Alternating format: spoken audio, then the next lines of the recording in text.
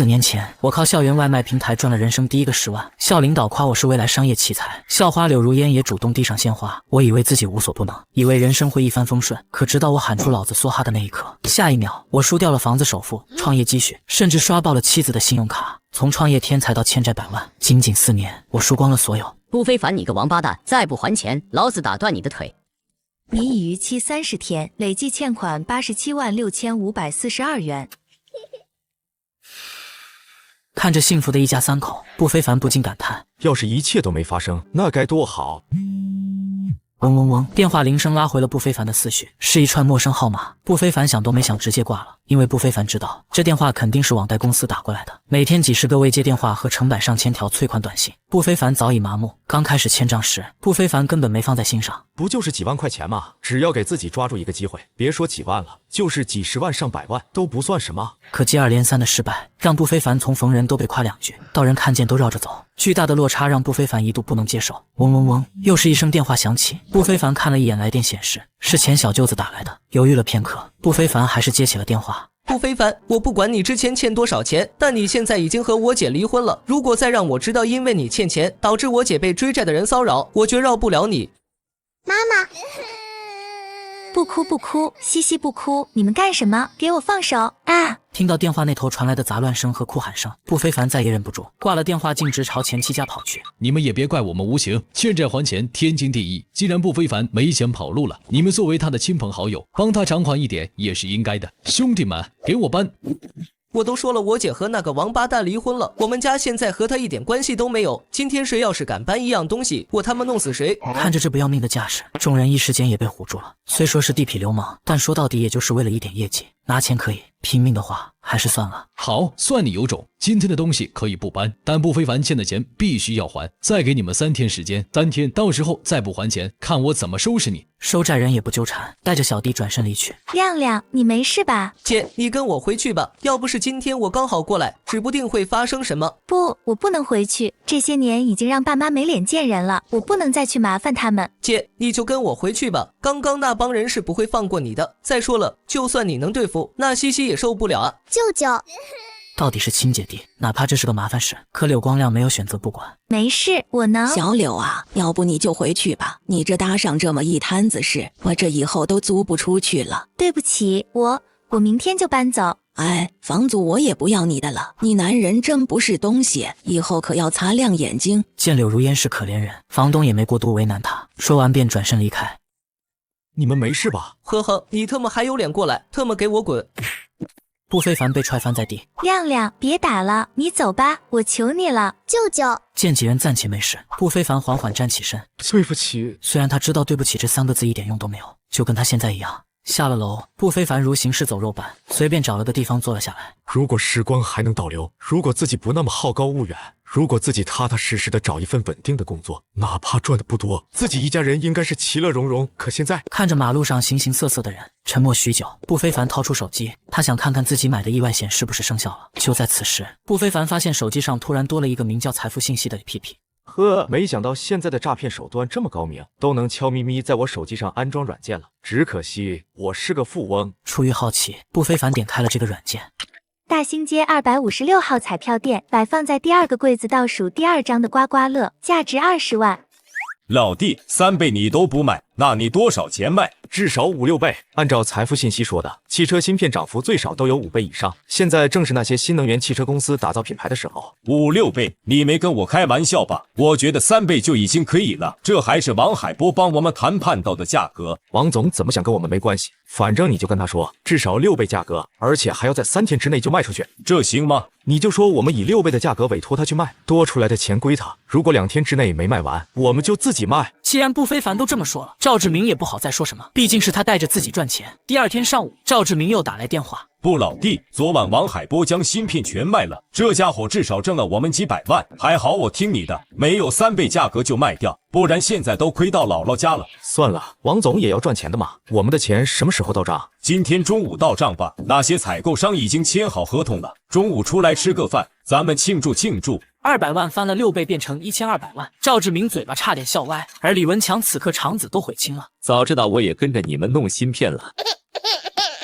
今天能赚这么多钱，全靠老弟的帮忙。我已经让下面的人把钱转给你了，你看看收到了没有？1000万，这么多？嘿嘿，不，老弟，我看你也赚了500多万，我索性就帮你凑了个1000万整，你不会怪我小气吧？哪里，赵总也太大方了。一开始我想着最多拿30%的，毕竟这是如果没有赵志明帮忙拉关系，自己也做不了这笔生意。没想到他给这么多。哥，我错了，下次无论如何你也要带上我，以后你叫我往东我绝不往西。我就说了，你肯定会后悔的。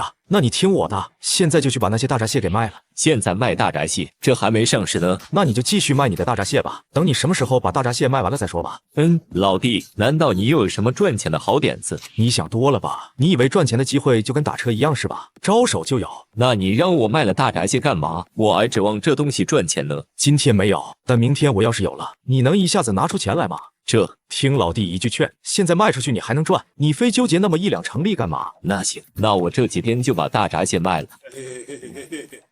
江城体育馆李可儿演唱会彩排现场。布总，今天这是最后一次彩排，看李可儿这个状态，明晚应该没问题。在能力方面，我是相信这个家伙的。记得加强安保，安全问题一定不能出。放心，布先生，按您的吩咐，我们这次对安保的投入是正常的3倍，还有急救人员在一边随时待命。好，那这里的彩排交给你，我先回去了。李可儿演唱会2万张门票2天就卖完，一张门票平均600块，加上演唱会周围的广告赞助，光这一场演唱会的营收就有2000万，除去成本，利润也有1000多万。但对于这场演唱会，我其实也没有很在意，我在意的是演唱会后面的活动。最近跳跃吧兄弟、高兴大本营、我是歌神等多档热门综艺都向李可儿发出邀请，但都被我暂时推掉。李可儿作为新人，目前还没有在演艺圈稳住脚跟，必须有一场演唱会来给她巩固人气，借此摆脱网络歌手的标签，实现更坚实的转型。很快，不非凡回到家中，柳如烟正陪着西西练歌。因为明天演唱会上会有随机抽取3名幸运观众上台互动的活动，但因为不非凡在，这个活动也就不随机。医药公司那边没问题吧？都已经安排好了，亮亮明天白天也会待在公司里，有什么问题他会处理的。好，不过他真的不和我们一起吗？我给柳光亮也准备了1张票。亮亮说他自己已经抢到了票，不跟咱们一起。是吗？明明我买的位置比他的要好，他没有理由拒绝啊。算了，随他吧，这是他自己的事情。第2天晚上，演唱会现场，哇，好多人啊！看来排队要排很久了。排队？你也太小看我了，跟我来。不非凡拉着柳如烟从侧门进入 VIP 区就坐。另一边，演唱会休息室，王姐，台下这么多人，我有点紧张，怎么办？没事了，反正布总也坐在下面，等下紧张跑掉了，你等着被开除就好了。我好像突然不紧张了。待会好好表现。好的。西西，好巧啊，我们居然坐在一起。这不是上次去幼儿园见到的那2个小朋友吗？没想到在这里遇上了。果然上这所幼儿园的家庭都不一般。布先生你好，又见面了。你好，程女士。给您介绍一下，这位是我的爱人安金龙。不非凡的投资和慈善事迹早已在上流圈子传疯，但他极少露面，导致许多人想认识他却无从下手。安金龙没想到会在这里遇见他。布先生果然一表人才，久仰大名。寒暄几句后，很快演唱会开始。李可儿的身影出现在半空中，仙气飘飘的长裙伴随掉落的花瓣，犹如从天而降的仙子。哇，姐姐好漂亮！妈妈，我见到仙女了。场下的观众也惊呆了，响起海啸般的欢呼声，优美动听的歌曲一首接一首。很快到了互动环节，下面会随机抽取3名幸运观众上台，合唱成功后，我会把我的签名专辑送给他们，并且还有签名照，让我看看第一个幸运粉丝是谁。地区3排6座，恭喜这位粉丝，请这位粉丝到台上来。爸爸，这个人怎么那么像舅舅？可能只是比较像吧。现场2万人呢，怎么会刚好抽到他？李可儿也觉得这人眼熟，不过他实在认不出是谁。而此时柳如烟却眉头紧皱。这人就是亮亮，他和我一起长大，就算化成灰我都认识，但毕竟是自己的弟弟，还是要给他一点面子的，就假装没有看见吧。很快，西西和另一位年轻女子也被选中上台。大哥哥，你好像我舅舅啊。小朋友，你应该是认错了。好吧。西西没有再多问，然而西西的话点醒了李可儿。他就是柳光亮，我把你当朋友，你居然想当我粉丝？李可儿咽了咽口水，假装不知道。让我们恭喜这3位粉丝，现在你们只要成功合唱我的歌曲，就能获得专属奖励。大哥哥、大姐姐，我们唱天空好不好？不行，我觉得唱出道歌曲《鸡太美》比较好。我觉得比利了才是最好听的。三人因选歌产生分歧。要不这样，你们都唱自己想唱的歌曲。好耶！那小朋友先唱，每人2分半钟时间。很快，西西和年轻女生先后演唱完毕。接下来是这位先生。那个，我可以换首歌吗？可以呀，请问你要换哪一首？我自己的原创歌曲。你的原创歌曲可以是可以，但也只能唱2分半，不能超时。没问题，这是伴奏，麻烦场控老师了。演唱会台下，不非凡也认出了柳光亮。台上的人是柳光亮对吧？居然打扮成这样，怪不得不跟咱们一起。是的，没想到这个家伙这么沉迷追星。哈哈，没事，都是成年人了，追个星很正常。不过这小子还是音乐人，会自己写歌啊。我也不知道，亮亮平常都没展露过这方面的才艺。好家伙，这小子居然深藏不露。如果唱得好，我可以把他挖到我的娱乐公司里面。如烟，你不会介意吧？不介意，只要这小子可以帮你，随便他去哪家公司。舞台上，这首歌是我专门为偶像创作的，歌的名字就叫李可儿。我很幸运有机会唱给偶像听啊，谢谢。音乐老师可以放伴奏了。台下观众一片哗然，前奏刚响起时，众人还有所期待，然而下一秒，大家都后悔了。只见刺耳的声音瞬间撕裂了气氛，全场听众目瞪狗呆，纷纷把耳朵捂起来。好难听，我的耳朵要废了。这是人能唱出来的吗？我受不了了！能不能把他的话筒扔了？救命！我要去世了！李可儿连忙让场控切断信号，她现在十分后悔。我不该让他唱歌的，实在太要命了。2分半钟这么快就到了，自己都还没有唱几句呢。不好意思，先生，我们设备出了点问题，这个活动的话到这里就结束了。但为什么不能修好吗？然而李可儿并没有回答柳光亮的问题，只是抢过话筒，匆忙结束互动环节，最终演唱会圆满结束。当然，在后续网上播出的版本中，柳光亮这一段给剪掉了，不然估计连审核都过不了。演唱会结束，观众陆续离开，依旧排了长长的队伍，但是这对不非凡来说并不影响，因为他有 VIP 通道。然而不非凡刚走出会场，不总，稍等一下。不总，稍等一下。安先生，有什么事吗？我也不绕圈子了，我想邀请不总干一笔大生意。哦，生意？对，一笔价值20个亿的生意。什么生意？这么大？海鲜，或者说是一种鱼。不先生，正式的自我介绍一下，我是天涯海洋公司的董事长。这个公司我听说过，是江城市最大的海产公司。为什么找我？我们不是今天才认识吗？不总，或许你之前不认识我，但你在咱们圈内可是大名鼎鼎啊。说你是江城的投资大王，投什么赚什么。所以你是来问我可不可以投资吗？不是的，不先生，我已经确定了项目，只是公司目前拿不出那么多流动资金，所以……不非凡看了眼时间，具体事情明天找个地方细说吧，今天先回去。好的，不先生。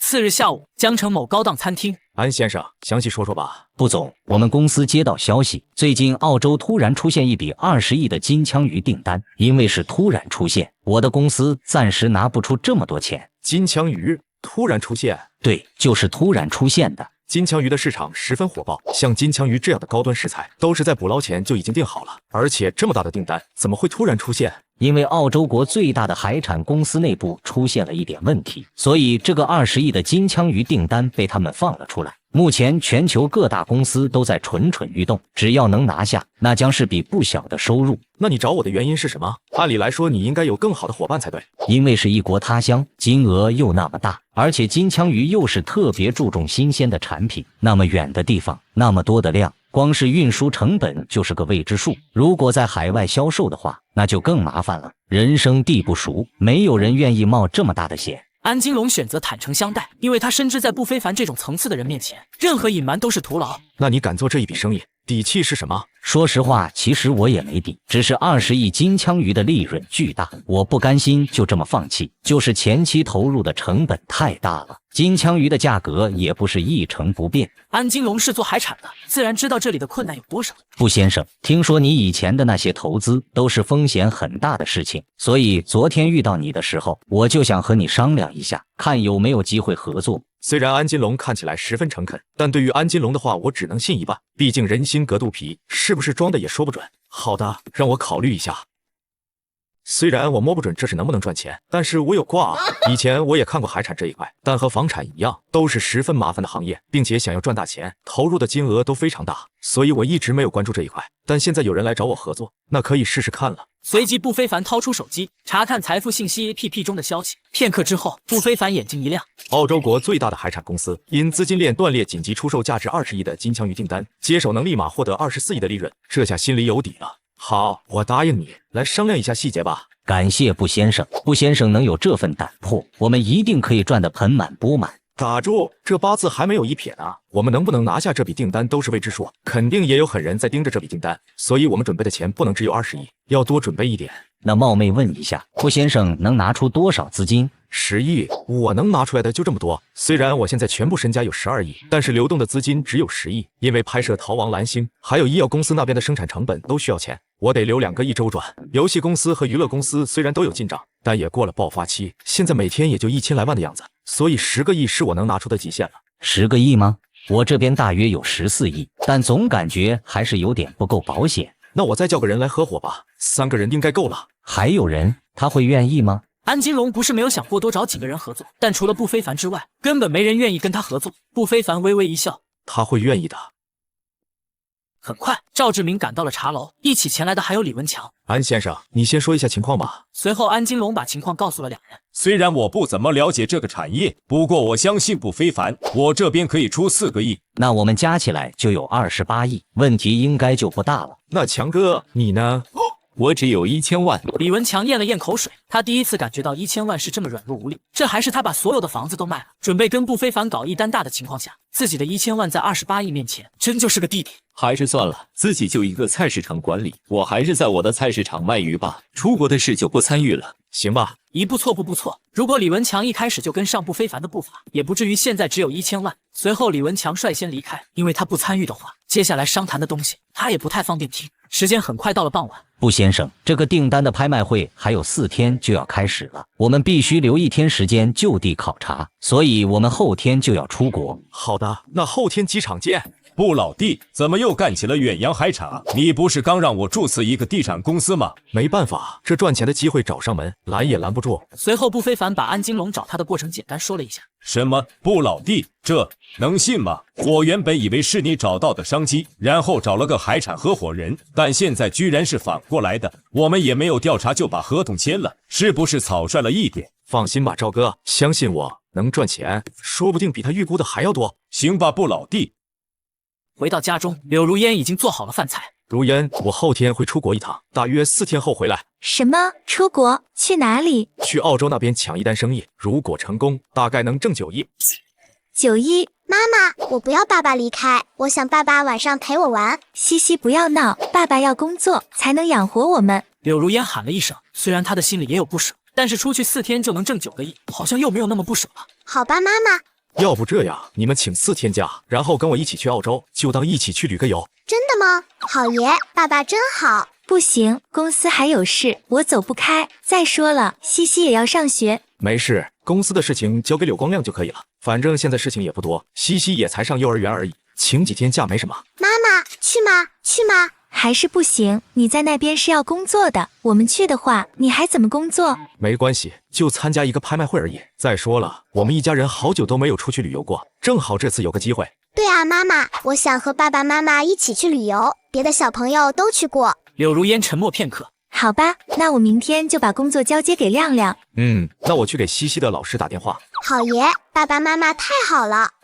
2天后，江城机场，亮亮，公司就交给你了。没事，你们玩得开心就好，不用管我的死活。怎么会有这样的姐姐，把所有工作都丢给自己的弟弟，然后自己开开心心的去旅游？亮亮，别愣着啊，帮你姐夫拿下行李。好嘞。妈妈，怎么感觉舅舅好像有点不开心？可能是舍不得我们吧。晚上10点，不非凡一行人抵达澳洲。今天先休息吧，有什么事情明天再说。好的，布老弟。如烟，明天你带西西在附近转转，我处理完事情就带你们去景点玩。然而柳如烟没有回话，只是静静看着床在发呆。怎么了？没什么。没事，等会你和西西睡床上，我睡沙发。好。虽然在外人面前他和柳如烟还是夫妻，但其实2人前不久已经离婚。为了避嫌，所以在酒店就只开了1间房。早点休息。说完，不非凡便离开卧室。柳如烟眼神犹豫，伸手想要挽留，可最后还是放弃了。怎么了？这个沙发质量好像不是很好，西西没有被吵醒吧？没有，不过你这晚上怎么睡？没关系，我重新开间房就好了。重新开间房，太浪费钱了吧？那我去找赵志明吧，和他一起睡，说明一下情况，他应该能理解的。要不睡床吧，床很大，够我们3个人睡。你去赵志明那里不太好，大晚上的打扰人家。真的吗？进来吧。我靠预知未来的能力得知几天后国外会发生战争，豪掷1000万购买原油黄金，周围的人都说我疯了。可谁曾想几天后，反手甩出1亿存款证明的我，让他们都跪在地上求带发财。强哥，你那大闸蟹抛出去了没有？还没呢，我已经把渠道打通了，就等着大闸蟹上市了。可惜了，看来这次的事情你又参加不了了。老弟，你又发现什么商机了？你就不能等我把大闸蟹卖完了再动手啊？赚钱要趁早，有合适的机会自然不能放过。是什么商机？炒原油黄金。原油黄金？你没事弄这些东西干嘛？因为赚钱啊。老弟，不是我不相信你，但原油黄金这种东西，这是你能预测到的吗？如果我说这个世界要不太平了呢？我估计这2天就会发生战争。我打算把1000万全投进去。原油黄金是全球硬通货，机构大多都提供了杠杆。有了杠杆这东西，上涨下跌一点都会被无限放大。根据财富信息提示，数日后国外将爆发战争，原油和黄金的价格将被大幅度影响。这难得的机会肯定不能错过。1000万全投进去，卧槽，你才是真大哥啊！别怪我没提醒你，这可是千载难逢的机会，错过了这村就没这个店了。不非凡走后，文强，你觉得这次靠谱吗？这我哪里知道？之前他打通一些失误，我心里还有点把握，但这次他说的什么原油黄金，什么100-200倍杠杆，还有什么国际形势，我是真不懂。哼哼，我记得你上次还说要无脑跟着不非凡混呢，怎么现在又退缩了？我还是先赚看得到的吧，这要是亏了，我老婆估计都不会让我进家门。赵志明沉默片刻，拿起手机拨打电话。喂，老邹，你公司不是做金融的吗？我有件事想问下你。我有个朋友。经过1晚上的考虑，赵志明决定跟不非凡投500万进去。在此期间，他还问了一声李文强。李文强本想跟着一起混的，但一听说几百万可能一泡尿都没拉完就亏完，顿时怂了。想想还是守着自己的大闸蟹比较实在，累是累了点，但好歹做的是正经生意。第2天，老赵，你没开玩笑吧？你真的打算跟这小子一起炒原油黄金？虽然我知道这500万对你来说不算什么，但你要是亏了，可别怪我没提醒你。没事，我相信我这兄弟。小老弟，你为什么会觉得这些东西后面会涨？不非凡也没过分谦虚，开始分析现在的国际形势。根据他最近了解过的新闻，目前的国际形势还真的不容乐观。看来布老弟对于国际形势还挺有研究啊。到时候等你把钱都亏完了，我看你还能不能这么淡定的在这里吹牛皮。到了第3天，赵志明打电话吵醒不非凡。涨了，原油黄金真的涨了，布老弟你真牛皮。次日清晨，豪华商务车上，安总，这是那批金枪鱼的详细情况，还有明天参加订单拍卖的人员信息。什么？居然有23家公司竞拍这个订单，这数量确实比预想多了一点。是的，今天的行程我都已经安排好了。弗拉海洋集团那边也授权我们去参观他们的仓库，他们仓库里的金枪鱼一共有3种，有蓝鳍、大目、黄鳍。今天主要就是来调查订单是否存在问题。如果我现在有几10亿的话，那这笔订单我肯定会拿下，因为财富信息既然显示了，那就一定能挣钱。但我现在手上的钱并不充裕，最后能不能获得这笔订单还是未知数。很快，几人来到了一处工厂。安先生，你好，我叫丽莎，公司派我来带你们参观货物，这是我们的质检报告。各位请放心，我们的货物不会出现任何的问题。几人刚接过文件，仓库里突然响起一阵声音。Shift, ni menju shi PNZ, chua house ni mei jin de ding don, ni menju li chu ji yu yi yu qian wan, je pai mai hui wa bu shen jia了。克劳德先生，等等！安金龙眉头一皱。这里的货物只有一半，我觉得我们需要一个解释。这里的货物只有一半，我觉得我们需要一个解释。是这样的，先生，我们这里的确只有10亿的货物，另外的10亿是捕捞订单，我们的捕捞团队会帮你补上。捕捞订单就是还有10亿的金枪鱼在大海里没有捞出来。是的，先生，但您放心，我们的捕捞团队是全世界最专业的团队，这10亿订单很快就帮您捕捞上来。那我觉得我们需要回去重新商量一下，明天是否参加拍卖会了。别啊，安先生，这剩下的10亿真的就只是时间问题。先生，你再给我几分钟时间。丽莎小姐，辛苦你带我们参观了，明天的拍卖会我们会来，我们就先回去了。可恶，这该死的福来公司，我就说怎么会有这么好的事情？捕捞订单，呵呵，他们要是能捕捞的话，肯定早就捕捞了。剩下10亿的货，鬼知道什么时候能交给我们。布先生，这一趟真是给你们添麻烦了。没事，我也没想到会是这么一种情况。要不是我们来看了一下，估计会一直被蒙在鼓里。不过，我觉得可以拿下。布先生，你说什么？我觉得这是机会，我们可以拿下这笔订单。布先生，可能你不懂海产，这不只是时间问题，没必要把10亿花在这里。对啊，布老弟，我们对这个公司也不熟，并且还玩这种把戏，说明这个公司就不咋的，没必要了。我觉得可以试试，虽然有10亿的捕捞单，但不代表我们一定会亏。布先生，你想的太简单了。我一开始愿意冒险，那是在有现货的情况下，现在只有一半的货，并且还让你多花1倍的钱，这不太妥。安先生，如果你不愿意去参加的话，能不能把钱借给我？我不是很了解海产这一块，劝说起来有一点难，但我一个人又拿不出这么多钱。布先生，你听我一句劝，这不是这么简单的事情。安先生，你就说可以借我多少？不是借不借的问题，这是风险问题。赵先生，你和布先生熟一点，帮我劝劝他。我这边可以做担保人，如果安先生你不愿意借的话，我去找其他人。不是，赵先生，你怎么突然也相信了？我相信布老弟，他既然说能赚钱，那就一定能赚钱。我相信布老弟，他既然说能赚钱，那就一定能赚钱。不是，你刚刚不是这么说的啊！我不和你们一起掺和，我最多只能借4亿给你。4亿？不非凡眉头一皱。加上赵志明的4亿，离20亿都还差2亿。布老弟，我去帮你借一下。好的，谢谢。随后，赵志明拿出手机，在他的一番操作下，又帮布非凡拉来了6个亿。24亿嘛，勉强够了。虽然10亿债务上身，但就算亏了，也就10个亿而已。我还有3家公司，还这几个亿也用不了多久。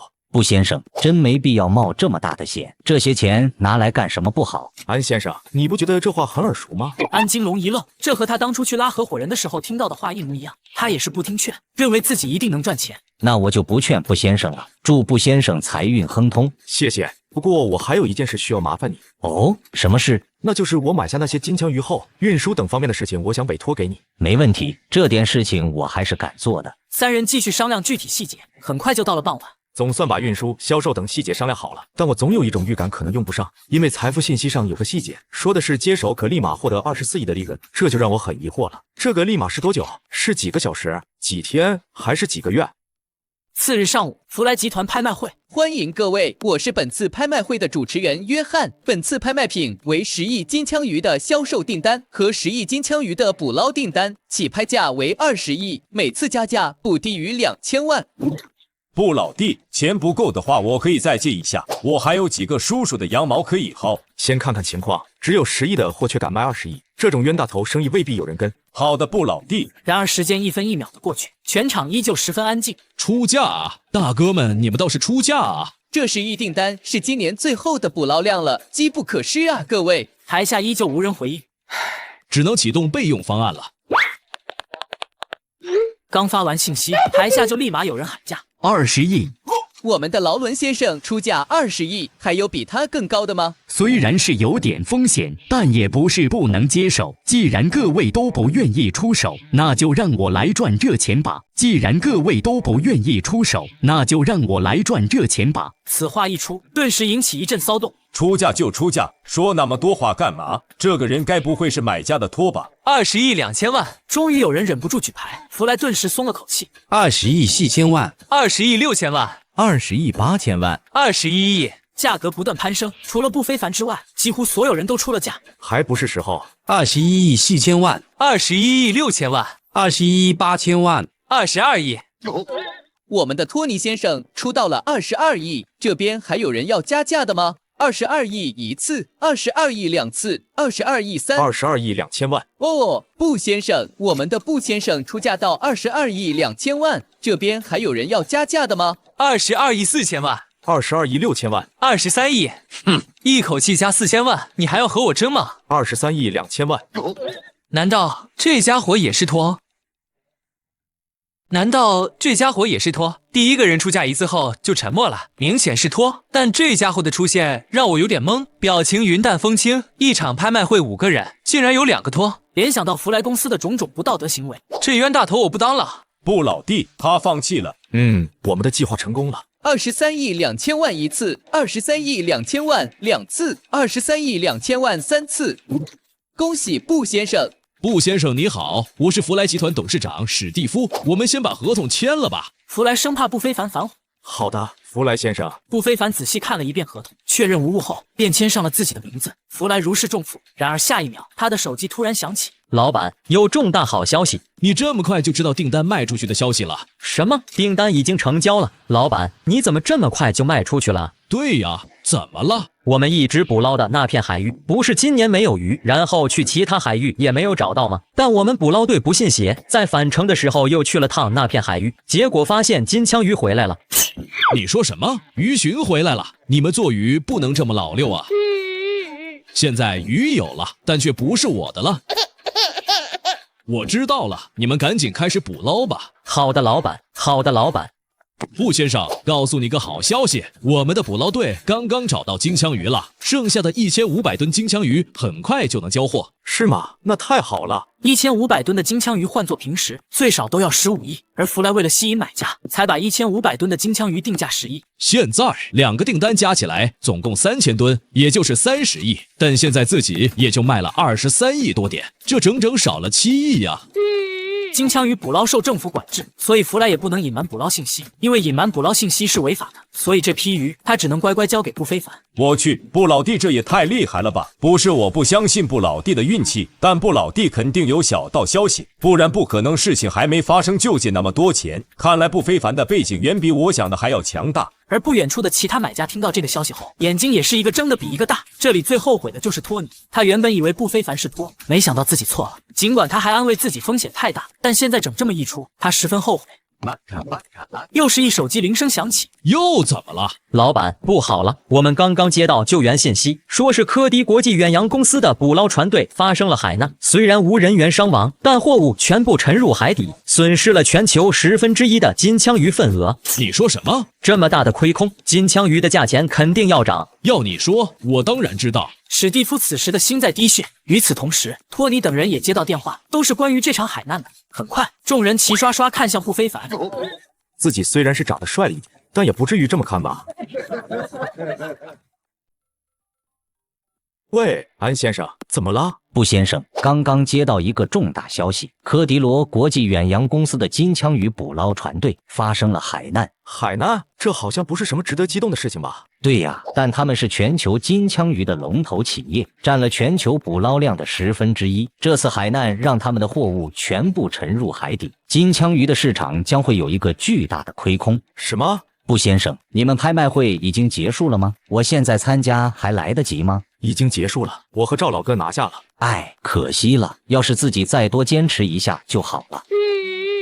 虽然发生海难我很遗憾，但这钱该赚还是得赚。布先生，你中午方便吗？我想请你吃顿饭。布先生，他刚刚都还跟你抢订单，不要跟他去，这顿饭让我来请。那个糟老头子坏得很，让我来，让我来。众人都想从布非凡的手里争取一部分订单，现场瞬间变成抢单大会。史蒂夫的电话也被打爆，全是后悔没来的买家。财富信息说立马能卖掉，原来是这个意思，这样也好，省了后续的麻烦。布先生，刚刚有很多人打电话给我，说想找你谈生意。那史蒂夫先生，能借用一下你的演艺厅吗？当然可以。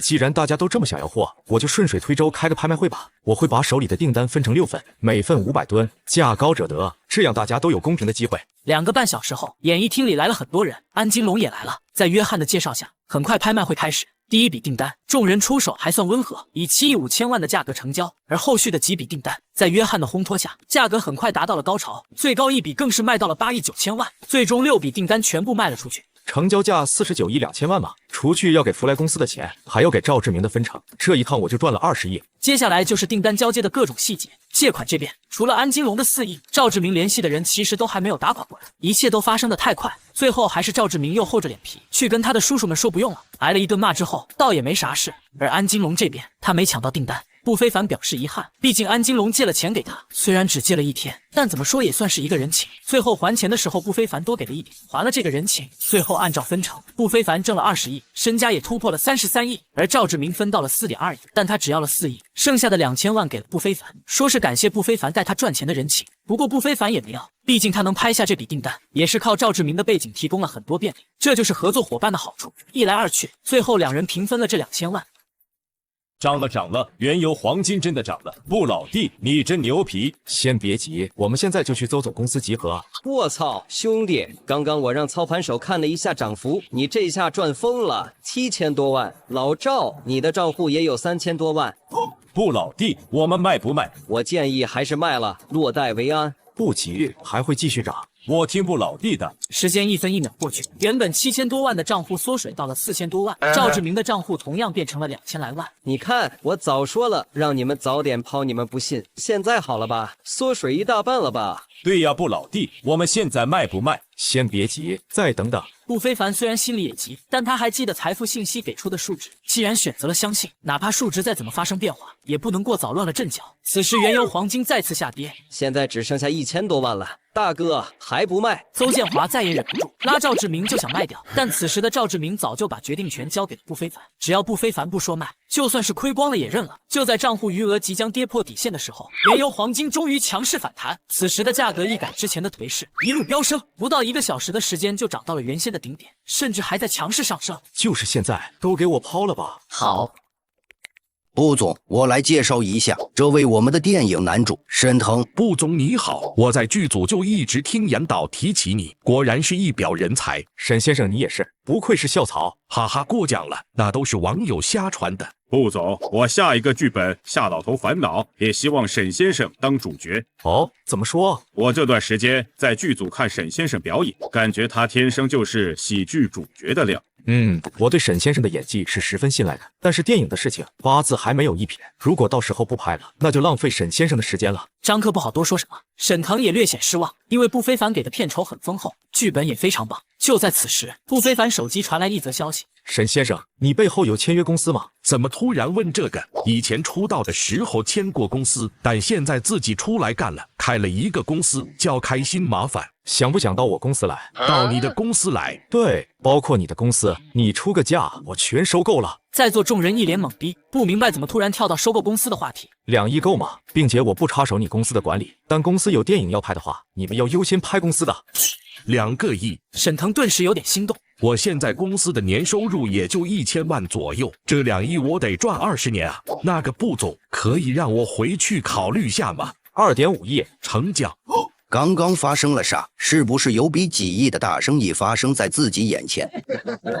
我之所以这么急，是因为刚刚财富信息显示，今晚马铃薯首富上映后，沈腾将彻底爆火，到时候再来收购沈腾公司的话，就没机会了。所以今天就要把合同签了。随后2人签好合同，开心麻烦娱乐正式并入星辰娱乐，成为了星辰娱乐的子公司。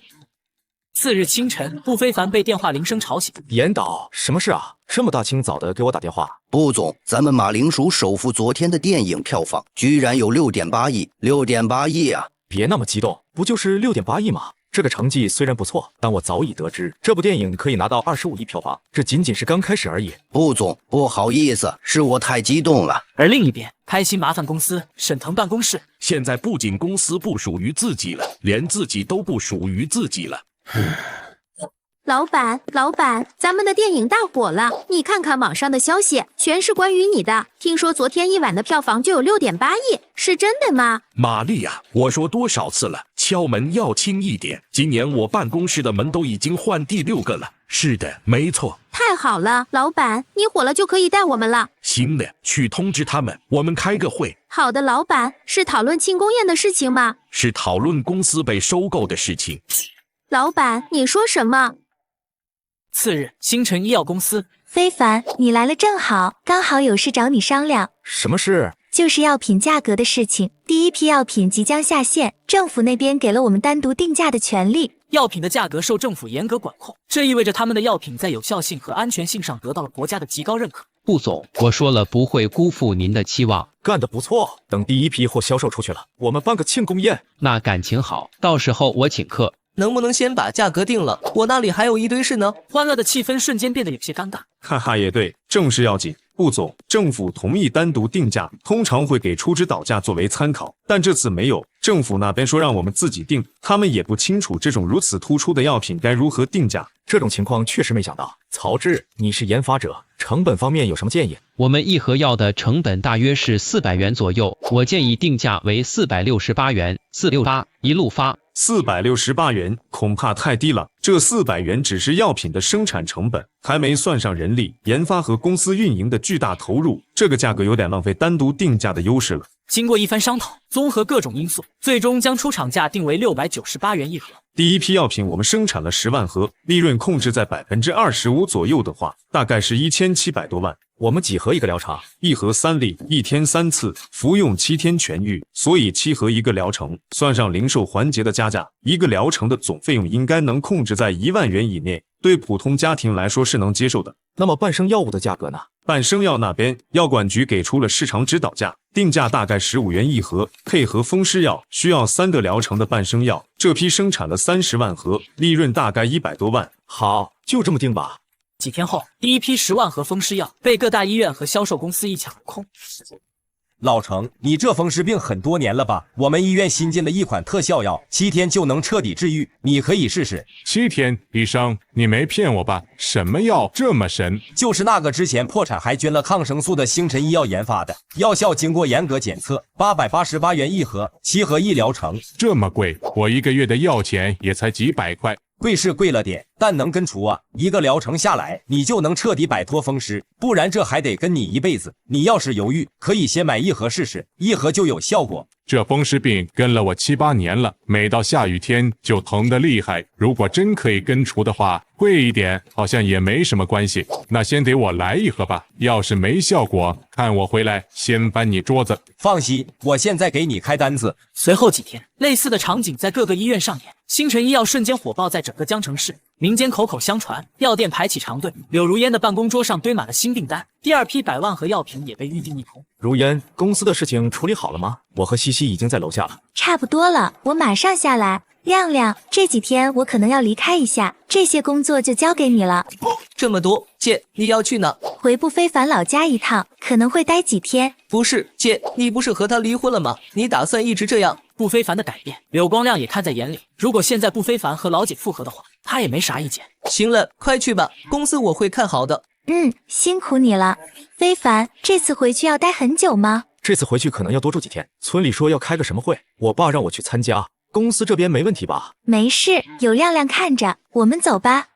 忘川市一偏僻小村庄门口，一辆宝马缓缓驶入，村民纷纷投去羡慕的目光。三叔，上车，我捎你一段。非凡，你怎么回来了？回来看看我爸，家里房子快建好了。另外，村里不是要开会吗？我爸让我回来参加。啊，这样啊，你爸真有福气，有你这么个好儿子。西西叫三爷爷，三爷爷好。西西都这么大了，你好你好。您上次见他，他还不会说话呢。是啊，这一晃过去好多年了。此人是不非凡的三叔不幸福，以前对不非凡很好，但他很早死了老婆，自己一个人拉着孩子长大。后面孩子长大了，跑出去外面打工，就再也没有音讯。三叔也出去找过几年，但回来的时候还是一个人，具体有没有找到，也只有他自己知道。三叔，那我先回去了，有空来家里吃饭，我们喝2杯。哈哈，好。三爷爷再见。西西再见，有空让爸爸带你来玩。好的，三爷爷。不非凡驾车离开，不幸福站在原地，直到看着车子消失在拐角，这才缓缓进了屋子。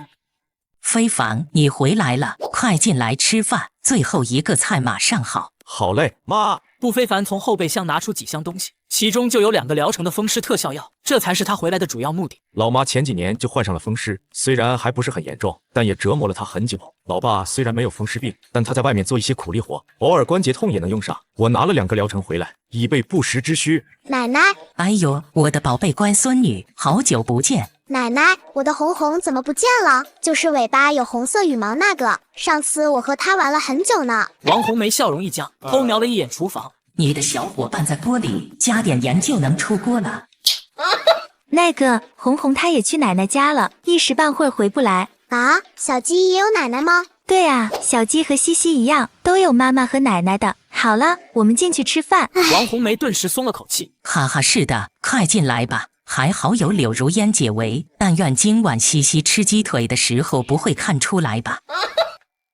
爸，我刚路上遇见了三叔，他最近怎么样？还是那样呗，我劝他找个老爸，他也不听，反正我是劝不动了。那他的儿子一点消息都没有吗？没有，他儿子比你大2岁，都快7、8年没音讯了，希望不是出了意外。你三叔也是苦命人。那明天村子开什么会？这个我不太确定。听说要重修祠堂，以前那个太破了，要全村捐款。捐款修祠堂？但现在条件好了，想改造下村子门面。不过具体是不是这事还说不准。虽然修祠堂是好事，但对于捐款这个事情，不非凡心里或多或少有些排斥，因为村长不想笑是一个非常势利的人。以前村里修水泥路的时候，家境好的家庭门口的路都要厚实一点，而家境差的都修不到门口，把钱交给他管理，或多或少有些猫腻。行，那就明天再看。饭后，不非凡拿着风湿药找到母亲。这是我公司研发的新药，治疗风湿特别有效，7天就能治好。爸，这么厉害！不过你什么时候开了制药公司？我开了一家医药公司。药这个东西可不是开玩笑的，你要认真负责。知道了妈，制药外面很难买的，您记得吃。好，我等下就吃。不行，当着我的面吃，你现在就吃。妈的腿妈清楚，医生说光吃药不行，吃药只能起到一点缓解作用，得动手术。相信我，这个药比手术还厉害。好吧，真拿你没有办法。你这药多少钱一盒？怎么只有3粒？我们的药出厂价698一盒，外面卖还会贵点。你说这3粒药要700块，老头子，快来！你儿子卖坑人的药，赚缺德钱。妈，别，我没有。怎么回事？老头子，你看这药只有3粒，你儿子卖700块。什么？怪不得你突然前来的这么快，居然敢卖假药！操，跟我去自首！不是，爸，你们听我解释，不是假药，是合法的，如烟可以作证。爸妈，非凡说的是真的，他没卖假药。如烟，你别怕，有我们在，这小子不敢拿你怎样的。和爸妈说实话，这是不是假药？不是，爸，这药是真的，新闻上都报道了，不是坑人的。真的？当然，我给你们找新闻视频。随后，柳如烟拿出手机展示新闻报道。这药真的那么厉害？爸，如果是假药的话，我怎么可能会给妈吃？要是吃出毛病，看我怎么收拾你！爸，你就放心吧。那我试试吧，儿子也不会害我。谢谢妈。随后，王红梅接过柳如烟递来的水，并服下了药。妈，好好睡一觉，明天早上就能感觉到变化了。好。次日清晨，不非凡被母鸡唤醒。妈，早上有什么好吃的？怕你们吃不惯，弄了点包子。还有你那个药真有效果，我今早起来感觉腿轻了不少。我说了吧，妈，你儿子像是那么缺德的人吗？不非凡立马收到2个白眼。嘿嘿，那是以前不懂事，我来帮你们包包子。别拿脏手碰，牙都没刷，脏死了，快去刷牙。嘿嘿，好的。而此时村门口，一辆保时捷卡宴停了下来。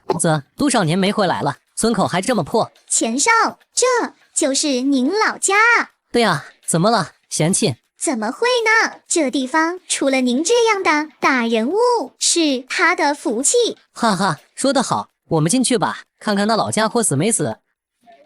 半小时后，李文强约了众人一起吃饭。哟，今天心情看起来不错，有什么好消息吗？我这边也有好消息，有几家5星级酒店和不少餐厅都被我打通了，今年的大闸蟹都是由我来供。不错啊，这条路子要是跑好了，以后可就是稳定的渠道了。哎，运气都是运气。对了，你们上次说的什么原油黄金的生意做了没？做了，今天刚做完。这么快？这也才没几天时间吧？那赚钱了没？你猜一下，非凡这次赚了多少？李文强心想，才不过几天时间而已，赚个300-500万的应该顶了天。出于人情世故，李文强先保守的说了个比较低的数值出来，好让不非凡和赵志明待会儿有个装逼的机会。100万？100万算什么？往大了猜，胆子再大点。那300万？300万？你胆子就这么大啊？李文强嘴巴有点哆嗦。这才几天啊，难不成你们赚了700-800万？继续往下猜，1000万是1个亿？1个亿？怎么可能？短短几天1000万就赚到1个亿？你们去抢银行都没这么快吧？不可能，绝对不可能！哈哈，我之前也觉得不可能，但事实就是如此。卧槽，1个亿啊！非凡，你真的赚了这么多钱？我现在身价确实过亿了。赵哥跟着我投了500万，现在也赚了5000多万。李文强直接心态崩了。1000万我拿不出来，但500万我变卖资产还是能弄出来的。如果自己一开始就听不非凡的，现在也能挣个3-5千万吧。哥，你以后要是还有什么想法，我一定听你的。我砸锅卖铁卖老婆，我都要跟你上。想什么呢？你以为像这种赚钱的机会天天有啊？别啊，大哥，之前是我错了，你可不能就这么放弃我啊！哈哈，以后要是还有机会，我再喊你就是了。顾总，之前我有眼不识泰山，你可别怪罪。以后要是有什么赚钱的机会，也别忘了我啊。好说好说，有钱大家一起赚。我现在刚好有个想法。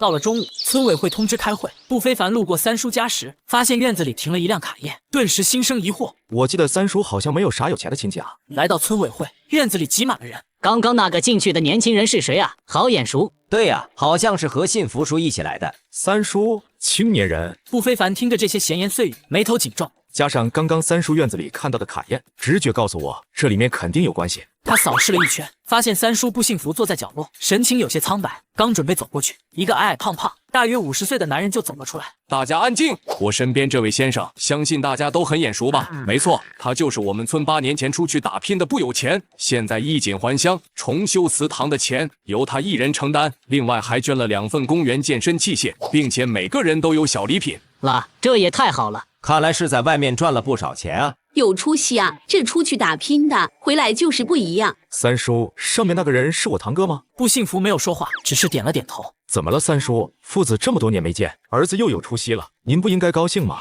不幸福欲言又止，最终转身离去。三叔，等等！不幸福没有停下脚步，仿佛没听见。而除了不非凡之外，没有人发现默默离开的不幸福，因为他们注意力全在不有钱身上。大家安静！不有钱先生有点小忙，需要大家帮一下。什么事？能帮我们肯定帮。各位，捐这些东西对我来说9牛1毛，我也不绕圈子了。这次回来的目的是要脱离村子。我堂堂不有钱，居然出生在这么一个偏僻的小地方，说出去太丢脸了。所以，请大家忘记我。在场的村民全都呆住。怎么会有这样的人？我现在知道三叔为什么一脸悲伤了。有这么一个忘本的儿子，能不悲伤才怪。竟然有如此大的脾气，连自己的故乡都能抛弃。我的话很清楚，就当村里从没有过我这个人，对你们也没有影响。哈哈，不有钱的意思是让大家不要挂念他，他在外面生活得很好。这样啊，在外面待久了就是不一样，说话都有点听不懂了。混得好就不用我们担心了。对，在外面混得这么好，那就不用我们担心了。大家说对不对？对。现在就只剩下那老头了。我在外面认了新爹，我的新爹非常有钱，他一直没有儿子，而自己又因为和他长得很像，所以就认我当他儿子。最近新爹快不行了，自己马上就可以继承他的公司和遗产，所以为了消除后患，我特地过来清除痕迹。不有钱扫视台下的众人，并未发现自己的亲爹不幸福。这老头子居然跑了。他又重新扫视了一遍，却发现角落里传来厌恶的目光。你是谁？居然敢这么看我？你管我是谁？反正你也不是我们村的人了，败类！不非凡骂完转身就走。在这个破小山村里，居然有人敢骂我！你给我站住！不非凡刚走出村委会，就发现闻讯赶来的父亲和二叔。爸，二叔，你们怎么来了？我们来替你三叔清理门户。今天不把他腿打断，我就不是你二叔。兄弟二人刚在工地里干活，有人路过跟他们提了一嘴，说是不幸福的儿子回来了，还开着豪车。本来一听还很开心，自己弟弟等了这么多年，总算是有了结果，儿子衣锦还乡，以后有好日子过了。但那个人却告诉他，不有钱那家伙是回来跟亲爹断绝关系的。两人一听，顿时怒火冲天，拿着家伙就冲了过来。不有钱就在里面，但不至于动手吧？这还不至于，这种不孝子，我必须让他知道什么叫仁义道德。是的，非凡，你三叔性子软，我们做哥哥的必须替他出气。别看自己父亲和二叔年纪大了，但他们干的都是力气活，一身腱子肉。就不有钱那被酒色掏空的模样，估计没挨几下就要去见佛祖了，还是得稍微拦一下。随即不非凡捡起一块石头也跟了进去。爸，二叔，等等我！不有钱你个败类，给我滚出来！这两人怎么这么眼熟？不有钱，有种别跑！今天你大伯我不把你答辩打出来，我跟你姓！这还管个屁的眼熟啊！明显就是冲自己来的。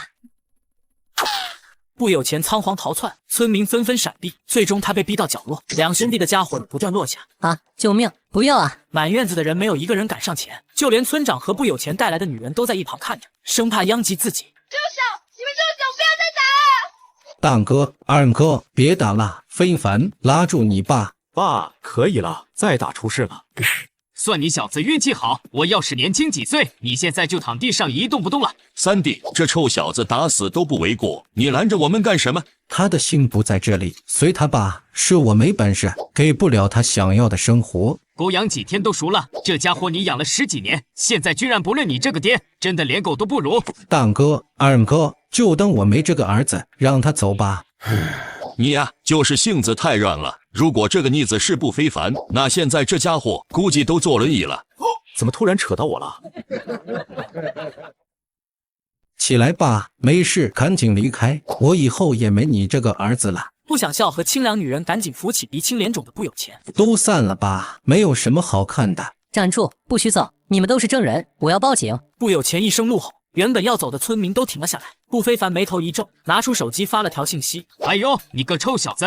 哎，你动手试试，我拍着呢。金福、银福，人家父亲没说话，你们急啥？关你什么事？你个外人凑什么热闹？你不就是看这个小子有点钱，想讨好他吗？你不想笑势利眼，在村里是出名了的。突然整这么一出，他被对的没话说。秀，赶快报警！我要把他们全都关起来！居然敢光天化日下打人！好的钱少。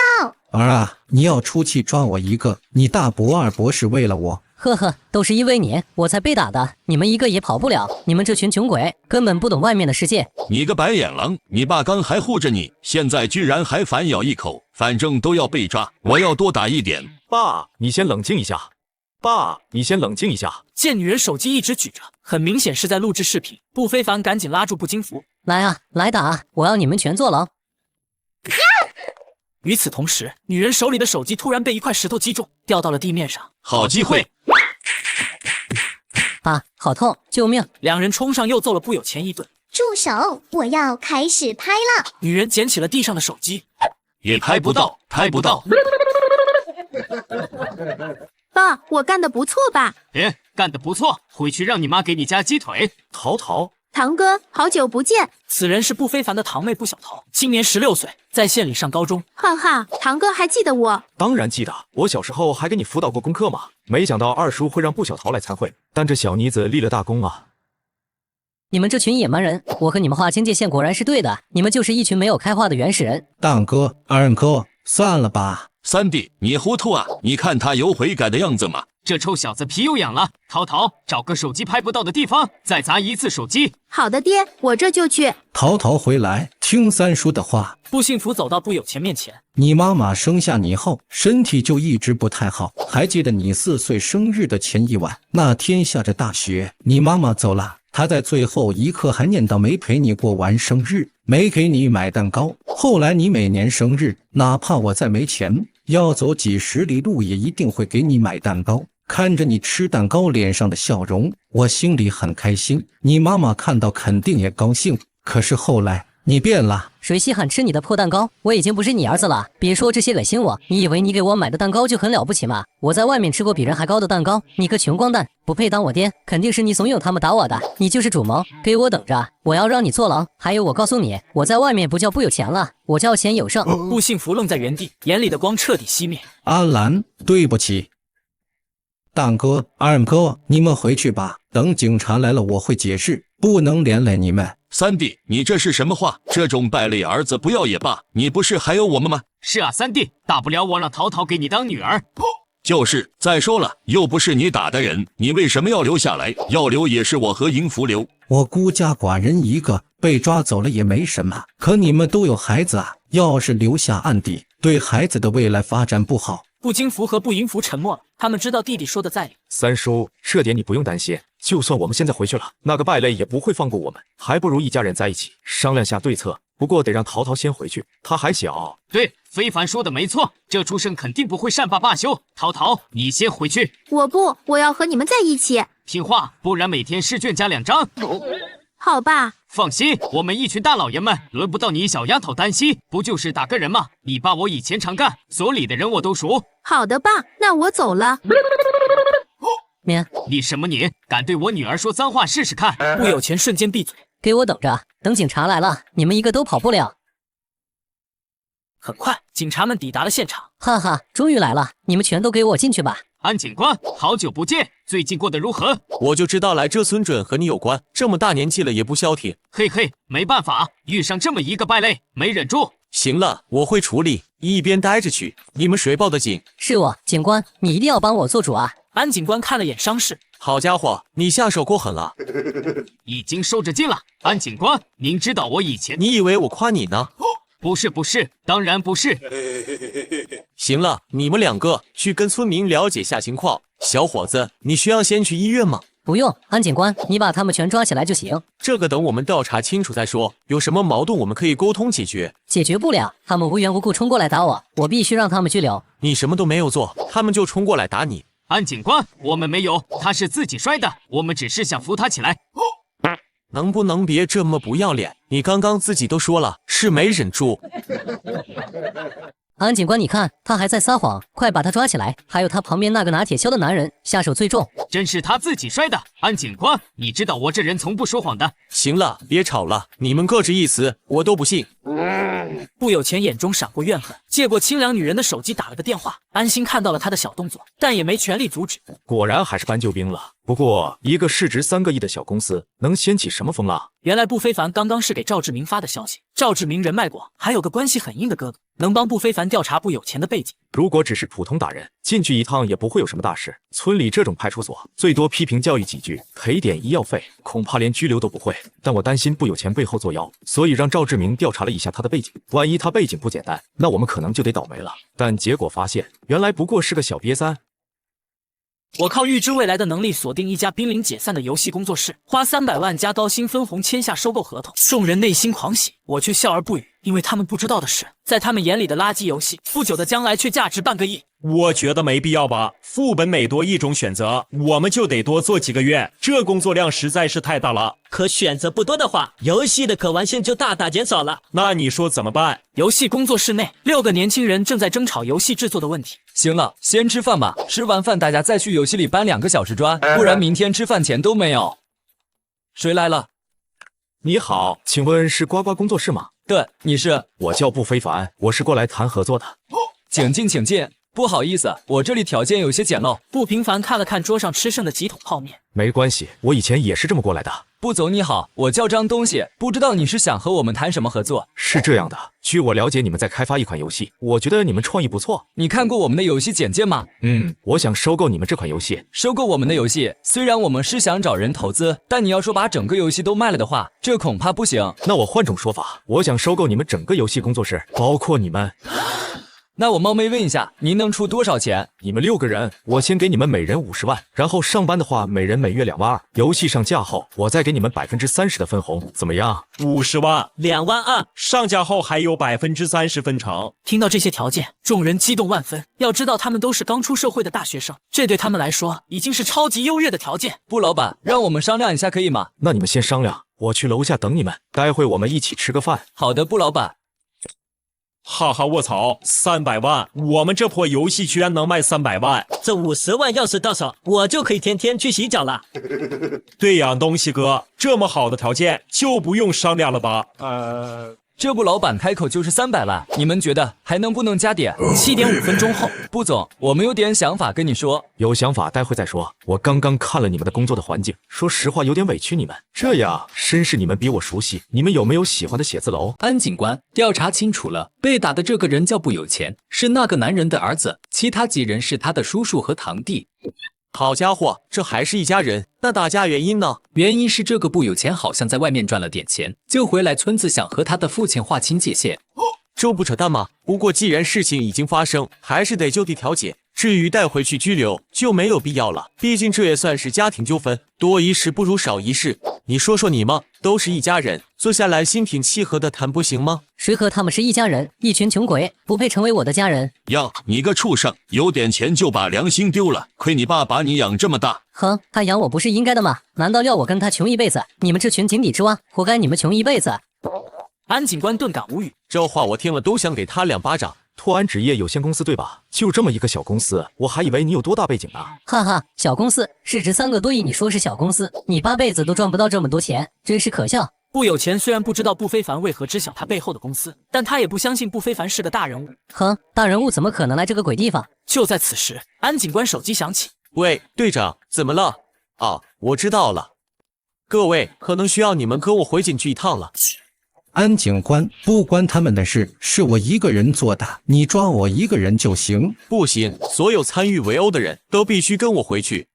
安警官原本想自己解决纠纷，但律师已到警局报案，他也无法就地调解。你们谁有车，征用一下，我们的车坐不下这么多人。呵呵，你们那破车我也不想坐。你个死穷鬼，不许用那种眼神看我，我是马上要继承几个亿公司的人，你一个下等人，凭什么用这个眼神看我？警官，我有车，用我的吧。好，小吴，你开他的车，分4个人给你带回去。一辆低配卡宴而已，竟然如此嚣张。先不说你还没继承那可怜的公司，就算继承了，几个亿很了不起吗？你怎么就成上等人了？我们才不要坐他的臭车，我们自己有车，自己去警局。呵呵，你们的车有10万吗？我的车100多万，居然嫌臭。要不是有我，你们这辈子都坐不起。你们在场的所有人，钱加起来都没有我多，我怎么就不是上等人？行了，别吵了，给我安静点。安警官，我们也有车，让另一位警官开我们的车吧，免得长辈们又跟某人起冲突。小将，你去开那边的车。村长，找2个人带路去开车。不非凡也懒得争辩，若亮出自己30多亿身家，怕是吓尿对方。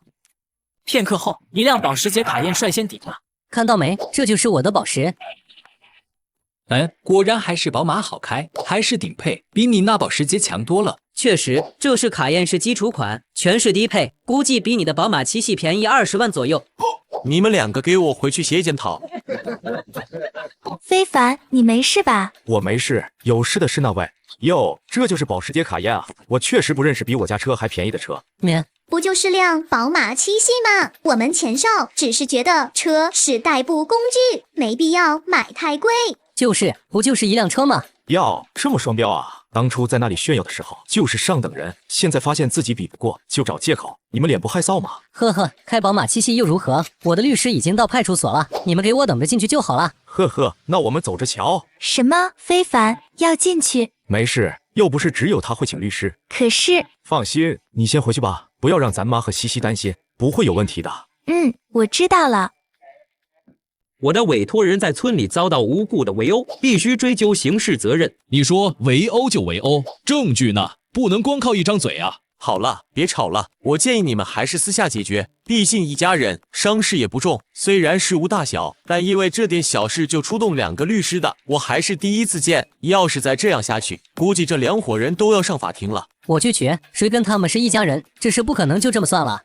那就罚500，你们签个字就能走。我们接受，我们接受。我不接受，500块钱给狗都不要，不可能就这么算了。当然不会就这么算了，放心，我们随后还会起诉你，你未尽到子女应有的赡养义务。这个律师是不非凡叫赵志明帮忙找的，不非凡不可能坐以待毙。我要为自己的3叔出这口恶气。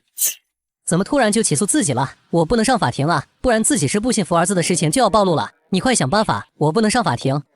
这我能有什么办法？别人要上诉，我也拦不着别人啊。本来这个案件就已经非常扯淡了，如果不是看在钱多的份上，我都不会接。不过不有钱的律师还是安慰了一句：别担心，赡养的问题是非常复杂的，他不一定能起诉成功。那就好，那就好。你们后续的纠纷我不管，签完字就可以走了。这一家人真是乱啊！签完字，众人离开了派出所。老家伙，我给你50万，咱们彻底一刀两断。我不再追究你们打我的事情啊，你们也不要起诉我，我们各走各的。虽然律师说不一定会起诉成功，但还是有风险，他不敢赌。不幸福对不有钱彻底失望。我不需要，本来看在你妈的面子上，我是不想起诉你的，但我觉得他看到你现在这样会非常生气。对了，你已经不配当他的儿子了。他都去世那么多年了，还关他什么事？他一直在我心里。拓安纸业有限公司，你们的董事长好像快不行了吧？我明明没有和这里任何人说过，你是怎么知道的？你到底是谁？你是怎么知道的？你到底是谁？我是谁不重要，重要的是你的计划可能要落空了。不非凡其实一直在暗地里调查，赵志明很给力，把不有钱的身份全部都调查了出来。做人要讲良心，不过很可惜你没有，所以你该受到相应的惩罚。站住！你给我说清楚，你都知道一些什么？钱少，我们现在去哪？我怎么知道？这个家伙知道我的底细，他要是把事情说出去，那我继承公司的事情就要泡汤了。不有钱现在的心里只有慌张。此时一阵手机铃声突然响起。喂，老爷子不行了，已经晋级就是了。什么？这么快？我马上回来。这死老头，怎么偏偏这个时候不行了？你最好给我撑住，要是我继承不了公司，我做鬼也不会放过你。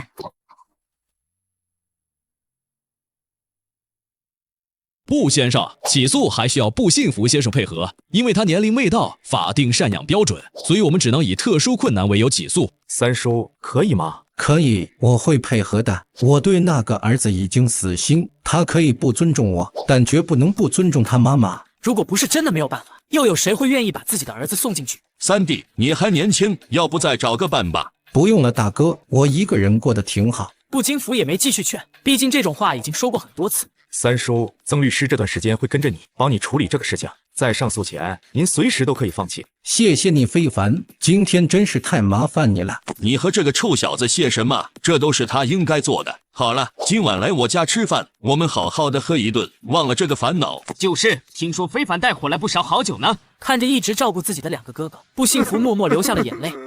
哈，不非凡不禁感慨，这就是兄弟情啊。另一边，歌谷市医院。三叔、二姑，我爸怎么样了？在急救室里面待4个小时了，估计快不行了。爸，不要啊，我还没见您最后一面啊。呵呵，还在那演呢。你一个假儿子，不去当演员真可惜，不有钱。三姑，我叫钱德胜啊，你在说什么？别装了，我们都已经查清了，你叫不有钱，一个从隔壁市来的一个乡巴佬，今天回村跟亲生父亲断绝关系了吧？不是，你在胡说！不要在这里假惺惺了，自己滚出去吧！不有钱看着纸张上的户籍信息。等等，你们听我解释。解释？你还想解释什么？连自己亲生父亲都要告上法庭的人，还有什么好解释的？哥，我也是被逼无奈啊。所以你就用假身份来接近老爷子，不有钱，你的心也太狠了。是，我是用了假身份，但我只是想拿回本该属于我的一切。属于你的一切？老爷子还没死呢，你就这么着急要抢家产？你们根本不懂，你们都有完整的家庭，只有我从小就被抛弃。说这些有什么用？马上拿着你的东西，立刻滚出去！可恶的不非凡，事情不会就这么简单结束的。爸！喊那么多声干什么？我又没聋。可是你一直不回应啊！不想回，不行吗？爸，今晚把2叔、3叔都叫家里来吧，我有事情要说。什么事？晚上你们就知道了。当晚，不非凡老家里。爸，2叔、3叔，我也不拐弯抹角了，我准备创办一个安保公司，想请你们来帮忙。安保公司去城里？对，正好把你们接去城里。那这里的房子怎么办？肯定继续建啊，不过可能就逢年过节回来住了。那也太浪费了。不浪费，我和弟妹他们本来也就节假日回来。可是我们在城里没地方住。我们公司有员工宿舍和家庭房，还有2叔淘刚上高1吧，我可以帮他转去江城最好的高中。真的吗？真能上最好高中？不非凡一下就掐住了2叔的命脉。放心，我有这能力。那3叔，我去。还是3叔爽快。我也去。爸，2叔和3叔都答应下来了，你不可能一个人待在村里吧？但我们不会管理啊。这个你放心，我会安排专门的人来管理公司的，你们就来当保安主任，帮我看着公司就好。那我就放心了。那工资方面的话？工资的话，到时候再谈，现在还没确定什么职位。不非凡现在可不敢把工资说出来。工资方面我是肯定不会给低的，但要是现在告诉他们当个保安，每个月工资能拿10万8万，恐怕会把他们吓着，到时候反悔不来的话可就不好了。好，我去。好，那等我把公司安排好了，会通知你们的。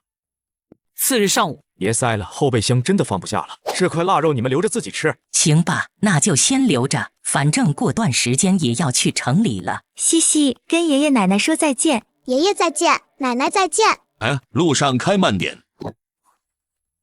随着车子缓缓驶离，不非凡创办安保公司安置长辈的计划顺利完成，而村子这边的事也告一段落。不，老弟，你回一趟家，怎么还和歌谷市的小企业闹上矛盾了？他们在听说是你后，那表情都别提有多精彩了。毕竟你随手捐的4亿物资，都够他们再开一家公司了。小事而已，不过我没有想到，你的人脉居然都能伸到歌谷市，都是我哥的面子罢了。行吧，今天找你主要是又有事想请你帮忙。不，老弟，你尽管说，我能帮的一定帮。是这样的，我有个堂妹今年读高1，我想让她转到我们市里最好的高中，你有关系吗？这个啊，包在我身上，明天就给你搞定。好，那就谢谢赵老哥了。谢啥？小事而已，请我吃顿饭就可以了。那不行，我必须得请你吃个大家伙。你想干嘛？写字楼，不总的意思是？当然是帮你们改善一下工作环境。难道你们还想窝在那个居民楼里工作不成？真的吗，不总？年轻人有时其实挺容易满足的，一个好的工作环境，一份不错的薪水，一个值得期待的未来，便已足够。吃完饭，不非凡当即带他们去绅士 CBD 附近物色写字楼，并在附近给他们租了栋别墅，方便他们上下班。至于游戏开发进度，不非凡并未强行催促，毕竟慢工出细活。有问题就给我留言，如果比较急就直接打我电话，我有时间就会回你。布哥放心，公司这边我会尽力弄好。加油，我看好你，别让我失望。根据财富信息提示，这几个大学生设计的游戏创意新颖，却因缺钱仓促上架，导致 bug 不断，口碑暴跌，结果被国内大厂趁机盗用创意，赚得盆满钵满。虽然这游戏未来值5000万，但我不出手，迟早还是大厂的。鹅厂一款皮肤就卖数亿，我不甘心只赚一款游戏的钱，要是能开发一个游戏平台，那不就财源滚滚来了吗？一想到后面还要建立的商业帝国，不非凡顿时就觉得自己穷得叮当响。第二天，不非凡的妹妹不艳艳打来电话，老哥，我这边马上就要辞职了，你有什么安排啊？这样吧，你和弟弟这2天回老家一趟，有些话在电话里也说不清。行，那我买明天的票，和郑强一起回去。你们2个对以后有没有什么想法？老哥，我觉得现在那些直播带货好赚钱，我有个同学听说赚了几10万了。你也想去直播带货？反正我觉得直播带货挺赚钱的，如果我能火起来，卖什么都能发财。行，你有这份自信就好，大胆去干。明白，老哥。那倪艳艳，你的想法是什么？我其实没啥大的抱负，能赚钱就行。那行，你收拾一下东西，明天跟我去绅士吧。好的，老哥。哇，老哥，这是你的公司吗？是的，不过目前还是个小公司。布总来了，布总好。我给大家介绍一下，这是我的妹妹，也是你们的财务总监，以后一切关于财务的事情都由她负责。好的，布总。随后，不非凡带妹妹在公司熟悉了一圈，给她租了个房子，一切安排妥当后，这才放心离开。我要请你吃个大家伙。你想干嘛？我是不会做那种事情的。真的吗？那可惜了。那玉成王府的施工，我就去找别人的建筑公司了。什么？等等，布老弟，你刚刚说什么？没什么，就是玉成王府那片烂尾楼，我准备包下来。施工方面本来是准备给你的，但你好像不是很愿意。我愿意，刚刚不是说的是我的第2人格突然出来了，不能代表我，我非常愿意。这样嘛，第2人格都出来了。好，那施工方面就交给你了。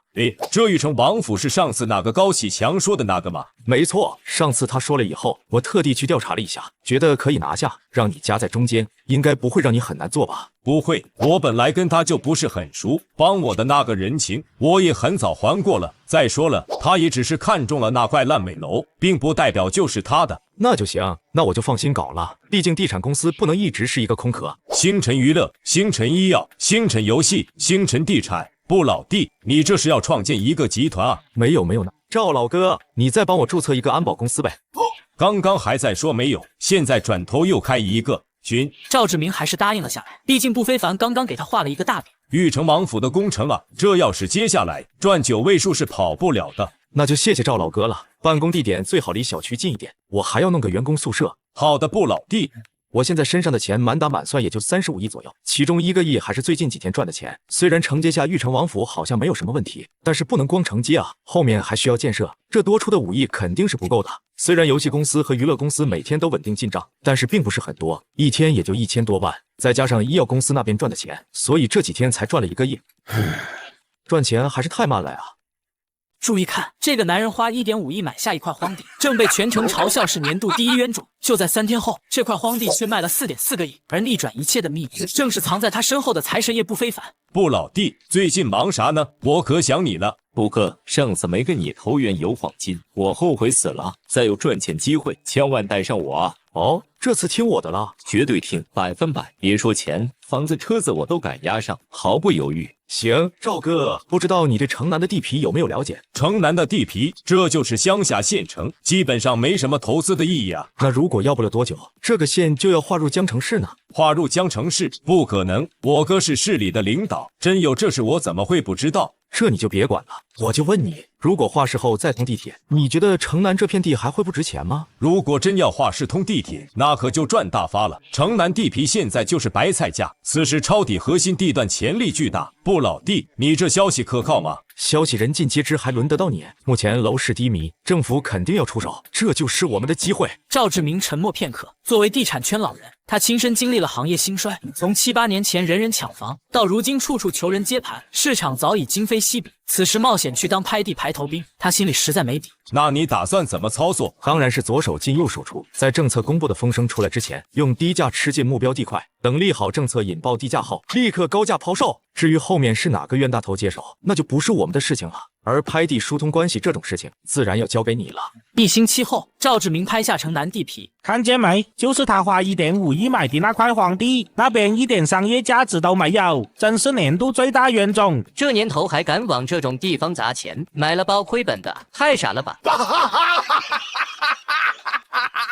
卧槽，不老弟，我今天算是把脸丢尽了。你是没看到那些人的眼神，跟看傻子一样。现在圈子里肯定都在笑话我人傻钱多。慌什么？让他们再笑3天，3天等政策下来，你猜他们会不会跪着求你把地卖给他们？非凡，不是我信不过你，但这可是1.5亿真金白银啊！我连我小舅子的私房钱都忽悠来了。你确定并线入市这事儿板上钉钉了吗？万一黄了，咱仨就得组团上天台吹风了。买定离手，等着收钱。说好3天就3天，多1秒都算我输。3天后，政策消息如惊雷般炸响。赵志明接到他市长哥哥的电话，整个人陷入癫狂。酒店顶级包厢，李文强后悔到变形。卧槽，非凡，你是我亲爹，消息是真的，并线入市，地铁规划竟然全中了，你特么是财神爷下凡吧？我爱死你了。非凡哥，我怎么就那么傻啊？怎么就只投了500万？我房子呢？我车子呢？我为什么不 all in？ 我喝啊！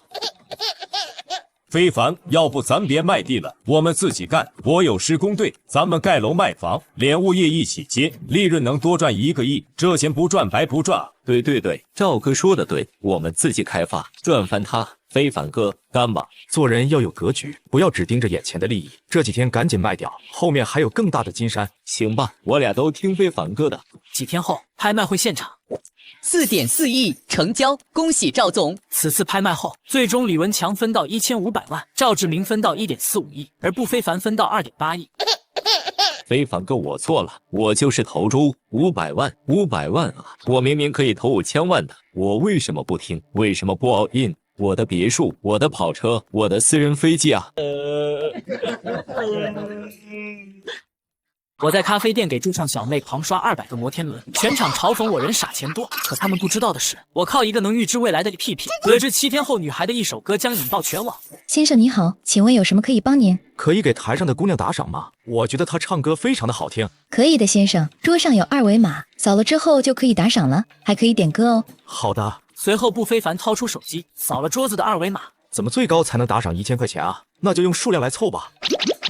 感谢6号桌布非凡先生送出的20个摩天轮，感谢6号桌布非凡先生送出的100个摩天轮，感谢6号桌布非凡先生送出的200个摩天轮。片刻之间，不非凡就送出了价值20万块钱的摩天轮。周围的人一个个惊讶地看着不非凡，哈哈哈！快看，这哥们刷了20万，钱多烧得慌吧？就是，人傻钱多，哈哈。哥哥，我也能唱歌，刷200个摩天轮，今晚跟你走哦。虽然我不懂音乐，但根据财富信息 APP 显示，台上这个女孩1个星期后将会写出一首爆火的歌曲，全网狂揽2000万粉丝，她绝对是未来天后级的人才。而台上的女孩哪见过这种阵仗，她好不容易把歌唱完，此时却脸红起来。不是，我这才上班几天啊，怎么还真有人给我打赏啊？而且还这么多，这个男人长得还挺帅的，该不会是看上自己了吧？服务员，跟你们经理说一下，我想和那个歌手谈谈。好的，先生，我这里去沟通。片刻之后，李可儿走到不非凡面前，但却十分警惕。谢谢你的打赏，但是我是不会做那种事情的，就算你再有钱都不行。谢谢你的打赏，但是我是不会做那种事情的，就算你再有钱都不行。放心，我找你不是为了那种事情，给你打赏也纯粹是因为你唱歌好听。那就好，那请问您找我什么事情？你想不想当我手底下的艺人？你是星探吗？差不多吧，是我自己的公司。那你的公司叫什么名字？有哪些出名的明星？公司名字还没想好。明星的话，你加入的话，那么你是第一个。李可儿愣在原地。就我一个。我知道你可能不太相信我，但我现在正准备开一家娱乐公司，自然就需要艺人。听你唱歌不错，所以就找到了你。你可以在家里创作，我每个月给你2万，但你创作出来的歌曲版权属于公司，利益55分。最重要的是，我可以提前把1年的工资先发给你。多少？1个月5万，10个月就是50万，1年就是500万，10年就是5000万。老板，合同在哪儿签？500万，请问微信还是支付宝？500万？什么鬼？随后，不非凡和李可儿谈成合作，李可儿当天便跟咖啡馆提出辞职。回去你好好写歌，你是我公司的第一个艺人，我希望你的第一首歌就爆火。老板放心，我这就回家闭关写歌。那500万记得哈。都说了，1年是60万，你数学是体育老师教的吗？不好意思，步总，我又说错了。我现在要去找赵志明，按照财富信息的内容，李可儿的歌在7天后就要写出来了，那个时候必须把公司创办好，而有这个能力的，现在也就只有赵志明了。不，老弟，你说的事情好办，不过你建立一个娱乐公司是想干什么？难道你又有新的投资项目了？这倒不是，自己创着玩玩的，赚不了什么钱。如果是那些投机倒把的事情，拉上赵志明也不是不可以。但是现在我是想创办自己的公司，自然不希望有人来掺一脚。那没问题，老弟，创办公司手续3天之内就能帮你搞定。好，除此之外，我这还有一投资项目，你要不要试试？我就知道你小子找我准有好事，是什么项目？上集说到，负债累累的我离婚后，却突然获得了预知未来的能力。大兴街256号彩票店摆放在第2个柜子倒数第2张的刮刮乐，价值20万。这不是我经常去的彩票店吗？一个诈骗软件，弄得也太真实了吧！如果真是个诈骗软件，没必要骗自己去买彩票啊，这能骗多少钱？算了，反正时间还早，去看看吧。哟，非凡哥，好久没来了，这次想买多少？你别动，我自己挑。不非凡从口袋里掏出仅剩的10块钱，按照提示选了第2个柜子里的倒数第2张刮刮乐。片刻之后，一字不差，呵呵。干嘛？你中奖了？1小时后，不非凡一脸呆滞从彩票中心走了出来。最让我震惊的不是手握16万，而是手机上财富信息 APP 显示的信息居然是真的。想到这里，不非凡连忙拿出手机，再次打开了这个软件。城西赛德丁堡小区2室1厅，房东急售120万可买入，正常市值155万，条件全款，后日截止。明日辣椒大涨，今天进价1.5元，明日零售5.5元。高新路168号转角店铺转让，接手开奶茶店，年收益25万以上。国创科技明天9点半开盘下跌3%，涨停收盘。这就是财富信息，一套2室1厅房子，有本钱转手就能赚30多万，难怪有钱人越来越有钱，普通人短时间根本筹不起100多万，普通上班族也不可能知道这种捡漏好事，这30多万差价可能是普通人家一辈子存款。看着这么多的财富信息，不非凡只恨自己手里没那么多本金。如果我有本金，肯定赚翻了，但有多少钱办多少事，这是原则。曾经好高骛远才落魄，而且这财富信息也不见得100%是真的，不能冒险，还是先去蔬菜批发市场看看吧。就算消息不准，也亏不到哪去。下午6点半，不非凡来到了蔬菜批发市场，他忍痛买下了2包软中华，在市场四处打听。老板，能给我讲讲这批发市场基本行情不？这蔬菜批发市场为保证新鲜，很多菜品凌晨1、2点就营业，挑挑拣拣，起码得几个小时，小商小贩赚的都是辛苦钱。经过几个小时摸索，不非凡基本摸清了套路和行情。晚上11点，大货车陆续开到蔬菜批发市场。上好的西红柿2块连，刚从地里刨出来的土豆，2大架油，4季豆4季豆。大哥你好。不非凡熟练的递上软中华。兄弟啥事？你这车辣椒怎么卖的？你拿多少？你这整车我都要了。兄弟，你开玩笑吧？这种事我怎么会开玩笑？我真全要了。老板，我这6.8米的车满载18吨，加上超重了1点，满打满算可是有11吨，我全要了。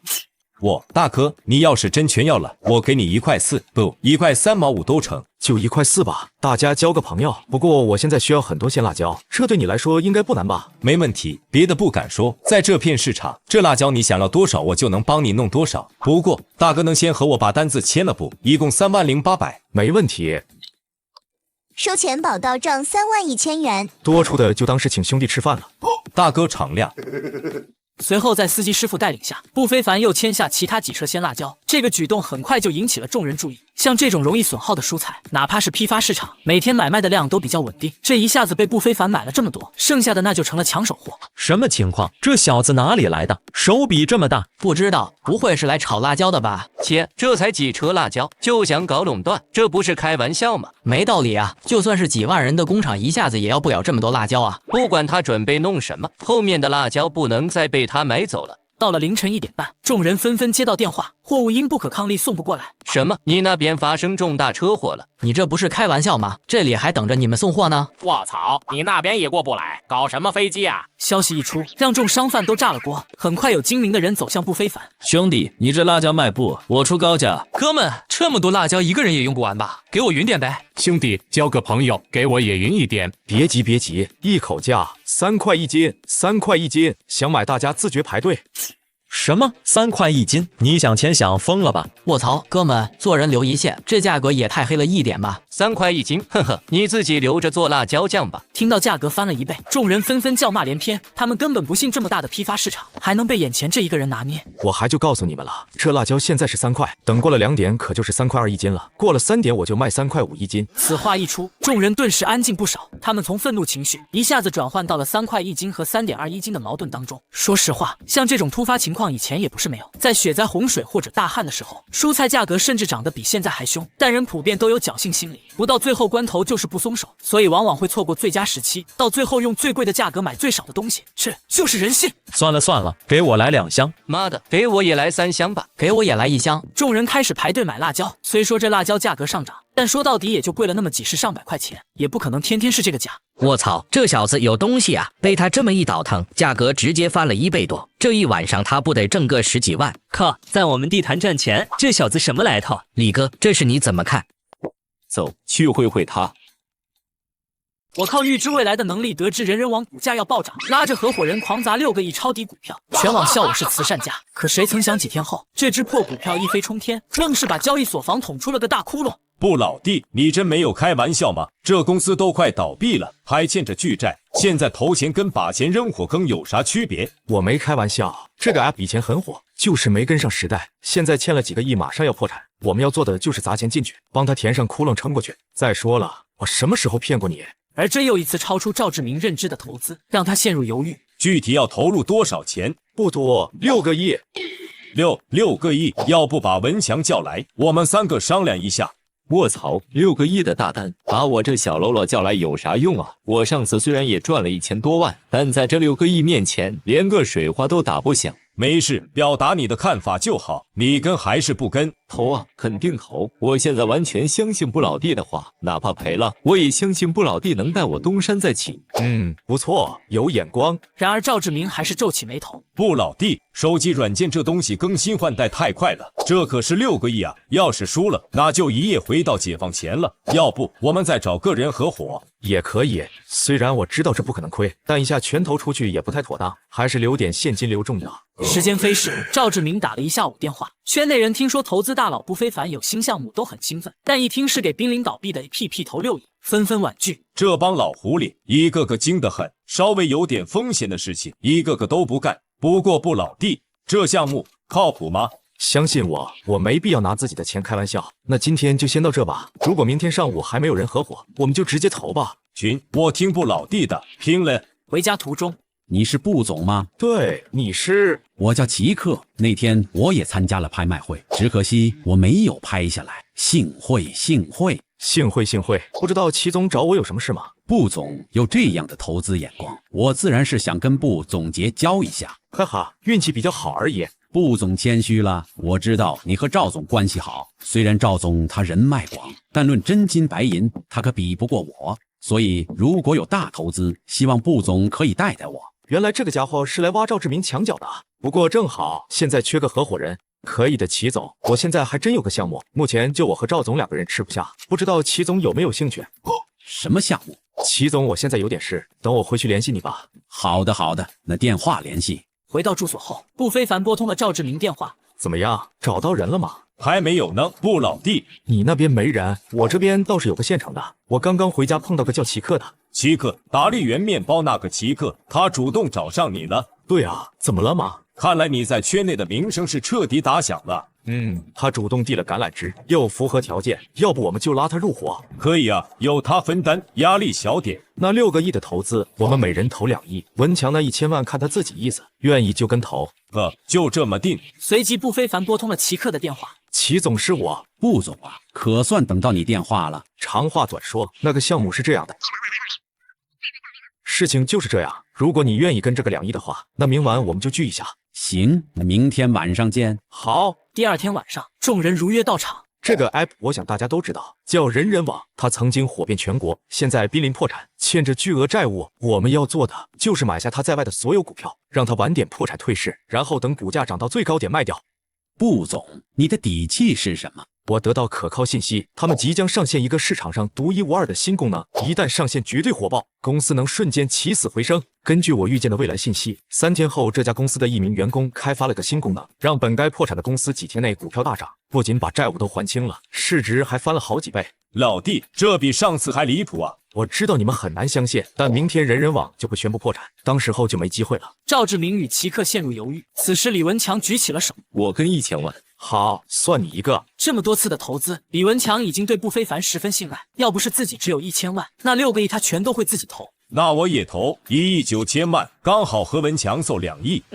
你俩怎么答应的这么爽快？那可是一个即将要倒闭的公司啊！你俩该不会是托吧？齐总，这就要看你的魄力了，我有100%的把握。如果你不相信的话，现在也可以退出。齐克思考片刻，行，不就2个亿吗？就当做慈善了。可以的，齐总，那事情就这么定吧。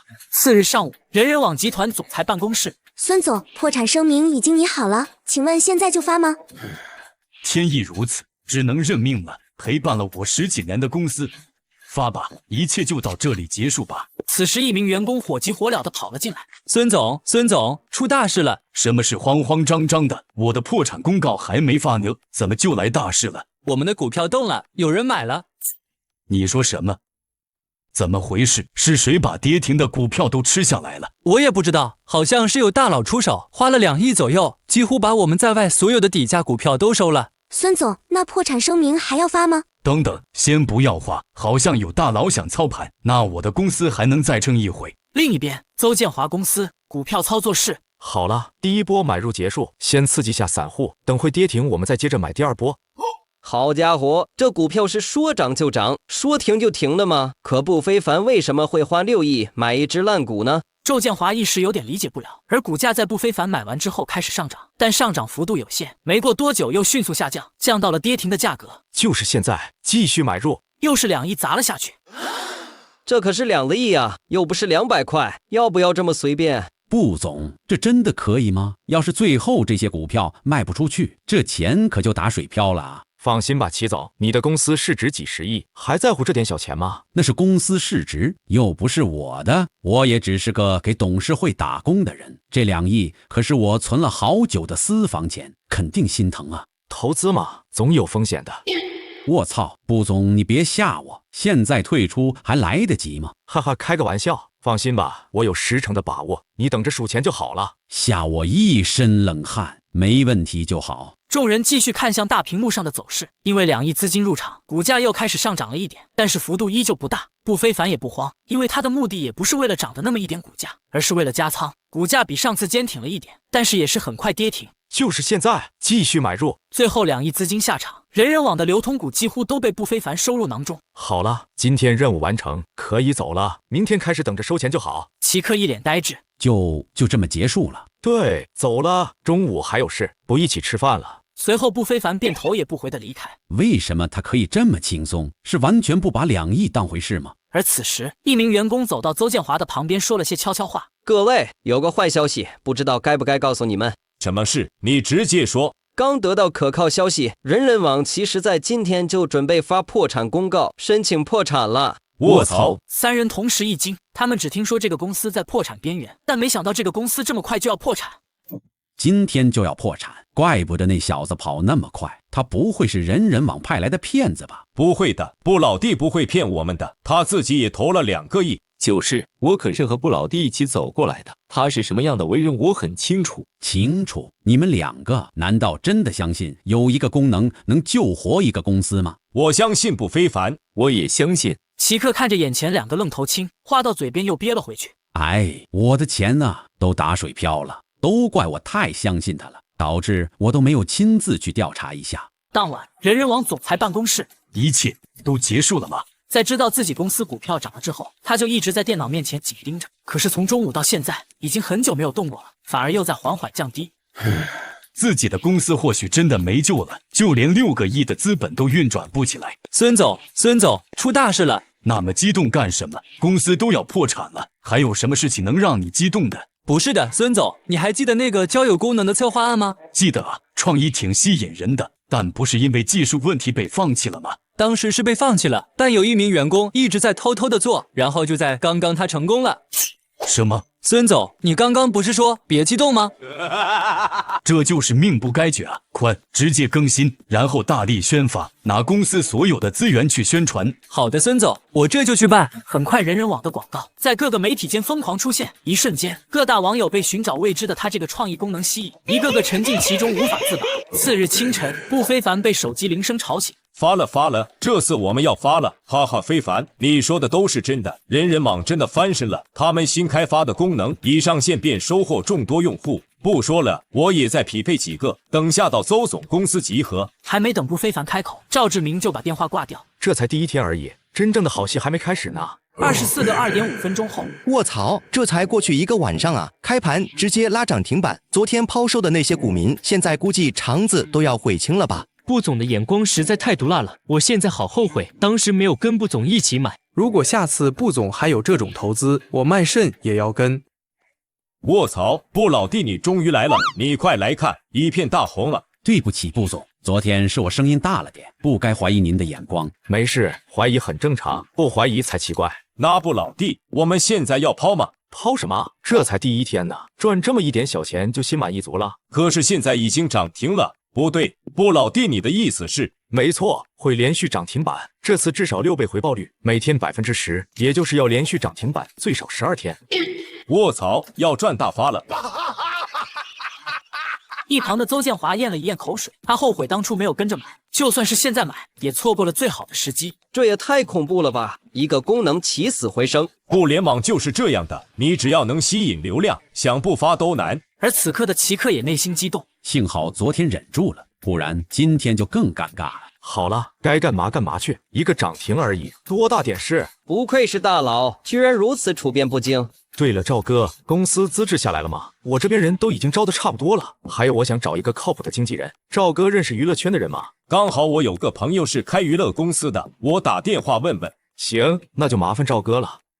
我靠预知未来的能力得知一只破股要暴涨，跟合伙人花重金狂买破产股，可刚涨停几天，他们却纷纷抛售，直至这只破股连拉12个涨停板，让当初早抛售的合伙人们集体破防。布老弟，你的投资眼光真的太好了，我愿封你为我的神，这5天我也赚1个亿了。布老弟，这已经连续涨5天了，我们是不是可以抛了？再不抛可能要跌了。李文强看着自己赚到的500万，已经感觉足够。强哥，不是我说你，既然想赚大钱，那就要胆子大一点。难道你忘了那批大闸蟹了吗？我当然记得，要不是我舍不得那些大闸蟹，早就发财了。布总，这可不是胆子大不大的问题。以我的经验来看，能连续涨停5天已经是奇迹了。毕竟是一个快要倒闭的互联网公司，等热度一过去，股价肯定就得跌。才5天而已，只要有用户，热度就不会轻易下降。你可以问问赵总那个交友功能，他体验过，问他现在愿意舍弃里面的漂亮妹妹吗？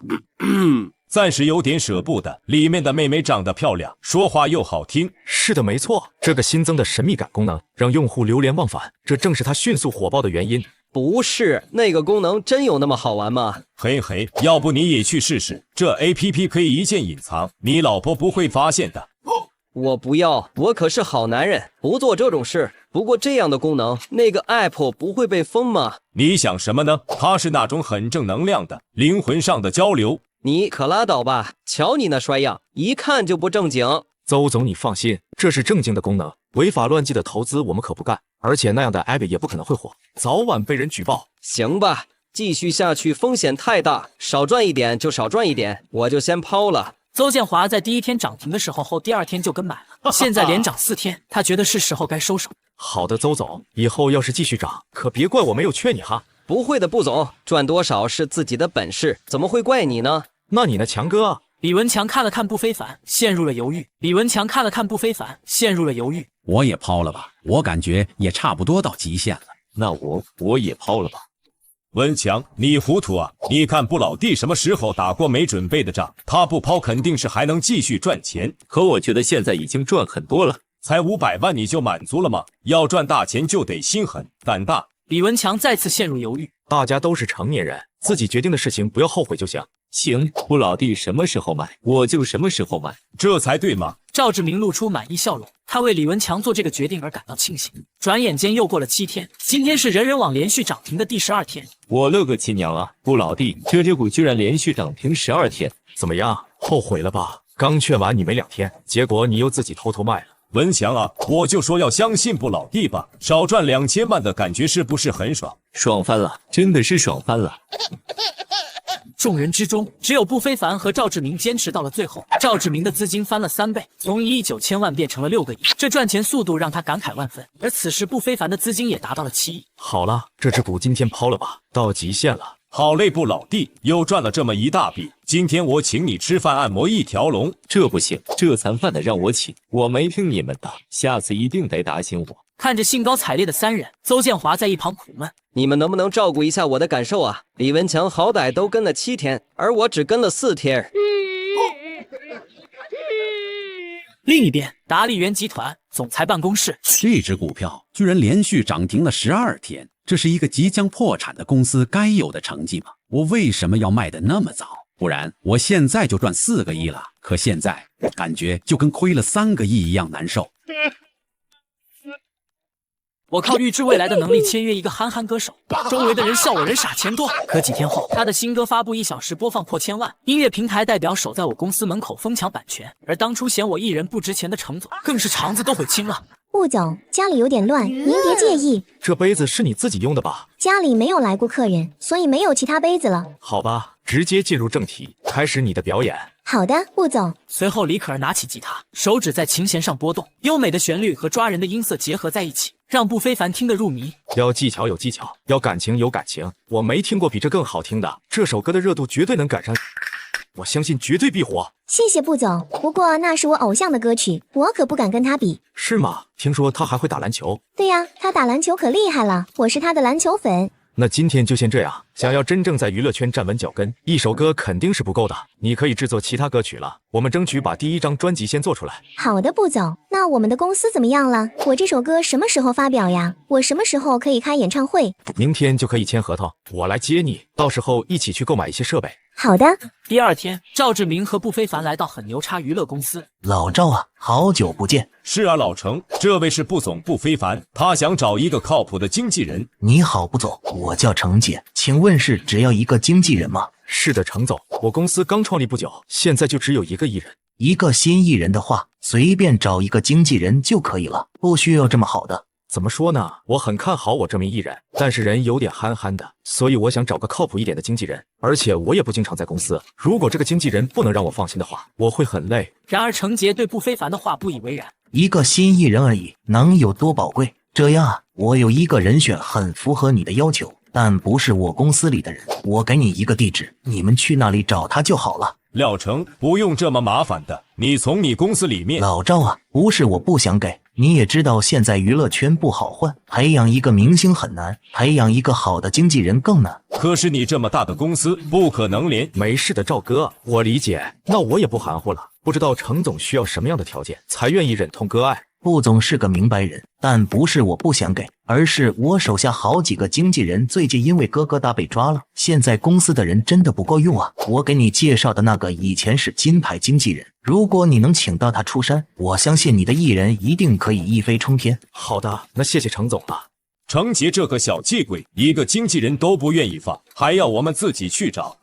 喂，你好，请问是王女士吗？我是，请问你是哪位？王女士你好，朋友说你是一位优秀的经纪人，我想请你出山，薪资什么的都好谈。不好意思先生，我已经退圈了，用钱的话并不能打动我。那请问王女士是需要什么样的条件呢？艺人，我想要一个真正有巨星潜力的艺人，如果能让我满意，我甚至可以不要工资。那王女士的意思是要先见见我公司的艺人吗？没错。好的，那我现在就来找你。24个2.5分钟后，我了个道，顾总，真的是那个王丽花吗？是的，没错，你都问一路了。我这不是激动吗？你是不知道王丽花的地位，可以说只要是她带过的艺人，每个都大紫大红的。行了，冷静点，人家要不要你还不一定呢。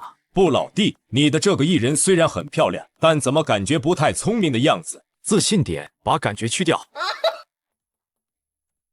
你们来了，就你们3个人吗？是的，因为我们公司暂时就一个艺人。你好，王丽花女士，我叫李可儿，久仰大名。你好，进来谈吧。先自我介绍一下吧。王女士你好，我叫李可儿。接下来我表演的是原创歌曲。原创吗？行，开始吧。动听的旋律瞬间响起，一下就抓住了众人的耳朵。不错不错，这首歌我至少可以打98分。卧槽，真他妈的好听，让老子想起初恋了。你做好成为内娱第一人的打算了吗？我将会用我全部的资源来培养你。什么？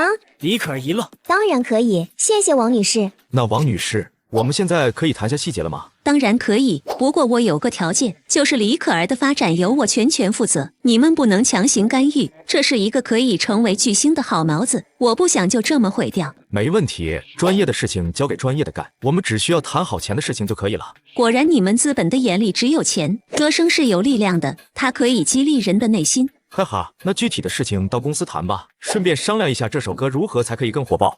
随后几人来到公司，从上午一直谈到下午，最终把第一首歌的方案定了下来。一番估算下来，第一首歌就能让顾非凡赚到1000万。顾非凡布置好任务后，继续当起甩手掌柜，而王丽花则带李可儿准备出道事宜。3天后，出道准备完成。布总，下午6点 MV 和新歌同时上线，到时候就能看到成绩了。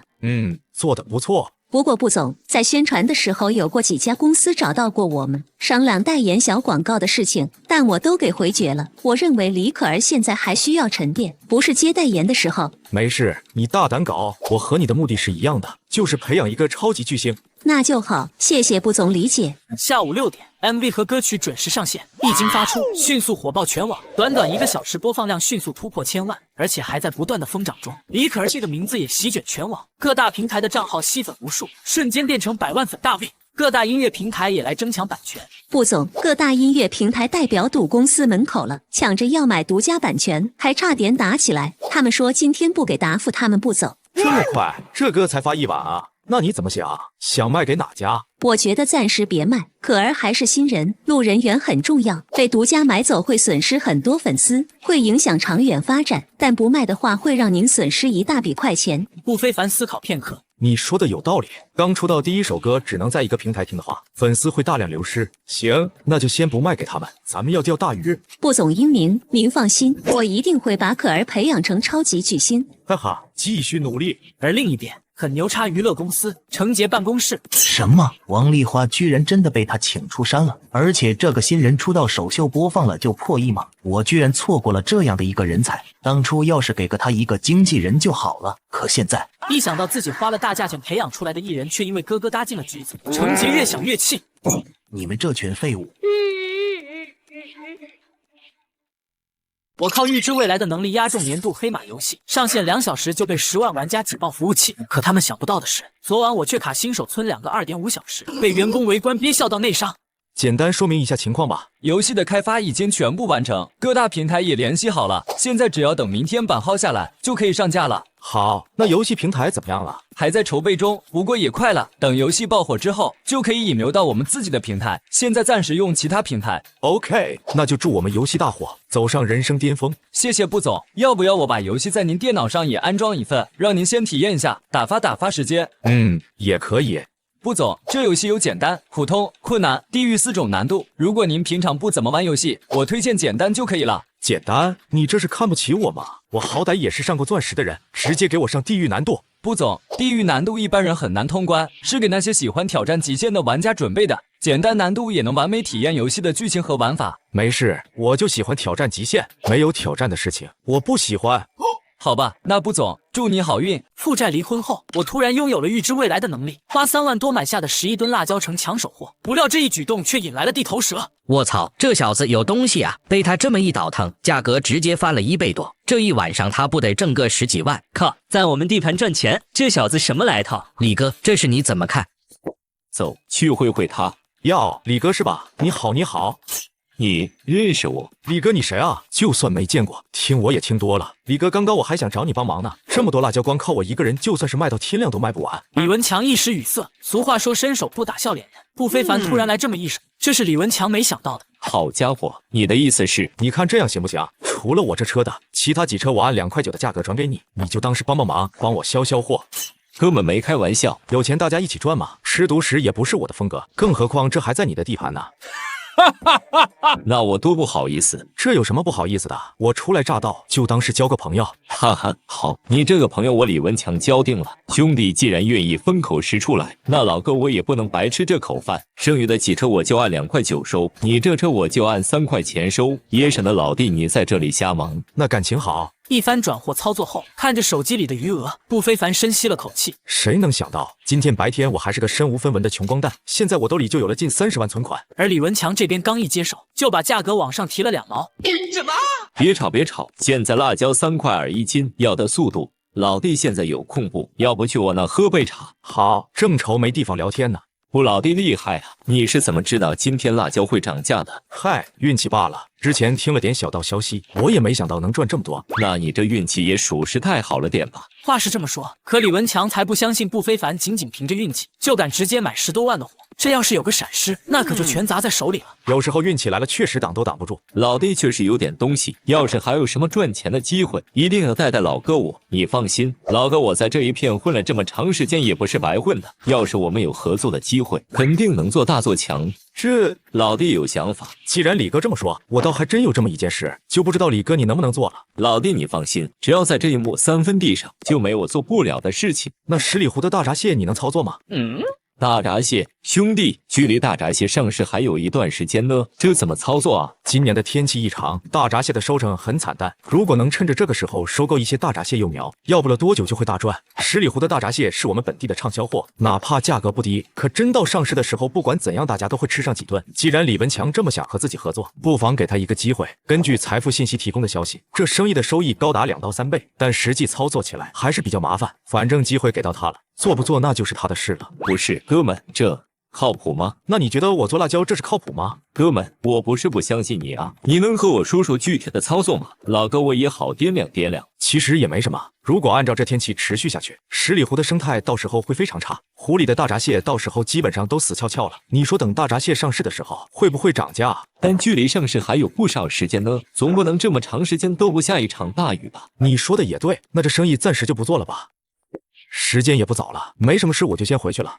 老弟等等，能和老哥说说这生意大概要投多少吗？如果你打算做的话，我投30万，你投50万，到时候收益5-5分。这李文强犹豫片刻，还是下定决心。好，这生意我做了，我们具体商量一下后面的事情吧。行。凌晨4点，不非凡一脸疲惫地离开了蔬菜批发市场。今天发生的事情对他来说还跟做梦一样，导致他时不时的就要打开手机看看那32万存款还在不在手机里。没办法，穷过的人就是这么没安全感。过去了，一切都过去了。如烟，再给我一点时间，现在我拥有了预知未来的能力，必定能干出一番事业。我不会再让你们母女俩受委屈，我一定会好好弥补你们母女俩的。2个半小时后，东西哥，布总已经在里面玩了2个小时了，看来我们的游戏真的很不错啊。那当然，布总找到我们，自然是看上了我们的能力，就是不知道布总打到哪一个副本了。东西哥，这布总怎么还在新手村啊？就算是地狱难度也不至于吧？我也不知道啊，要不我们给布总的账号上调一些数据。又过了2.5小时，哈哈，小垃圾，还是被我干掉了吧？让你在我面前蹦跶这么久，地狱难度也不过如此。下一关，张东西团队开发的游戏确实好玩，让不非凡在办公室里奋战了1个晚上。第2天，不非凡被一阵手机铃声吵醒。布总，咱们游戏爆火了，刚上线2小时，游戏人数就突破10万了。布总，你知道这啥概念吗？而且现在有个大主播在直播咱们的游戏，给我们带来了不少流量。好像是他直播找新游戏时，刚好发现了我们这款游戏。原来如此，那咱们运气不错，有大主播帮忙宣传。那布总，咱们要不要联系这个主播，让他多玩几天，帮忙宣传下？不用，要相信咱们的游戏，简单宣传就行。喜欢这款游戏的玩家会自发宣传，花钱还可能起反效果。因为游戏目前还没盈利，请大主播的话，确实又是一笔额外的开销。张东西也不好意思再提。知道了，布总。游戏上架只是开始，后期运营维护很重要。你们这是动作游戏，好像付费的道具不多是吧？只有武器、皮肤。是的，但卖皮肤很赚钱的。鹅厂游戏刚靠皮肤就能卖好几个亿。我不打算像鹅厂那样卖全民皮肤，我想打造那种开放交易的皮肤和道具。不过这只是设想，得看游戏后续发展。好了，我和我妹妹还有点事，这边就先交给你了。好的，布总。随后，不非凡带着不艳艳离开了游戏公司。艳艳，我之前答应过爸妈要给你和弟弟每人在城里买一套房子，你喜欢什么样的户型？别墅、大平房，什么都可以。啊，家里不是在建房子了吗？怎么还要买房啊？那是老家的，城里自然也要一套，总不能一直租房吧？老哥，你该不会是想在绅士给我买房吧？这里房价超级贵呀。是的，没错，这里有我的公司，以后我肯定要经常来。你刚好也在这边工作，买套房子方便。老哥，你听听你说的是人话吗？就为了方便买一套别墅，这要是传出去，你怕是要被揍啊？没事，你哥我最近又赚了一点小钱，就买个房而已，小意思。小钱，哥你又赚了多少？身上好点的房子都好几百万起步的。也不多，就6个亿，买超级豪华的别墅虽然有点困难，但差一点的应该没问题。看吧，困难吧？什么6个亿？老哥，你再说一遍，我没有听清。我说我赚了6个亿。怎么可能？这才过去多久，你就从1000万变6个亿了？你肯定是在骗我！我骗你干啥？别拿这种眼神看我，我的钱来历都非常干净。随后，步非凡掏出手机展示余额和说明来源，步嫣嫣这才相信。6个亿，你居然说是小钱？当然是小钱，现在放心了吧？买房的钱不用担心，小意思而已，以后我会赚更多的。好吧，那房子还是写老哥你的名字，我只是住在里面。为什么？这是给你买的房子。谁知道我以后遇到了男人靠不靠谱？我可不想有什么财产纠纷。扎心了，老妹。不过最后在步非凡的劝说下，步嫣嫣还是同意了买的房子写自己的名字。我带妹妹前往绅士购买豪宅，却遭网红直播当众嘲讽，还扬言他家狗窝都比这贵。我反手拍下6800万顶层复式，让原本嚣张跋扈的他落荒而逃。我昨天查过，这里环境不错，而且距离公司只有10分钟车程，价格才10几万一平。10几万？步先生您好，我是昨天和您通过电话的沐浴露，请问步先生是自己买房，还是买给这位女士？给我妹妹买的，她一个人留绅士工作，有房子方便点。这样啊，如果是步小姐一个人住的话，那么这套房子刚刚好。这套房子带装修，装修风格也是专门为女生设计的，您可以参观一下。这套房子多少钱？房子一共是150多平，加上精装修，大约是2600多万。什么？2000多万？这也太贵了吧？便宜点吧，500万差不多得了。不，女士，这价格太低了，毛坯房都不止这个价钱呀。这栋楼最便宜的厕所都要800万。那你和你经理说一下，问500万卖不卖？哟，没钱还学人来买房，我家狗窝都比这贵。就是，直播间的家人们看好了，下面是穷人准备破防的现场。这不是他防网红旺仔乔乔和他的跟班雪碧吕布吗？怎么在这里？还在这里装霸总？你榜一大哥刷够100万了吗？就学人买房？就是，我旺姐随便开几场演唱会，割韭菜就能买这里的豪华别墅了。你兜里有280块吗？你就买。有没有钱，待会你不就知道了。露露，给我换顶层那套复式。步先生，您真的要顶层吗？那套复式可是要6800万。哥，还是算了吧，这钱够我吃500年炸鸡了。笑死，刷黑卡演戏谁不会啊？我直播间嘉年华一晚上就能收200个。你一晚上能收几个嘉年华是你的事，我买顶层复式是我的事，请你让开。你给我刷过几个子儿，竟敢这样跟我说话？笑死！你都没有给我刷100万，我鸟你干什么呢？我是不是太给你面子了？在这刷什么存在感？汪女士您好，请问您也想买这套顶层复式吗？当然买。他什么身份？我什么地位？他能出6800万，我也能出6800万，01块。不好了，旺姐，吵什么吵？什么是大惊小怪的？姐，弹幕说榜一大哥起诉你了。近日，网红旺仔巧巧因未退还榜一80万打赏款，今日将被强制执行。那个，我突然有点事先走了。对了，你们不是有那个免费接送服务吗？赶紧给我安排一下，我赶时间。是的，汪女士，我们这边有客户接送服务，但是需要刷脸认证一下呢，请问您还需要吗？那我还是不需要了，再见。步非凡和步嫣嫣在沐浴露的带领下来到了顶层复式参观，确认房子没问题后，步嫣嫣继续发挥砍价神功，硬是从总价里砍掉了500万。随后步非凡当场刷卡完成交易。老妹，看来是我低估你了，动动嘴皮子就省了500万，要不这500万就给你当零花钱吧。不要，你对我开的工资够多了，我又不缺啥，要这500万也没用。谁说没用？这500万你拿去买车，总不能天天坐地铁上下班吧？哥，你还要给我买车？不用了，我坐地铁上班挺好的。车子是必需品，以后肯定用得上。可是你哥我有钱，这点钱不算啥，而且咱俩一起买说不定有优惠。为啥你说买车跟买白菜似的这么随便？这俩本质没啥区别，都是消耗品，只是消耗快慢的不同。你哥我早就看开了，生活不是为了钱，钱是为了生活。老哥，你说话也太机车了，普通人一辈子都赚不到500万，你居然在这凡尔赛。随后两人来到劳斯 4S 店。老哥，怎么来这里呀？来这里怎么了？6000多万的房子都买了，还差这一辆车。欢迎光临劳斯 4S 店，请问两位是看车还是买车呀？买车，我记得你们有一款 SUV 对吧？是的，先生，那款车叫理库南，我这就带两位去看。挺好看的。这有现车吗？给我来2辆。哥，你还真当白菜买啊？有的先生，不过现在只有1辆，另外1辆可能需要预定了。这样啊，那另一辆啥时候到？大概1个月左右。那就买1辆吧，另1辆不用了。好的，先生，请问分期还是全款？全款。那个，先生，我可能需要提醒你一下，那辆现车是爱马仕长内饰，4座带流星顶，可能会贵上不少。贵多少？大约要900万。没事，刷卡。好的，先生，我这就去帮您办理。随后两人在 4S 店吃完饭，等了一会后，女导购给不非凡递来了2把车钥匙。接着不非凡跟女导购来到早已布置好的现场。炮一响，不非凡与布艳艳正式成了劳斯莱斯的车主。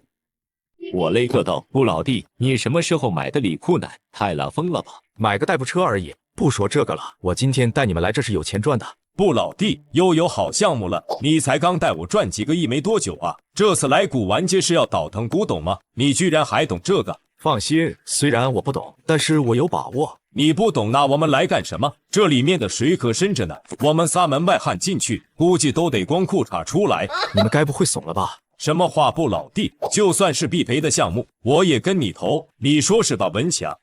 那个，我可能没有钱投资了，我刚把钱全部拿去买房，身上就只剩下200万了。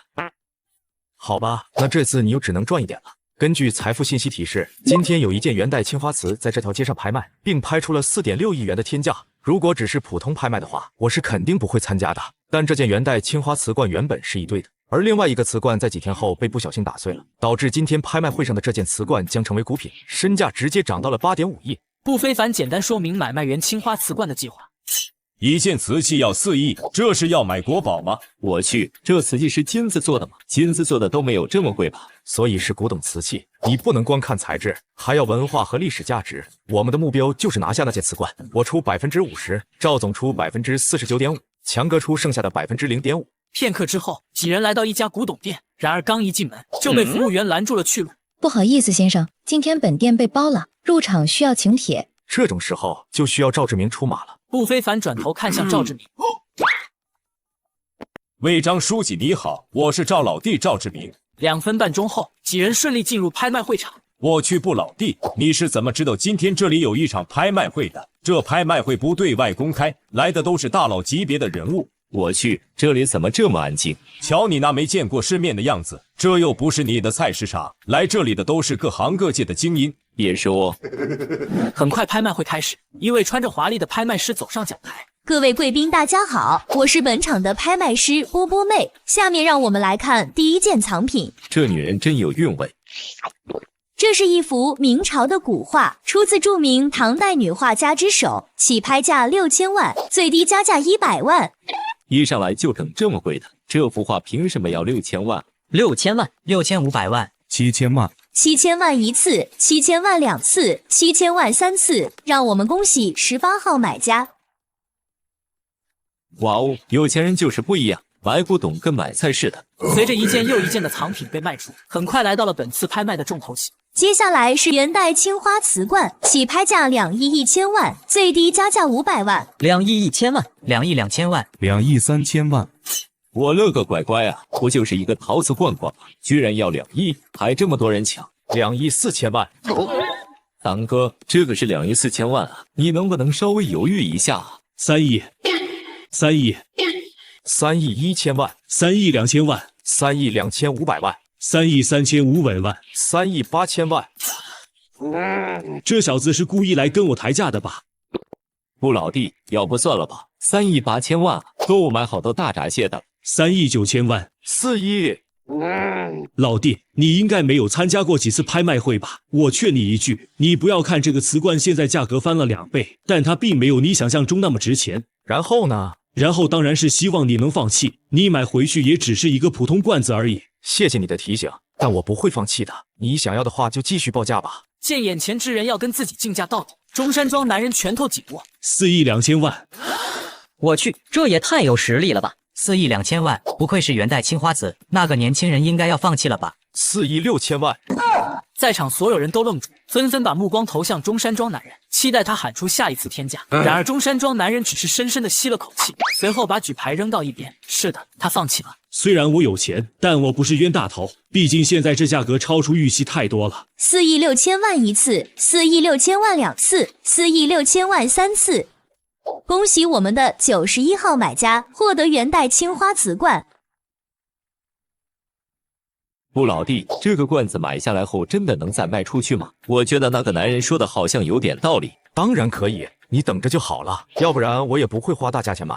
很快拍卖结束，不非凡跟拍卖师办理交付手续。先生，这是您的元代青花瓷罐。那个，我想问一下，委托你们这边拍卖需要什么手续？这边填个表，提交申请就可以了，剩下的我们公司会安排。这样啊，那你们下次拍卖会什么时候？我现在可以填表吗？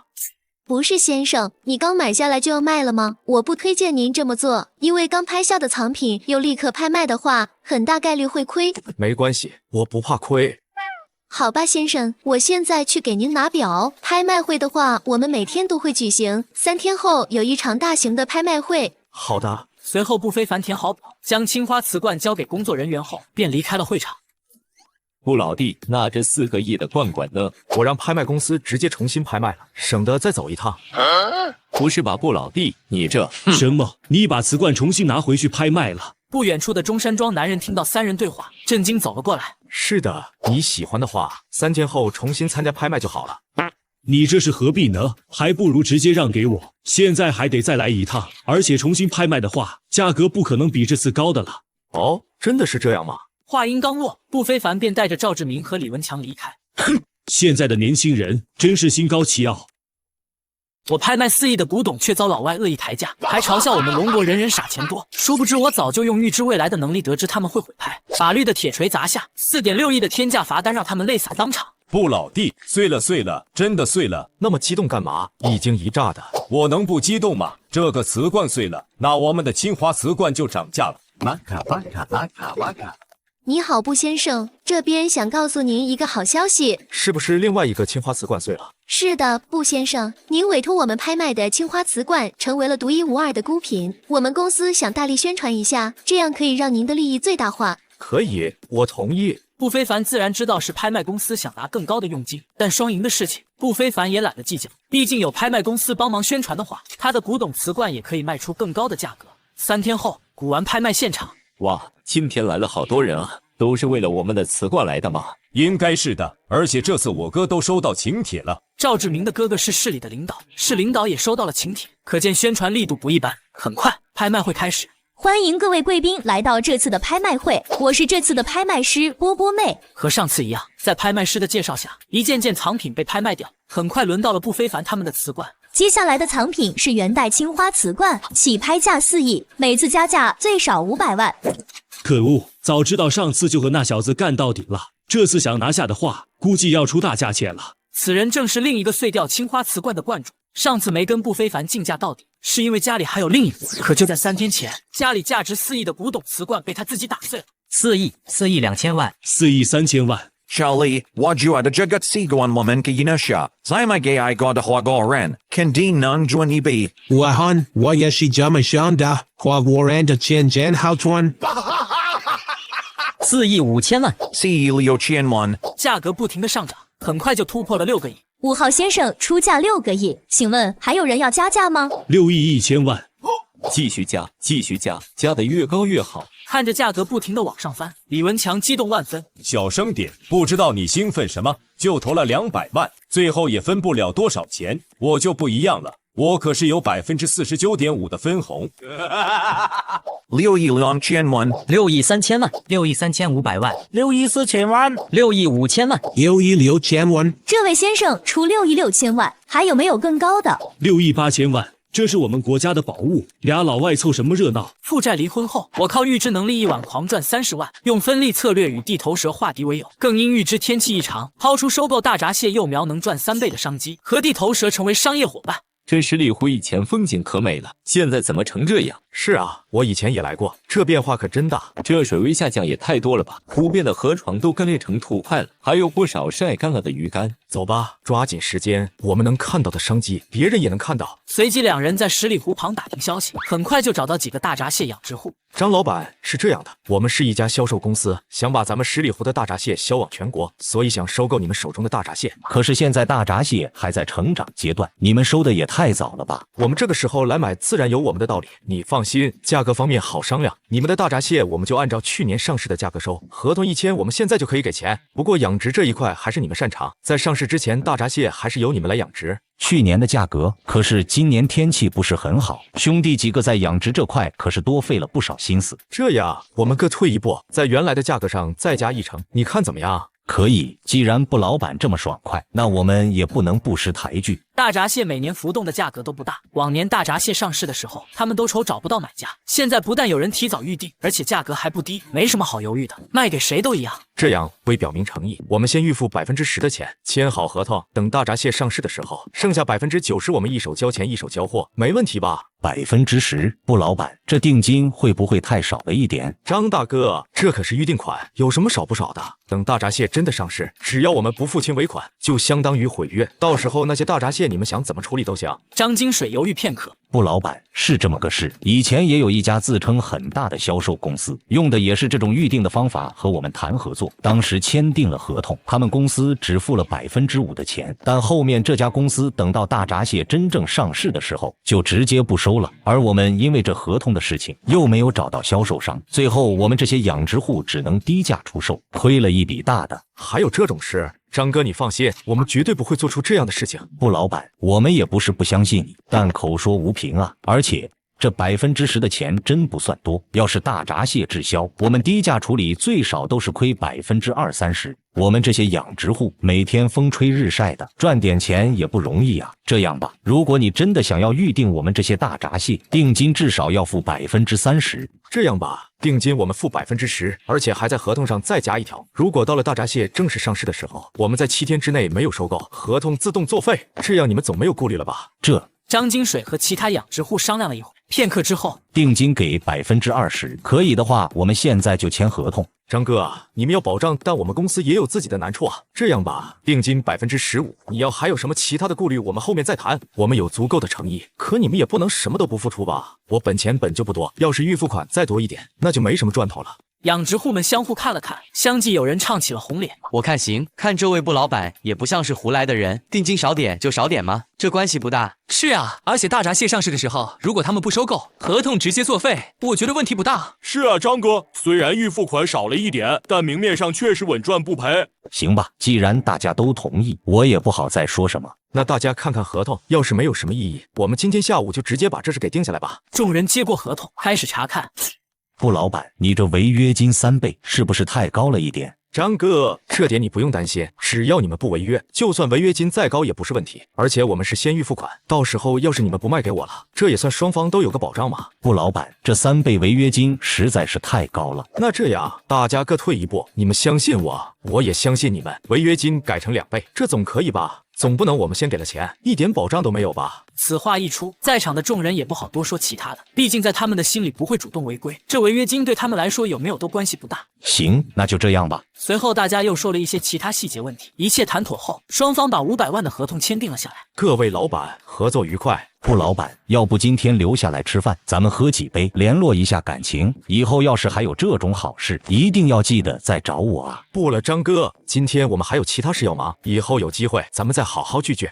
老弟，这生意最后要是做起来了倒还好，这要是没做起来，放心吧，李哥，我心里有数。别看他们现在高兴，要不了几天，等他们知道这次干旱是100年都难遇的自然灾害，大闸蟹后面的价格会暴涨后，他们就笑不出来了。不过他们也不算亏，毕竟我收获的价格是高于往年的价格，只是他们没有赶上这次机会而已。老弟，你就那么有信心，觉得这大闸蟹一定会涨？虽说十里湖现在确实收缩了不少，要是下上几场大暴雨，我还是一样会涨回去。这点你放心，心，我还不至于让自己往火坑里跳。这几天就有人找我们谈收购的事情，到时候要是遇到什么麻烦，还得要李哥你出面了。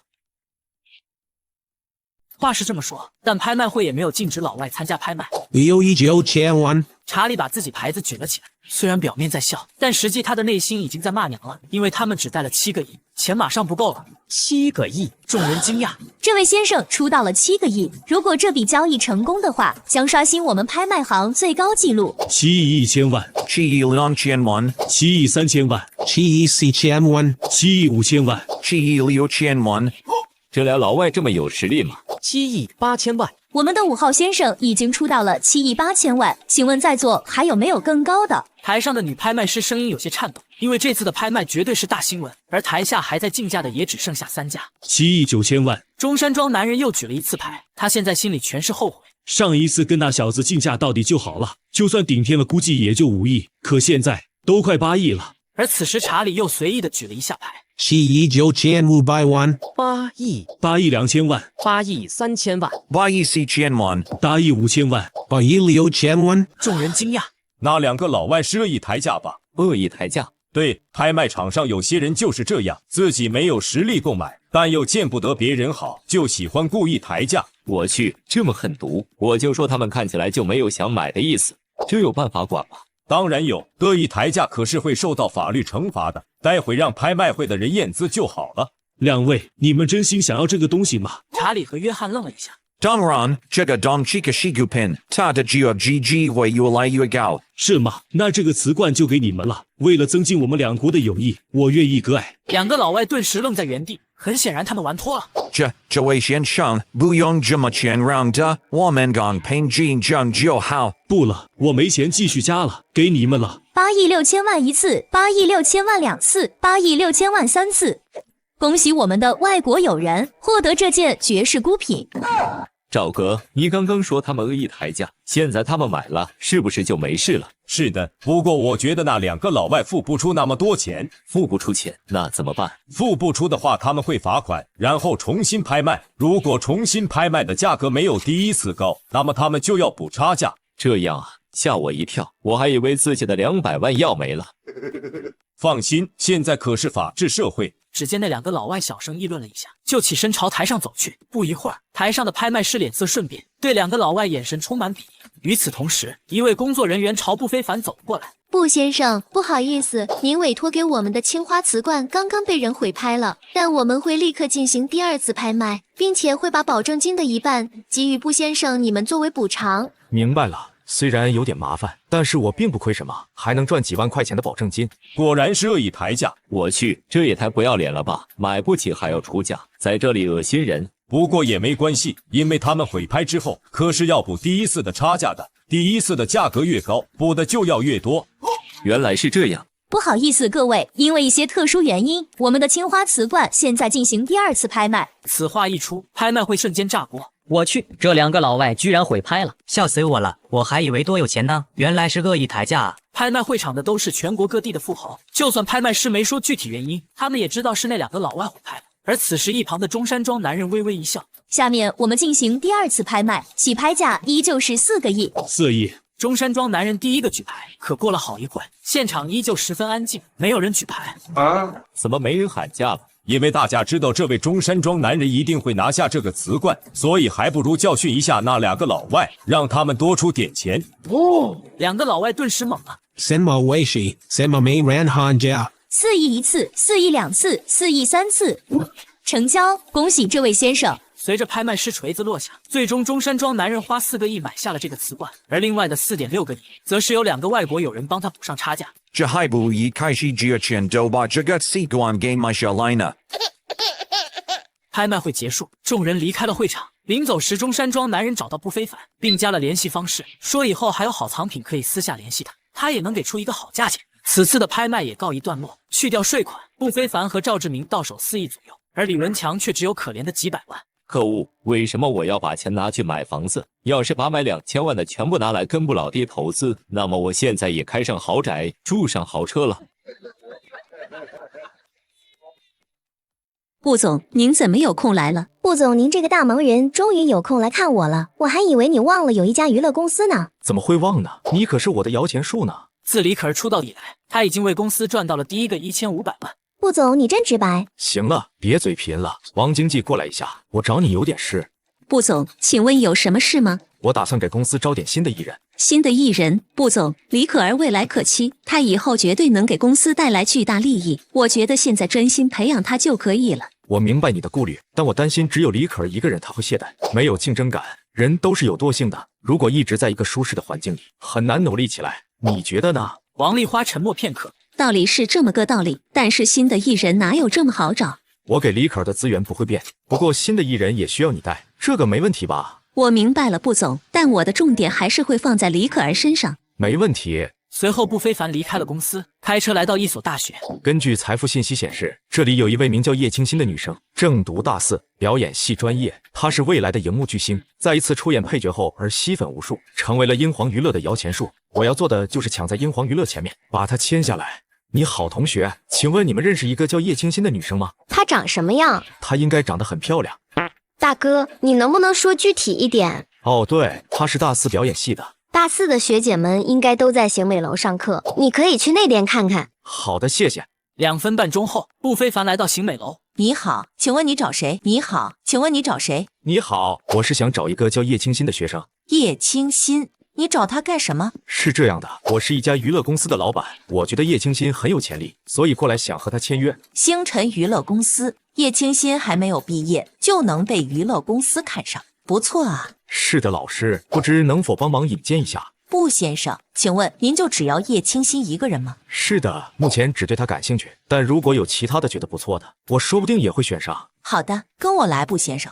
同学们，这位是星辰娱乐的创始人布非凡，他来这里是想签一些人。真的吗，老师？那太好了，这样毕业以后就不用东奔西跑了。布先生，请问您要签几个人啊？我想问一下，您公司有哪些艺人，待遇怎么样？我们是新公司，目前公司的艺人只有一个，就是最近刚出道的李可儿。工资待遇的话，除了基本工资外，还有55分红。什么55分？还是李可儿的公司？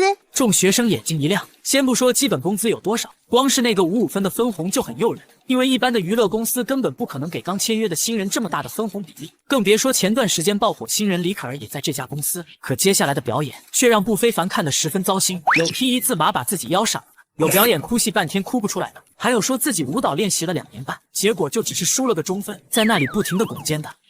他们真的是表演系专业吗？好在很快轮到了叶清新，在一番绝美的吟唱和优雅的肢体动作后，叶清新狠狠抓住了不非凡眼球。你表演的不错，我签了。真的吗？谢谢布先生。随后叶清新换了身衣服，跟随不非凡前往公司签署合同。布先生，我想问一下，基本薪资有多少？工资的话，你跟李可儿一样，每个月2万，可以预支1年的工资，后面赚钱的分成是55开，具体的内容会写在合同上。2万，还可以预支1年？是的，我知道你们大学生刚毕业都会非常缺钱，我也是这个年纪过来的。太好了，谢谢布总。但是布总，我有件事情没告诉你。什么事？就是我最近接了一个电影的配角。这我知道，没关系，你继续。我希望你认真对待每一次表演，就算是一个配角，你也要用心。放心，布先生，我绝对认真对待，绝不敷衍。我千里迢迢来学校签你，就是因为你以后出演这个配角会爆火，要是被你推掉的话，那还得了。很快2人回到了公司。布总，这位是老板，这是你新找的小三，你不要我了吗？正常点说话，这是公司的新艺人。还真是啊。王经济，跟我来一趟办公室。那我呢？你在这里等啊，还能干啥？这位是著名经纪人王丽花，也是你以后的经纪人。这位是叶清新。王女士你好。你好。还有这是合同，你看看。叶清新接过合同，确认没问题后，签下了自己的名字。那个布先生，请问是可以预支1年的工资对吗？是的，你想预支吗？我想预支，而且我这2天可能没有空，不好意思，布先生。没事，你把账号给我，我待会让财务把钱给你打过去。谢谢布先生。叶清新把账号给了布非凡，带钱到账后便离开了公司。布总，这个姑娘怎么回事？怎么感觉像是来骗钱的？应该不至于，她看起来不是那样的人。另一边，医院缴费处，一共是30万3千元，缴费成功。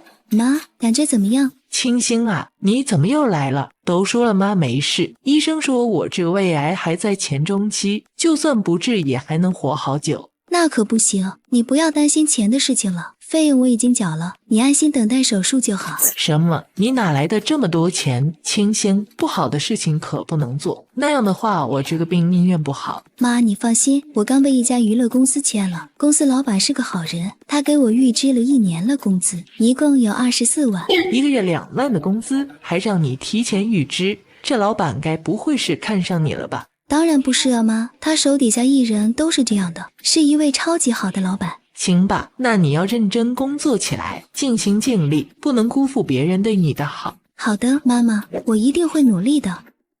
顾总，要不还是把叶清新那个配角戏给推掉吧，我可以帮他争取另一个配角和影帝搭戏。不行，都接了别人的电影，反悔是不好的事情，这是职业道德。而且我感觉那部电影会大火，他的戏好像明天开拍，我们去看看吧。第二天，两人来到一处郊外拍摄地点。王姐，你怎么来了？原来是萧导的电影啊，我是来找我的艺人的，正在拍戏的那位就是王丽花，在娱乐圈混迹许久，自然是人脉广，一些知名的导演她都认识。叶清新是你的艺人啊？那这位是？这位是我们公司的老板卜非凡先生。卜总您好，我叫萧石，幸会幸会。萧导你好。小姑娘前几天还是自己一个人来面试，还说自己背后没有公司，可现在居然有个开劳斯莱斯的金主爸爸，我要把握住这次机会。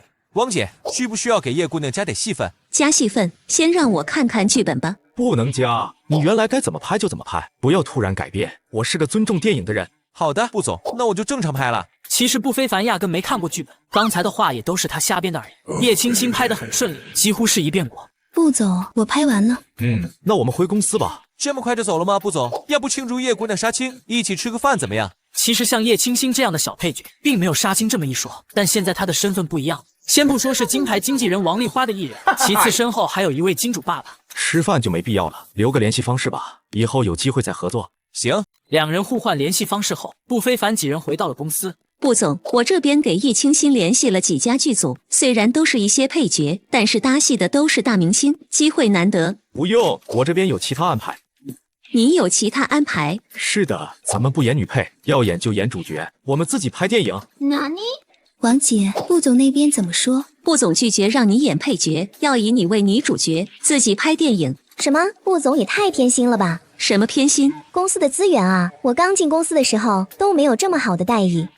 啊，好痛！王姐，你敲我干什么？把你的绿茶镜给我收起来，我可不吃这一套。公司给你的资源什么都是最好的，你一个新人可知足吧？真幼稚。王姐，你看，他说我。行了，你俩都是公司的重点培养对象，要好好相处。我才不要跟他打好关系，我也不想和小孩子一样的合作。你说谁是小孩呢？你呀，明知故问。王丽花看着拌嘴的两人，一脸无奈。卜总怎么偏偏找了两个性格完全对立的人呢？而另一边，卜非凡开车来到一家餐馆。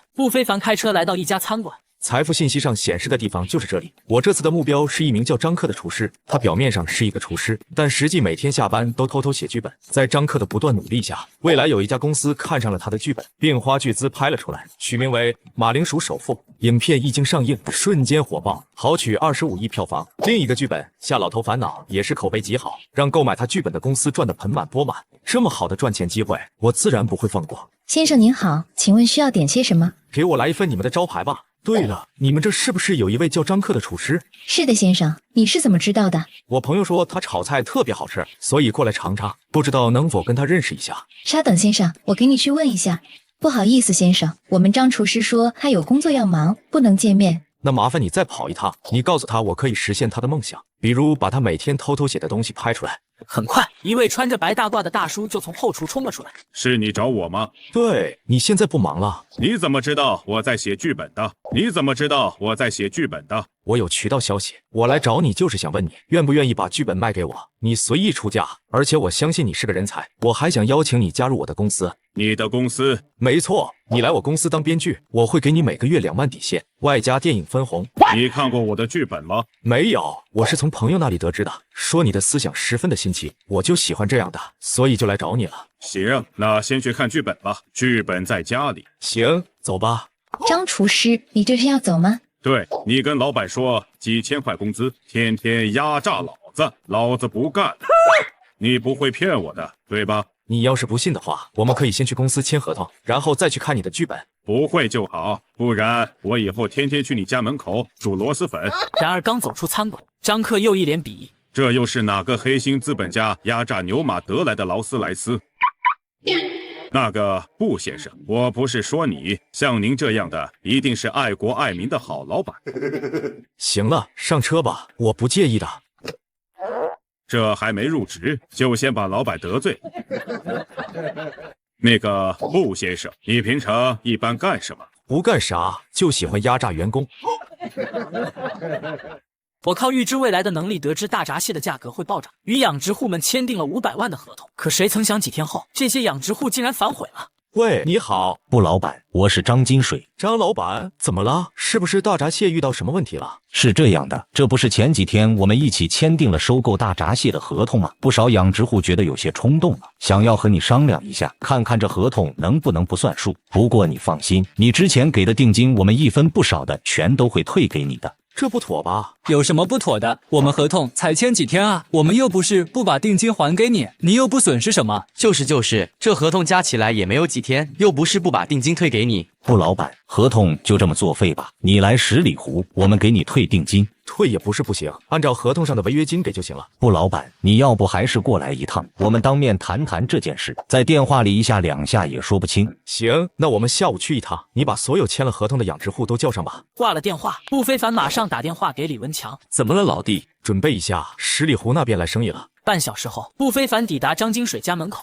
养殖户们见不非凡来了，纷纷冲过来想毁约。可刚没走2步，不非凡身后就突然出来2面包车的人，吓得养殖户纷纷后退了几步。干什么？我们是来谈生意的，这些人都是我们生意上的合作伙伴，还不把家伙收起来？要是吓到我合作伙伴了，你们负责啊！是，大哥。张老板，兄弟们不懂事，你们别介意。那好吧，进来谈吧。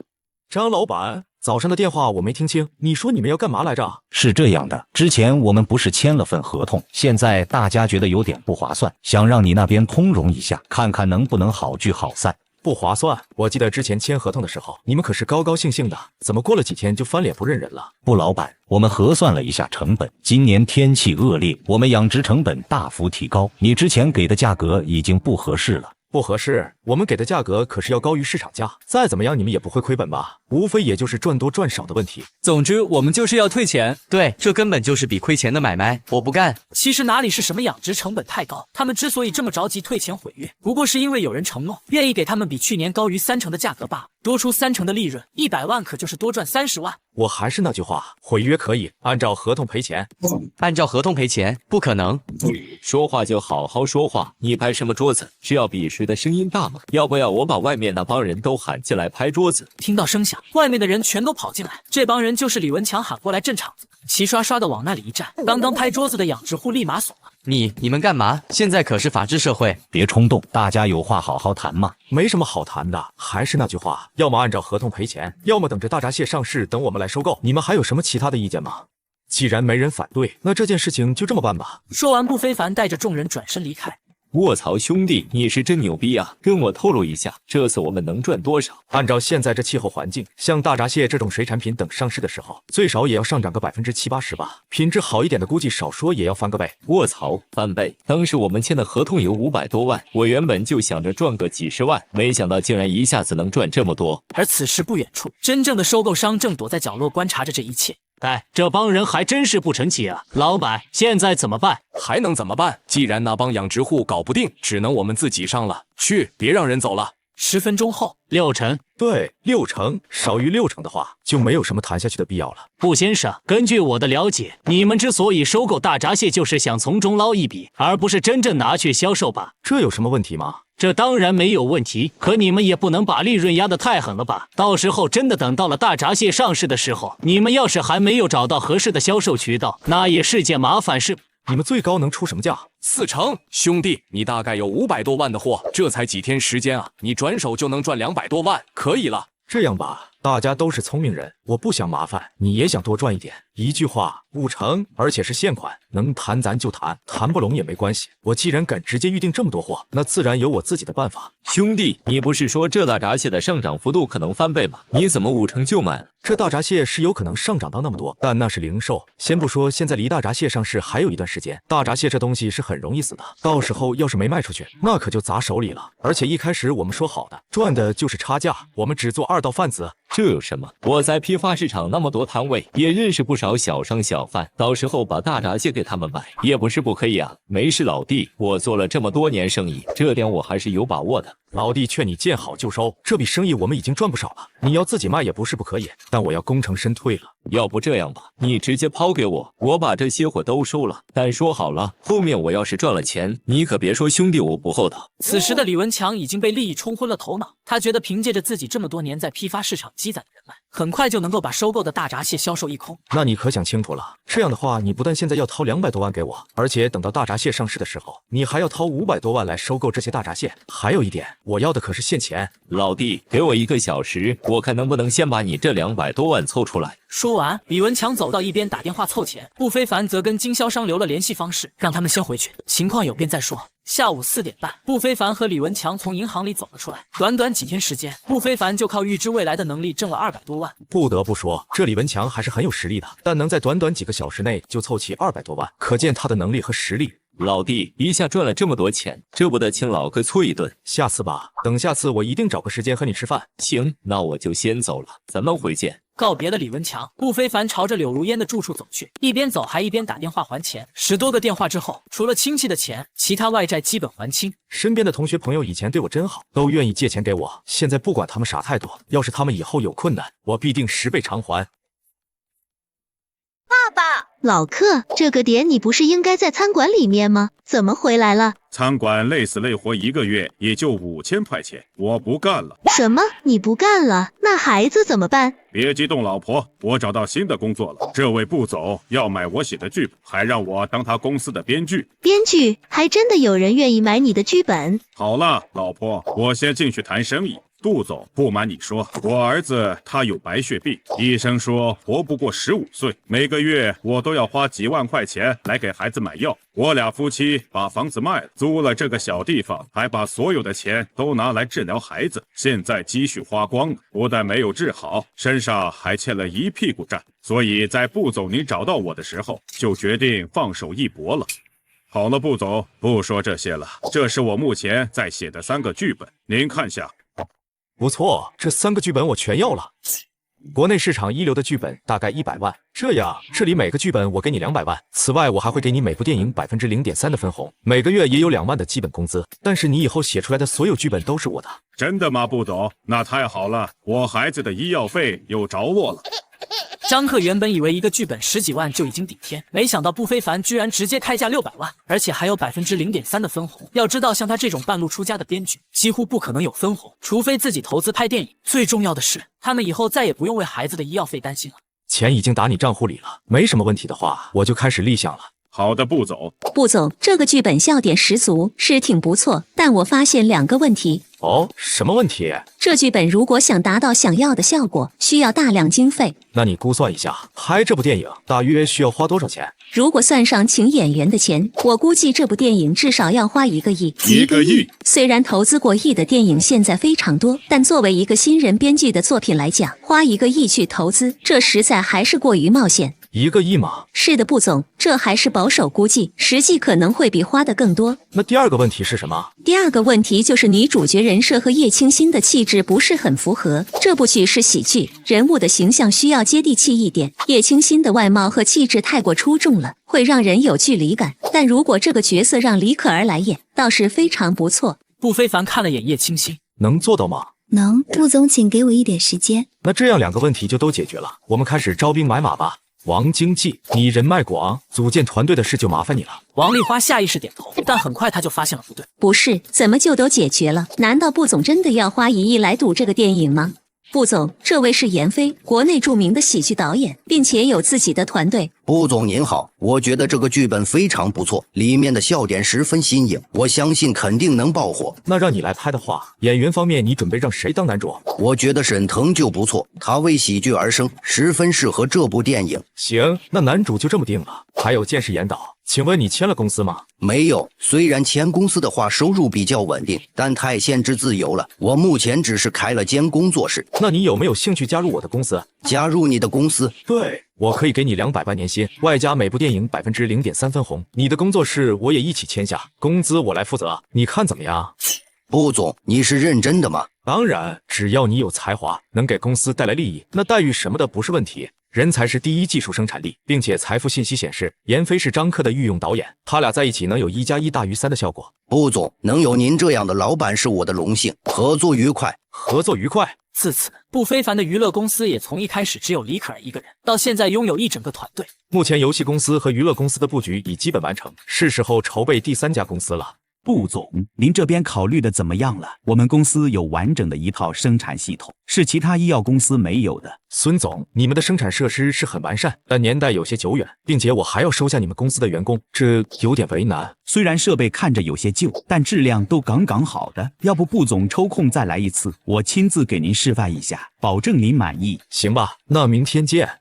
根据财富信息显示，半个月后，我市将有一款药物有极大的缺口。虽然回报率只有50%，但是量大管饱，只要做了就有钱挣。而我明天要去的公司是一家即将倒闭的医药公司，这家公司有完整的药品生产车间，能满足基本制药要求。我的目标不只是赚这一块钱，我要进军医疗行业，所以前期少赚一点没关系，把自己医药品牌做起来才是关键。就看明天能不能以一个较低的价钱拿下了。次日上午，不非凡开车来到医药公司，孙华作为董事长，一大早就带着干部们在大门等候。顾总，这一路累了吧？到我办公室休息下，我这有一壶好茶，让顾总品尝品尝。谢谢孙总，休息的话就不用了，节省时间，直接去车间吧。这家医药公司一开始孙华给不非凡报的价格是1，后面又降价到8000万，后来不非凡也找专业人士评估过，整个价值也就在8000万左右。不非凡在车间转了一圈，确认了设备没有什么大问题。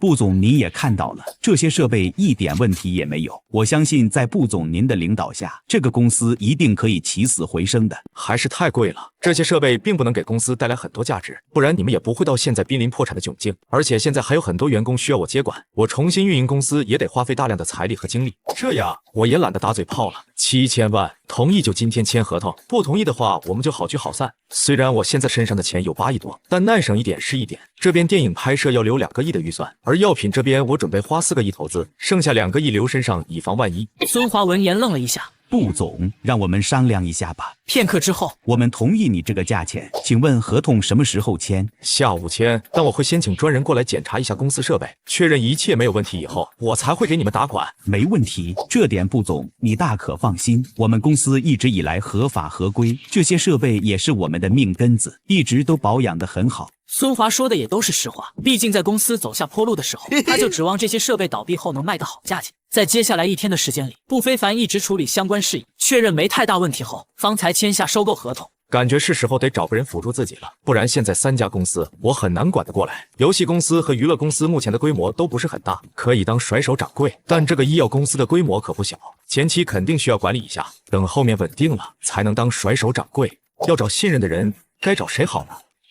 如烟，可以和你商量个事情吗？什么事？你把现在的工作辞了吧，我新开了一家公司需要人。我知道你在担忧什么，担心我又会把所有的财产败光，但说出来你可能不信。现在的我几乎不可能会破产，我有3家公司，身上的财产也将近10亿，但能让我信任的人却不多，所以我想让你来帮我。有你在的话，我放心一点。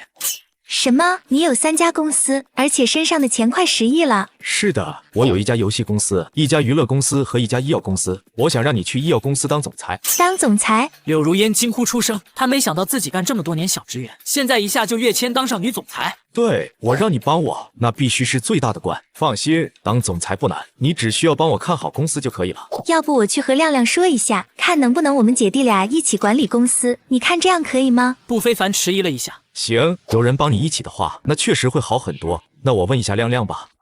亮亮，我是不非凡，想让你到我的公司里来上班，让你当副总裁。我不去，我柳光亮就算饿死都不去你的公司。别那么着急拒绝，你难道不想知道总裁是谁吗？是谁？自然是你爱的亲姐啊！你难道忍心让你姐一个人在公司里面被老员工坑蒙欺骗吗？没事的，亮亮，你不愿意来，我也不会强迫你，我一个人也可以的，哪怕辛苦一点，被人欺负，被人骗，停停也就过去了。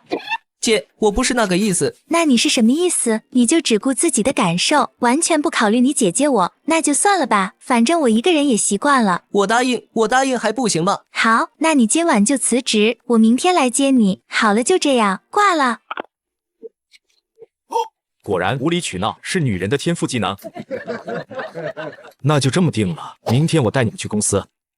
顾总下午好，大家下午好。下面我给大家介绍一下，这位是我们星辰医药的新总裁柳如烟，这位则是我们的副总裁柳光亮。以后公司由他俩负责。然后我要宣布一件事，在接下来的半个月里，我们车间全力生产抗生素，越多越好。抗生素，在场的众人都愣住。顾总，抗生素只有医院和诊所才会准备，普通人一般都用不到。如果不总想搞钱的话，我建议还是生产些感冒药这类药品。没关系，你们全力生产就好，没钱就找财务拿。可是你这是在质疑我的决定吗？王宇没有再说话，他也只是担心公司的未来，想让公司盈利。好了，大家行动起来吧，我来公司会比较少，有什么事情就跟两位总裁说。是，长官。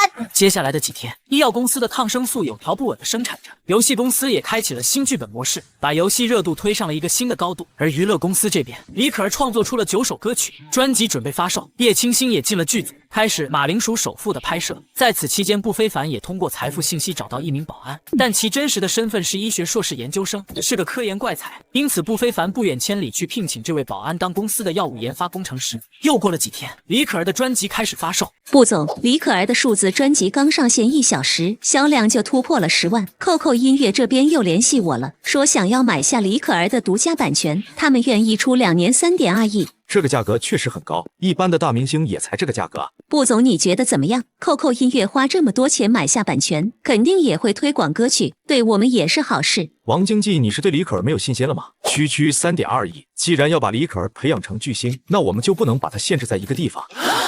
顾总，你果然不一般，3.2亿的巨款你都没动摇。好的，我明白了，我这就去拒绝 QQ 音乐。好，2分半钟后，顾总不好了，一模音乐也找上门了，他们说愿意花4亿。现在这些平台怎么都这么大气？就算李可儿现在小有名气，但也只是个新人。都拒绝了吧，我们不贪图这点小钱。哪里？这可是4个亿了，居然是小钱，顾总果然深不可测。接下来的1天时间里，李可儿的数字专辑就已经卖了150万张，这还仅仅是第1天的数据，而且另外的50万张实体专辑也全部售空。一张数字专辑是19.9，150万张就是3000万，而一张实体专辑是79.9，50万张就是4000万。短短1天时间，我就靠李可儿的专辑赚了7000万，不愧是娱乐圈，眼睛一闭一睁，1天就是几千万。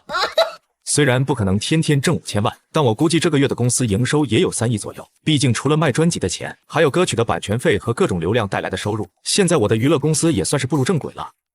不老弟，你好久没来找我们了，我可想你了。这次准备带我们去做什么生意？对啊，不老弟，我可是把刚买的房子卖了，就是为了这次跟你大干一场。这次我们要去的地方是原石市场。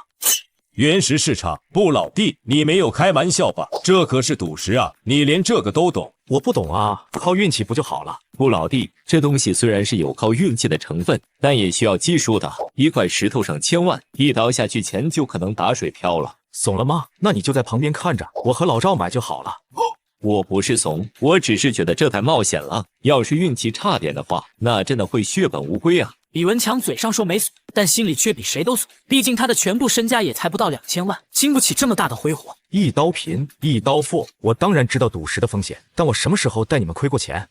不老弟，你是不是又有什么内幕消息？赶紧走吧，时间不等人。我们开文强的车去，这样低调一点，不会被人当肥羊宰。不一会儿，3人来到江城最大的赌石市场。3位是第一次来这里吗？要不要我帮3位推荐几块石头？不用了，老板，我们随便看看，有合适的料子再买个玩玩。呵，你们随便看，有合适的我算你们便宜点。不老弟，这些石头看起来都一个样啊，我们要怎么选啊？不急，这外面的摊位大多都不是好料子，但你们想玩的话，也可以花点钱当买个乐子。那不老弟，这次我们需要准备多少钱？这次我们各买个的。不是吧，不老弟，你让我们自己选，这我们哪会啊？哈哈，逗你们玩的。待会我们去个高端点的地方，我会推荐你们买几块石头，因为价格不一样，你们自己斟酌购买。根据财富信息提示，今天下午的原石拍卖会中会出现几块价值不菲的大家伙，但我现在身上的钱不可能全部买下来，肥水不流外人田，所以我带上文强他俩。我就说嘛，布老弟不会不管我们的。布老弟你放心，真要开出好料的话，我会给你报酬的。我也是布老弟。那就谢谢两位了。片刻之后，三人来到拍卖会现场，现场人山人海，在拍卖师的指引下，众人都缴纳了100万的押金。下午2点，拍卖会准时开始。各位贵宾下午好，本次拍卖会共有35块原石，每一块都是我们精挑细选，都是各大厂口中的顶级料子，而第一块便是来自墨西沙的白岩皮料子，起拍价250万，每次不能低于10万。话音落下，人群就蜂拥而至。布老弟，我们不过去看看吗？有啥好看的？我们又看不懂，更何况这块石头不是我们的目标。好吧。李文强没再说什么，一番竞价后，最后这块石头被一位年轻人以500万的价格买下。然而等原石切开后，年轻小伙却傻眼了。不是，这怎么能裂了呢？墨西沙的料子确实容易出帝王令，小伙还是太年轻，500万打水漂了。我勒个豆，500万就这样没了？也不能说没吧，应该还能串个手链卖几千块。好了，别惊讶了，下一块石头大约可以赚个400万，你们谁买？400万，那给文强吧。赵志明眉头微微一挑，这点小钱他还看不上，而李文强眼睛一亮，他的资产在这里是最少，400万对他来说也是一笔不少的钱。我靠预知未来能力，短短几天狂赚200多万，揣着银行卡去前妻家求和，可谁曾想他竟连夜搬走了。怎么没人？你还来这里干什么？大姐，能告诉我柳如烟去哪里了吗？你还好意思问？她被你逼的，昨天连夜搬走了。如烟被你坑得这么惨，知道我也不会告诉你。顾非凡拿出手机给柳如烟打电话，但发现已被拉黑。第二天一早，顾非凡来到如烟上班的地方。你还来找我干什么？我们能谈谈吗？我们之间已经结束了，没什么好谈的，请你让开，我还要上班。如烟，你听我说，我现在……顾非凡，我已经没钱了，就当是看在西西的份上，你放过我好吗？现在一切都结束了，不管你说什么，都已经没意义了。好吧，你先去上班，我在你公司楼下的咖啡店等你。如烟，刚刚那个人是谁啊？是你老公吗？不是，我们已经离婚了。什么？你这么年轻就离婚了？你……一时间，办公室所有人的目光都聚焦在两人身上。柳如烟的八卦在公司里迅速传开。小柳来了，坐。经理，有什么事情你直说就可以了。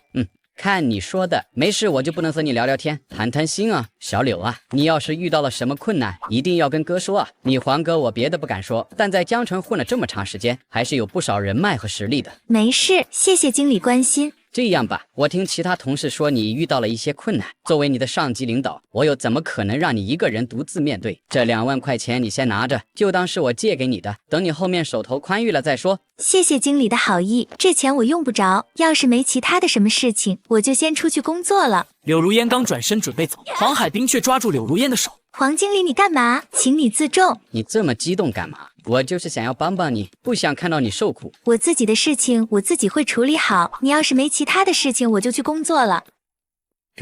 有意思，真有意思。反正他还在这上班，有的是办法。那个黄海冰把自己当什么了？他凭什么这么欺负我？不就是看我离婚无依无靠吗？到了中午，柳如烟来到楼下咖啡厅。找我什么事？你这段时间还好吧？你要是想和我说这些话，那你还是走吧。我们已经离婚了，你管不到我。是我自己以前太混蛋了，你还愿意跟我在一起吗？你现在说这些已经没有任何意义了，你以后就不要来找我了，可以吗？能告诉我你现在住在哪里吗？我没有别的意思，我想去看看西西，我有点想她。柳如烟本想拒绝，可看到不非凡的表情，还是心软了。你要保证不会再凶他。你放心，我再也不会了。要是我再做出这样的事情，我随便你打骂都可以。第2块原石起拍价500万，每次加价不少于10万。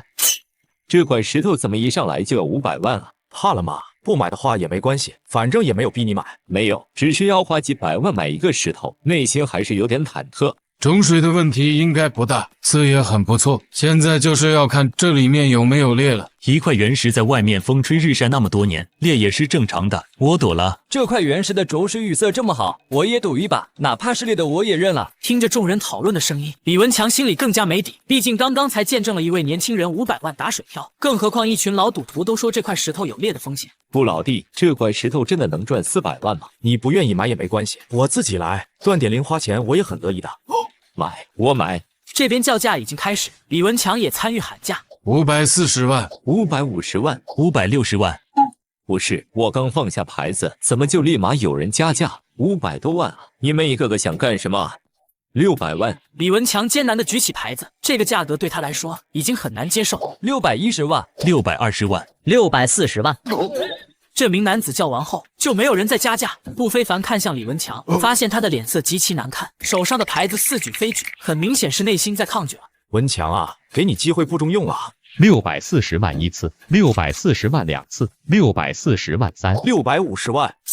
这位先生出到了650万，请问还有比这位先生高的吗？660万，670万。不非凡没有犹豫，继续加价。670万一次，670万两次，670万3次。恭喜这位先生，现场帮我切开吧。好的，先生。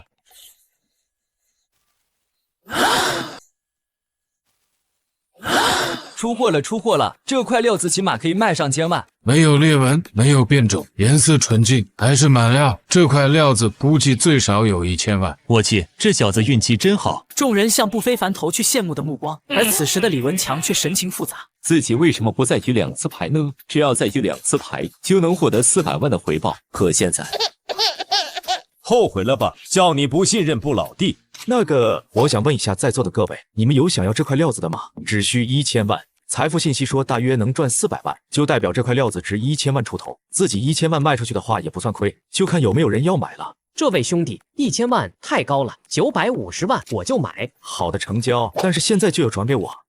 男子没想到不非凡这么爽快，随后就给不非凡转账。虽然这个价格少了一点，但也没亏。我也懒得去把料子拿去加工再卖，那样赚钱太慢了，不如直接卖掉。文强，你不会怪我吧？是你自己不相信我。我也不想啊，可一想到要600多万买个石头，我的手就怎么都抬不起来。这样啊，那你后面就更没有机会了。后面的要么是价格很高，要么是不怎么赚钱。不是吧，不老弟？那我还有赚钱的机会吗？接下来的是3块顶级原石，需一起购买。但各位请放心，这3块都是品相极好的料子，起拍价7000万，每次加价不少于100万。我去，这卖家想钱想疯了吧？3块石头居然要7000万，就这3块破石头，放在路边我都不会看一眼。虽然料子看着非常不错，但那块小的就不太好，很明显是被买家在捆绑销售。是的，但有2块料子已经开了窗，正阳率很均匀，里面只要有1块是满料，就直接回本了。很快台下就有人开始喊价，贵是贵了点，但胆小的人永远赚不了大钱。不一会儿，3块石头的价钱就突破了8000万，而且还在不断的上涨。8600万，8700万，9000万，9100万。到了这个价位，喊价的人明显少了很多，毕竟快一个小目标的价格，不是所有人都能承受的。9100万一次，9100万两。是时候出手了。根据财富信息显示，这3块料子每一个都是好货，而且有1块能出帝王绿，至少能让我赚2个亿。9300万。这不是刚刚跟自己竞价那个人吗？果然不是冤家不聚头，但这次又只能说对不起了。9400万。这个男人已经抢过我1次货了，这次居然还来9500万，9600万，1个亿。1个亿的小目标，你这小子拿什么跟我抢？1亿1000万，1亿1000万！我的天，这3块原石居然出到了1亿1000万！年轻人，我看你根本不懂赌石吧？没错，怎么了？我给你句忠告，你不要以为运气好开了个兵种，就认为赌石很容易。你看前面有人开出过好货吗？所以这3块原石，我劝你最好别碰。谢谢你的提醒，但我一直都相信我的运气。如果你不出价的话，这3块石头我就收下了。好，你有种，我倒要看看你能开出什么东西。1亿1000万，恭喜这位先生。好了，现场切开吧。很快，解石师傅抱起最大的那块原石，在不非凡的示意下，开始了解石。我去，满料，真的是满料！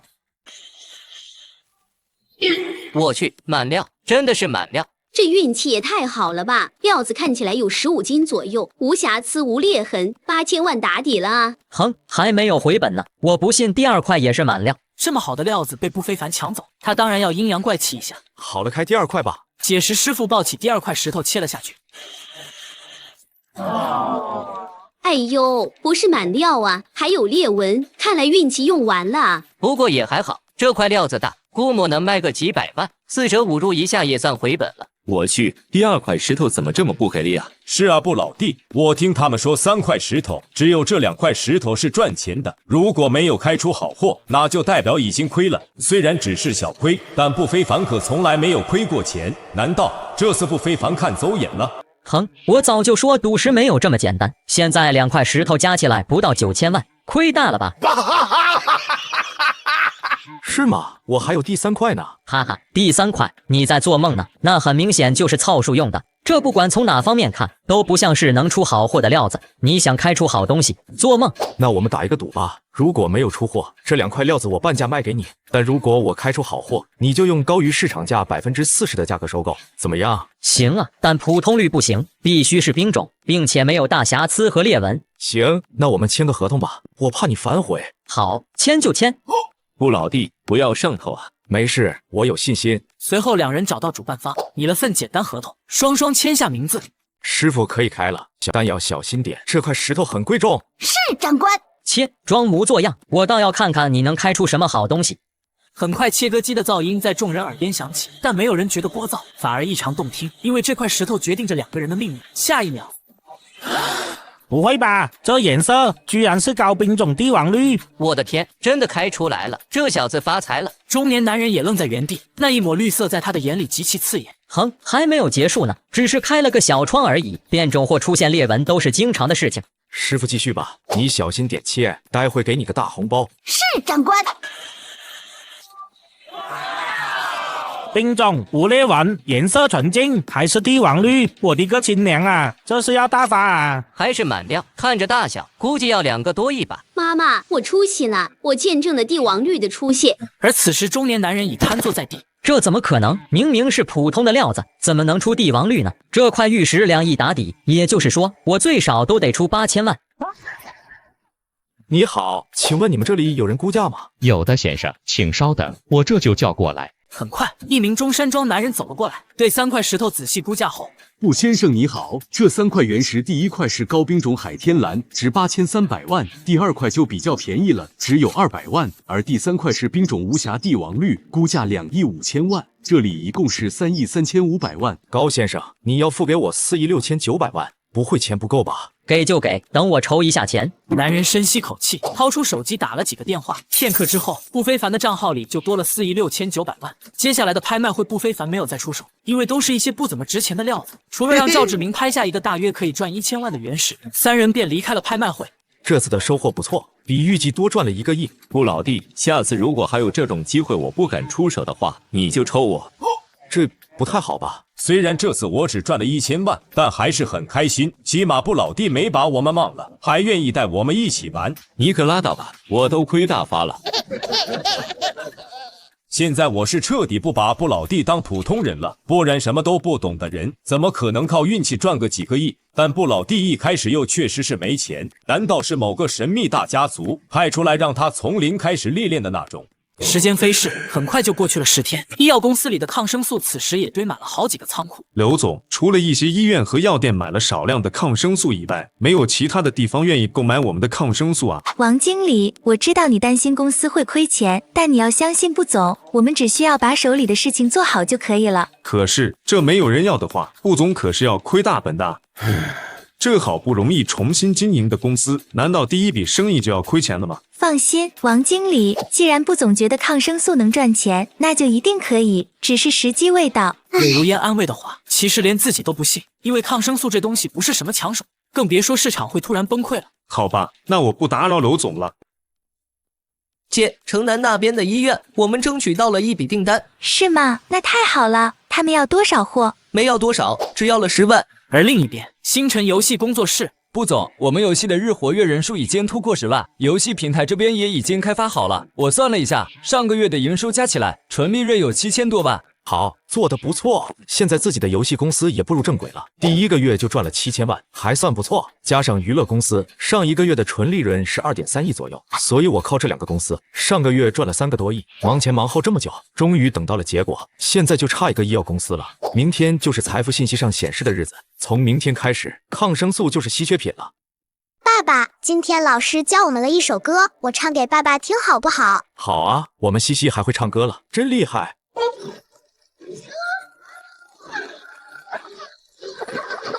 这不是李可儿的歌吗？怎么火到幼儿园里去了？爸爸，我唱的好不好听？好听，我们的西西有当歌手的天赋。这首歌是个漂亮姐姐唱的，老师今天给我们看了好多她的视频，都好好看。原来西西的老师是李可儿的粉丝啊，那西西喜不喜欢这位漂亮姐姐啊？喜欢，我们班里的小朋友都喜欢。那你想不想见到漂亮姐姐呢？想，爸爸能让我见到吗？当然可以。耶，爸爸好厉害！你们说的是李可儿吗？是的，你也知道她吗？最近她很火，公司里好多人讨论。妈妈，爸爸说漂亮姐姐会来见我。你不会是要花钱请明星吧？西西还小，你不用这么惯着她的。当然不是，你忘了我有一家娱乐公司吗？对哦，是公司里有人认识李可儿吗？是的，我们公司的人都认识李可儿。什么意思？意思是李可儿是我公司的艺人。李可儿是你的艺人？妈妈，艺人是什么意思？意思是那个漂亮姐姐在你爸爸下面干活。哇，爸爸好厉害！我什么时候可以见到漂亮姐姐？爸爸跟漂亮姐姐说一下，让她抽空来见西西好不好？好的，爸爸。李可儿真是你公司的艺人吗？我骗你干嘛？你要是不信的话，你也可以见见她。这倒不用，我又不追星。不过你能让亮亮见一面吗？为什么？亮亮好像挺喜欢李可儿的，我看他的手机壁纸就是李可儿，让他俩见一面，说不定能缓和你俩的关系。这样啊，没问题，到时候我给柳光亮单独安排个粉丝见面会，保准满意。次日，星辰娱乐公司不非凡办公室。老板，我来了，有什么需要服务的吗？请注意你的言辞，我有孩子，已经结过婚了。啊，原来老板是有妇之夫啊，我还以为你没结婚呢，没想到孩子都有了。是的，所以以后不要开这些玩笑了。你最近除了演唱会，还有别的事情吗？除了王姐让我每天拍一条感谢粉丝的视频，好像暂时没有其他事情了。OK， 那待会下班后你跟我出去吃饭。啊，老板，你不是有妇之夫吗？想带我去干嘛？我恋爱都还没有谈过呢。老板，你不能下毒手啊！想什么呢？我的女儿和小舅子是你的粉丝，所以今晚带你去跟他们吃饭见一面。这样啊，我还以为老板想干嘛呢。很快到了下班时间，李可儿坐在车里，眼睛直勾勾看着不非凡。老板，我可以相信你吗？放心，我对你不感兴趣，我老婆比你漂亮。啊，晚上老板娘也要一起吗？3个人一起的话，是不是不太好？闭嘴！再说我拿胶带给你粘上。什么？原来老板喜欢玩这种，那你下手轻一点哦。我交代呢，你真当我不敢了是吧？啊，老板不要，我错了。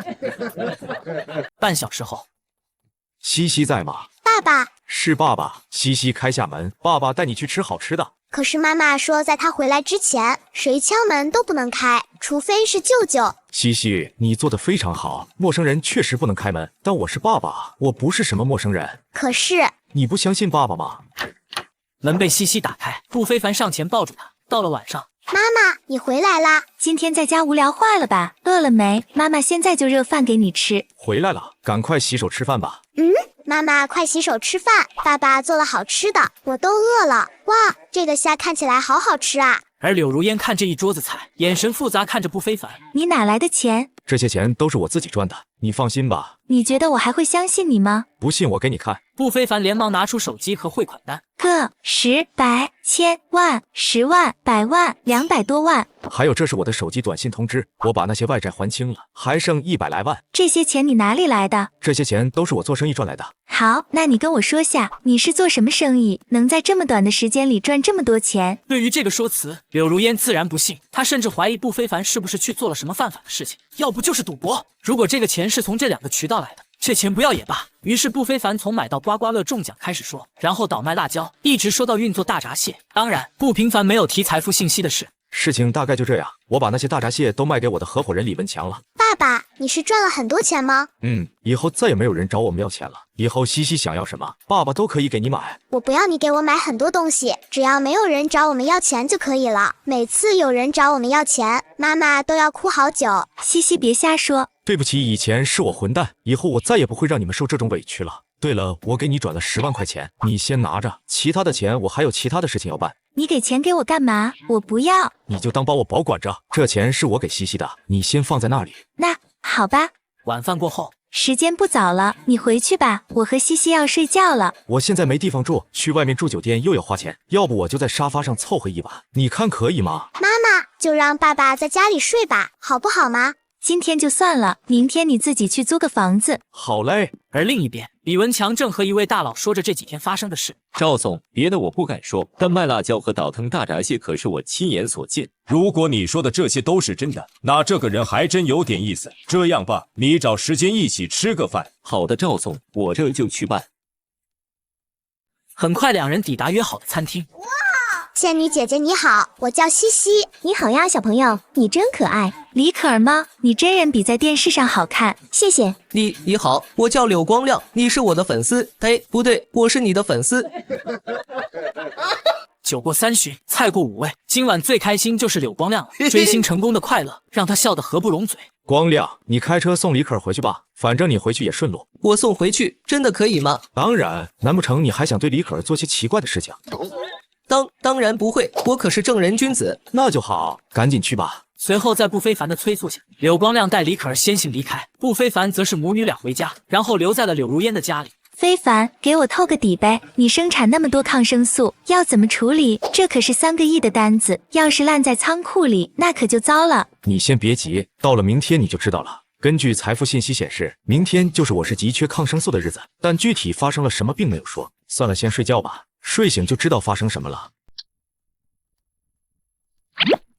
地震，是地震！不非凡猛然起身，冲出房间去找柳如烟和西西。好了，我们现在安全了。非凡，刚刚是地震了吗？是的，你手机带出来了吗？我给爸妈打个电话。没有，被震醒后我就抱着西西跑出来了。那你在这等我一下，我去借个手机。随后，不非凡跟邻居借了手机，打电话给自己父母和弟弟妹妹确认没事后，又把手机递给柳如烟，打给岳父岳母，但却没有人接，这让柳如烟的脸色略显苍白。没事的，如烟，他们可能只是手机忘拿了。柳如烟又给柳光亮打去电话，这小子倒是接了，确认人没事。就在刚刚，龙腾省西山市爆发7.4级地震，造成的伤亡正在调查中。为了避免余震爆发，请广大市民到广阔的地方避难。西山市，这不就在我们隔壁吗？怪不得震感这么强烈。众人在广场上一直待到天亮，在确认不会再发生地震后，这才纷纷朝自己家走去。我们也回去吧。不，老弟，可算找到你了。我有特别重要的事情，跟我去一趟市政府吧。是抗生素的事情吗？是的，不，老弟。如烟，我出去一趟，你回家后再给父母打电话，别担心，他们肯定没事的。我知道，你快去吧。能和我说说具体情况吗？赵志明的哥哥在政府里很有背景，肯定知道一些普通人不知道的信息。很糟糕，具体伤亡信息到现在还没统计出来，保守估计有10万。10万？是的，因为地震刚好发生在市区附近，导致大量物资被掩埋，其他的药品还好，但是抗生素完全不够。正好我记得你说过你的医药公司在生产抗生素，我就向我哥提了一下，他让我赶紧来接你，想商量物资的事情。但你放心，这边会一个合适的价钱给你们的。我明白了。来到政府会议室，这里已经聚集了不少人。不，老弟，你在这等一下，待会其他的药商到齐了，就会有人过来跟你们商谈。赵志明有事先行离开，而不非凡刚找了个位子坐下，就有人上前搭话：“兄弟你好，请问你们公司主要生产什么药？抗生素？怎么了？抗生素，兄弟，那你这波是要赚大发啊？什么意思？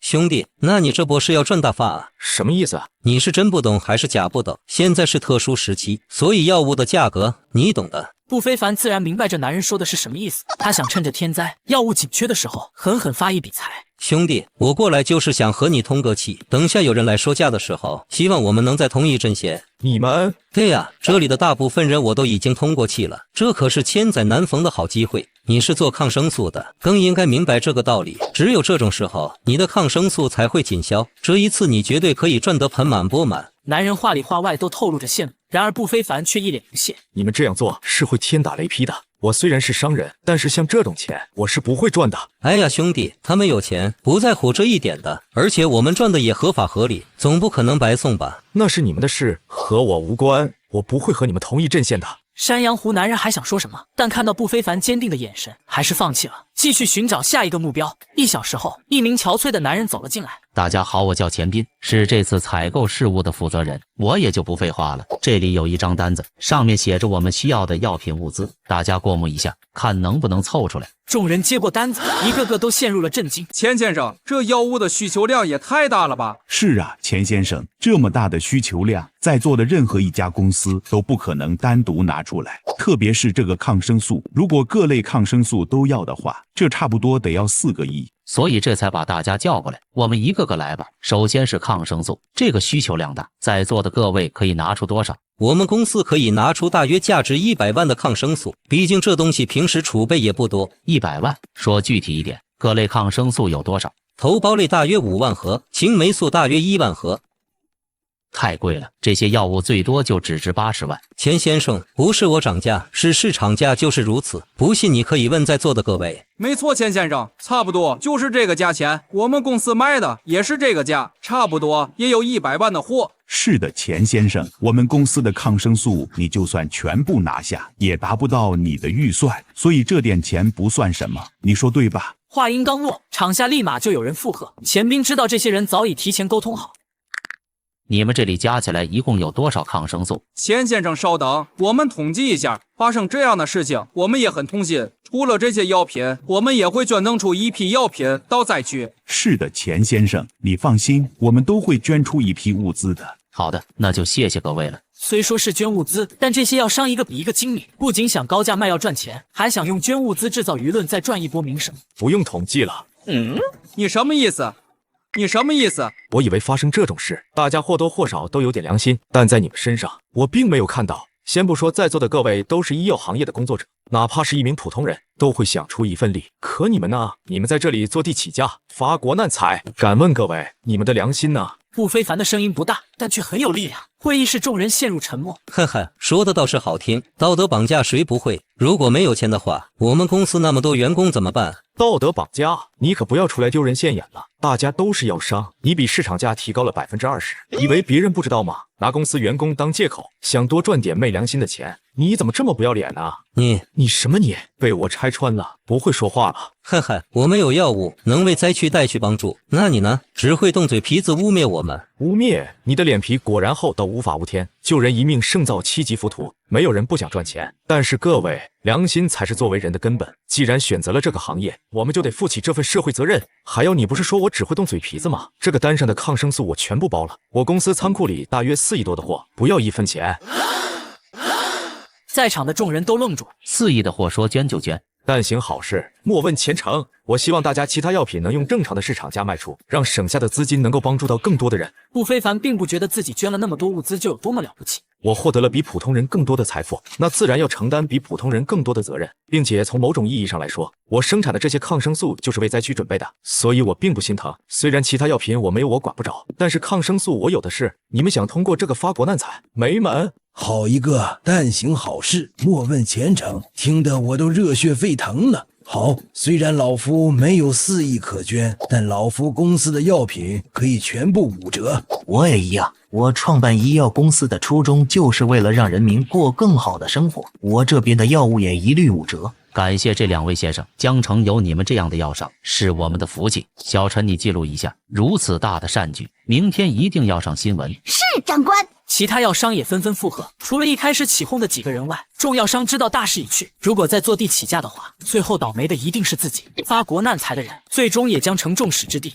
布先生，感谢你对灾区的付出，我替灾区人民谢谢你。不用谢，这些是我应该做的。如果没有什么事的话，那我就先走了。稍等，你做了这么大的贡献，我们得有所表示，给你颁个杰出青年企业家怎么样？真不用，除我之外，不是还有人帮忙吗？比如你后面2位。他们吗？他们并不需要。什么意思？他俩是我暗中安排的卧底，是帮助我压价的，根本不是什么药商。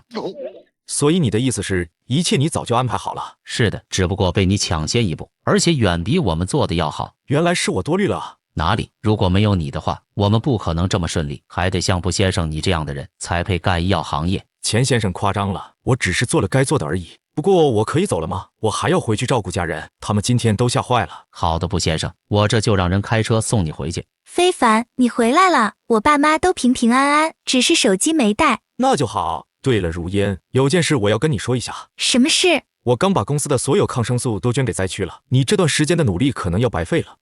没关系，我支持你的一切决定，我只是担心你的资金问题。资金的问题你不用担心，一切尽在掌握。那就好。次日清晨，不非凡来到医药公司。顾总您来了，还有7车左右，物资就全部装完了。好的，辛苦了，一定不能出错，这是关乎千万人生命的东西。好的，顾总。你放心，这些物资我会看着的。待会我跟车去灾区。什么？你要去灾区？对，物资到了那边得有人对接，其他人去我不放心。你姐你爸妈同意了嘛你就去，虽然地震过去了，但并不代表危险已经解除。这是我自己的事情，不用你管。我昨天看新闻看得心里难受，我必须做点什么才行。行吧，那你注意安全，但是你还是要和家人说一声。知道了。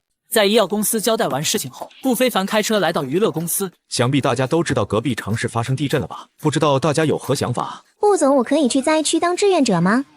我的姑奶奶啊，你可是目前公司唯一的摇钱树，你不能出一点意外啊！虽然有风险，但同时也是机遇。如果运作得当的话，不仅能帮助到灾区，还能提高李可儿的口碑。但灾区志愿者不是这么好当的。顾非凡思考片刻，李可儿，你确定吗？是的，老板，我想尽自己的一点的绵薄之力，但我不想宣传，只想默默出一份力。为什么？虽然我的想法有些可笑，但我昨天在社交媒体下看到有人评论说我的歌曲给了他力量，让他有了活下去的希望。那个时候我好像领悟了音乐真正意义，所以我想去灾区，我想尽自己一份力，哪怕是为了喜欢我的粉丝们。会议室陷入了沉默，片刻之后，众人鼓起雷鸣般的掌声。很好，那就这么决定了。我会以公司和李可儿的名义分别捐500万，然后李可儿前往灾区加入志愿者。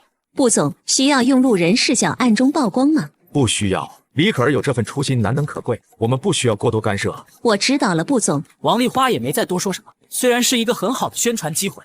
顾总，方案已经整理出来了，我们准备举办一场慈善对抗赛，邀请各大主播和路人王来参加，他们每击杀1人，我们公司就代表他们捐1000，并且这次我们的比赛不盈利，比赛的所有收入都将捐给灾区。好，就按你说的来。我本来是想直接捐钱的，但这样不仅能宣传我们的游戏，还能号召更多的人为灾区捐款，可谓一举两得。最终3家公司无一落下。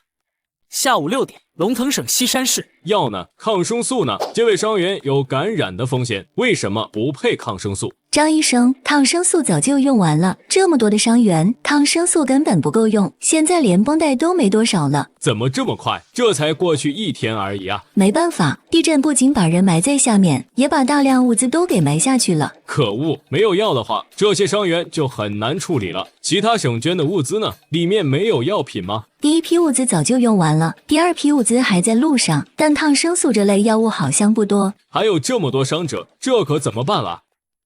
来了，物资来了。有药吗？有，而且特别多，听说是从隔壁市过来的。那太好了，快带我去。柳先生，辛苦你大老远还来到前线，也十分感谢贵公司捐赠的抗生素。没关系，这是我们应该做的。药呢？药在哪？赵医生，这辆车才是，那辆车是生活物资的。哦，好的。话音未落，他便抱起一箱药跑了回去。这位是我们营地新支援过来的医生，今天刚来到这里，是一位非常负责任的医生。好，那我也留在这个营地帮忙。而另一边，老板，我这一去就不知道什么时候能回来了，你可不能把我忘了啊！我靠预知未来的能力得知汽车芯片的价格会暴涨，与江城大佬合作狂砸500万。朋友犹豫要不要进场，可谁曾想几天后翻了6倍的利润，让他肠子都悔青了。顾老弟，这位是赵总赵志明，他可是咱们江城的大领导。你就是不非凡吧？对，是我。既然是文强的朋友，那也就是我的朋友。不，老弟，我听说你做生意很有眼光。哪里都是运气，运气也是实力的一部分。这样，我手上有点闲钱，如果你以后有什么好项目，记得和我说。哈哈，有机会当然可以，就怕我这种小打小闹上不了赵总的台面。听你这么说，你手上还真有什么好项目不成？目前还真有一个，但我势单力薄，不好操作。不知道赵总了解过芯片市场？芯片市场？难道你小子拥有制造芯片的能力？我说的不是电脑和手机那种高端芯片，我说的是汽车芯片。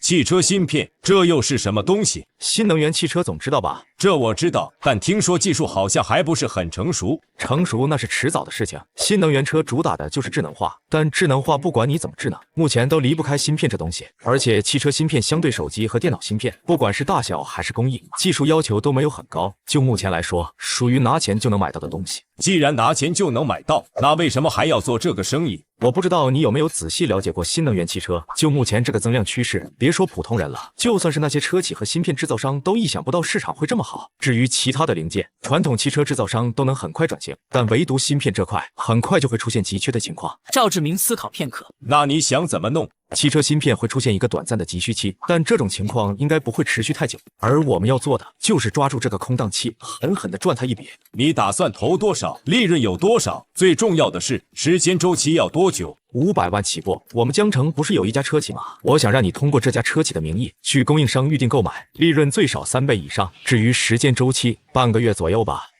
半个月能赚这么多？这种电子产品不是更新迭代很快吗？老板，我这一去就不知道什么时候能回来了，你可不能把我忘了啊！你放心去吧，回来的时候你就不是我们公司的员工了。老板，我错了。好了，不开玩笑了，快去吧。几个小时后，李可儿抵达被分配到的营地。你们就在这个营地，这是昨天来的前辈，跟着他干就可以了。好的，先生，请问我们该做些什么？等我一下，这个床就差一点就拼好了。这个声音怎么感觉有点熟悉？拼好了，李可，小声点，我是秘密来当志愿者的，不想被发现。柳光亮连忙点头，李可儿这才放过了他。好巧啊，没想到你也来当志愿者。是啊，好巧。柳光亮若无其事地打招呼，但其实他内心比谁都激动，自己接下来几天居然可以跟李可儿住在同一个地方。哦耶！同时李可儿也松了口气。一个人来到这么远的地方，我的内心还是有点忐忑，但现在遇到了柳光亮，好像有了那么点安全感。天灾无情，但人有情。最终这次地震在全国人民的关注下，顽强地挺了过去。万物都有裂痕，那是光照进来的地方。你们两个为什么会一起回来？老板，这段时间我刚好和你小舅子一个营地。是的，所以就刚好一起回来了。这么巧，你们该不会发生了什么吧？发生什么？老板，你说什么啊？我们只是朋友。我是去救灾的，又不是变态。哦，真的吗？李可儿，你要清楚，现在你是不能谈恋爱的，一旦被我们发现，你知道后果的。当然，老板，我一心一意只为公司，愿意为公司奉献一切。老板，你居然怀疑我，好伤心。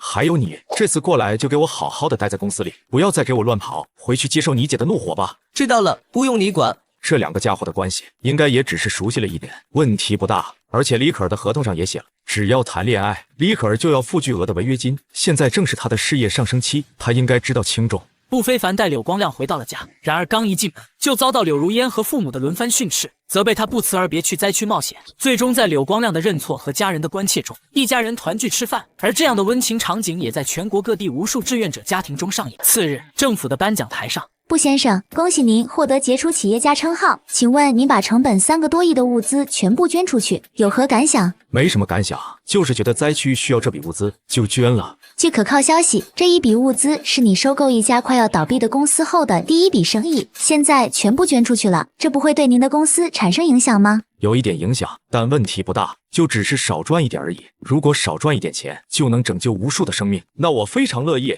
那么步先生，听说您旗下的3家公司全都捐了款，甚至有人拍到您派娱乐公司门下的艺人亲自去当志愿者，请问真的有这样的事情吗？是的，但那是他的个人行为，和我没有关系。你们如果要夸的话，夸他就好了。我去，这老板太有实力了吧！而且李可儿居然是他的艺人，这个老板的格局也太大了，这才叫企业家啊！真是太厉害了，这男人还有多少是我们不知道的？面对眼前记者们的提问，步非凡立刻意识到这是钱兵特意安排的，目的就是为他造势宣传。但在众人的一阵阵吹捧中，步非凡也始终保持低调，深藏功与名。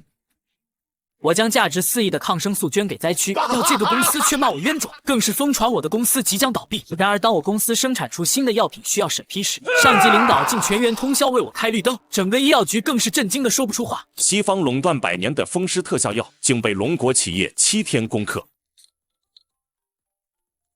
喂，如烟，怎么了？药物研发那边有进展了，曹志说想见你。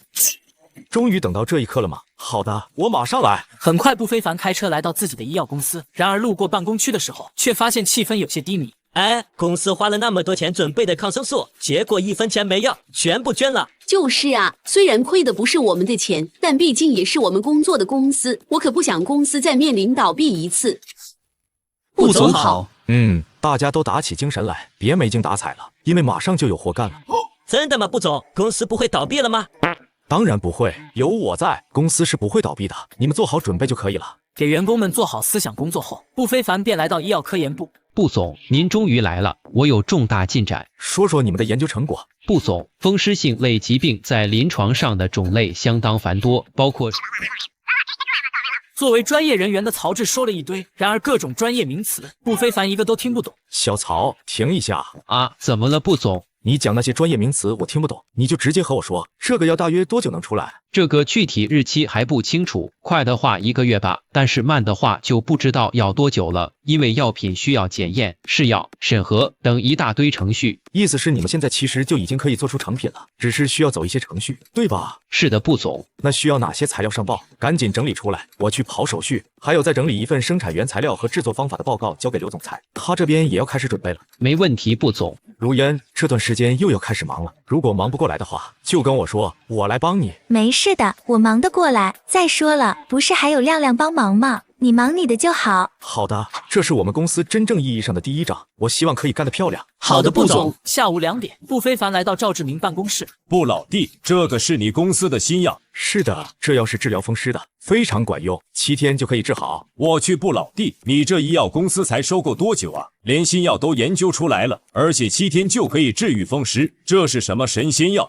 赵志明自己也有风湿，虽然不是很严重，但这种类型的病是非常的难根治的。他自己也吃药了很久，但除了有点缓解以外，基本作用不大。具体我也不太懂，知道很厉害就行了。我来找你是想让你帮忙走一下流程，让药品快点上市。放心，布老弟，我保证用最快的速度帮你解决。那麻烦你了。傍晚，药品检验部门。陈老，你要下班了，这有个加急的药品，你和你的团队们要不加个班看看？加急？我都这把年纪了，你居然还忍心让我加班？我也不想啊，陈老，是上头送过来的，说是非常的重要，不然我也不会下班的时候来麻烦您。什么重要的事情？这个药品是星辰医药的，就是捐了4亿抗生素的那个公司，帮了上面很大的忙，所以才加急的。要不陈老，你帮帮忙？星辰医药那个公司挺不错的，帮了灾区那么多忙，那我就加班1次吧。太好了，谢谢陈老，那我先去忙其他手续了，其他部门也马上要下班了。好。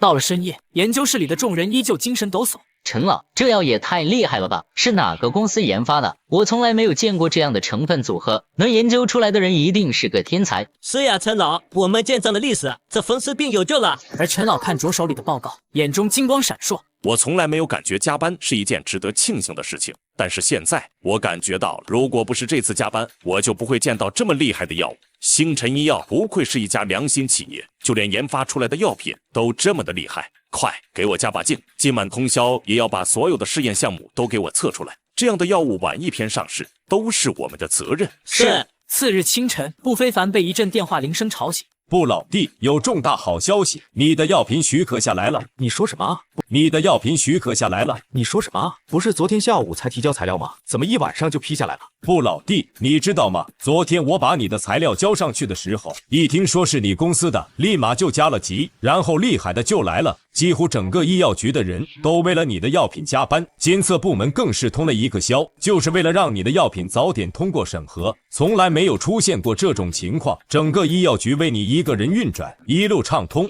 布老弟，你这人缘算是彻底打开了。顾非凡一愣，很显然这是他都没有想到的剧情。自己也就捐了价值4亿物资，按道理也不至于啊，这种待遇也太离谱了。1小时后，顾非凡来到赵志明公司，他拿到一个文件袋，寒暄几句后便先行离开。星辰医药公司柳如烟办公室。非凡，你怎么来了？生产许可下来了，我给你送过来。什么？你没有开玩笑吧？这才过去了1晚上，怎么这么快？没开玩笑，你看，居然是真的。虽然我也很震惊，但确实1晚上就给办下来了。好了，抓紧生产，公司要开始赚钱了，不能这么一直亏下去。好的，我这就安排。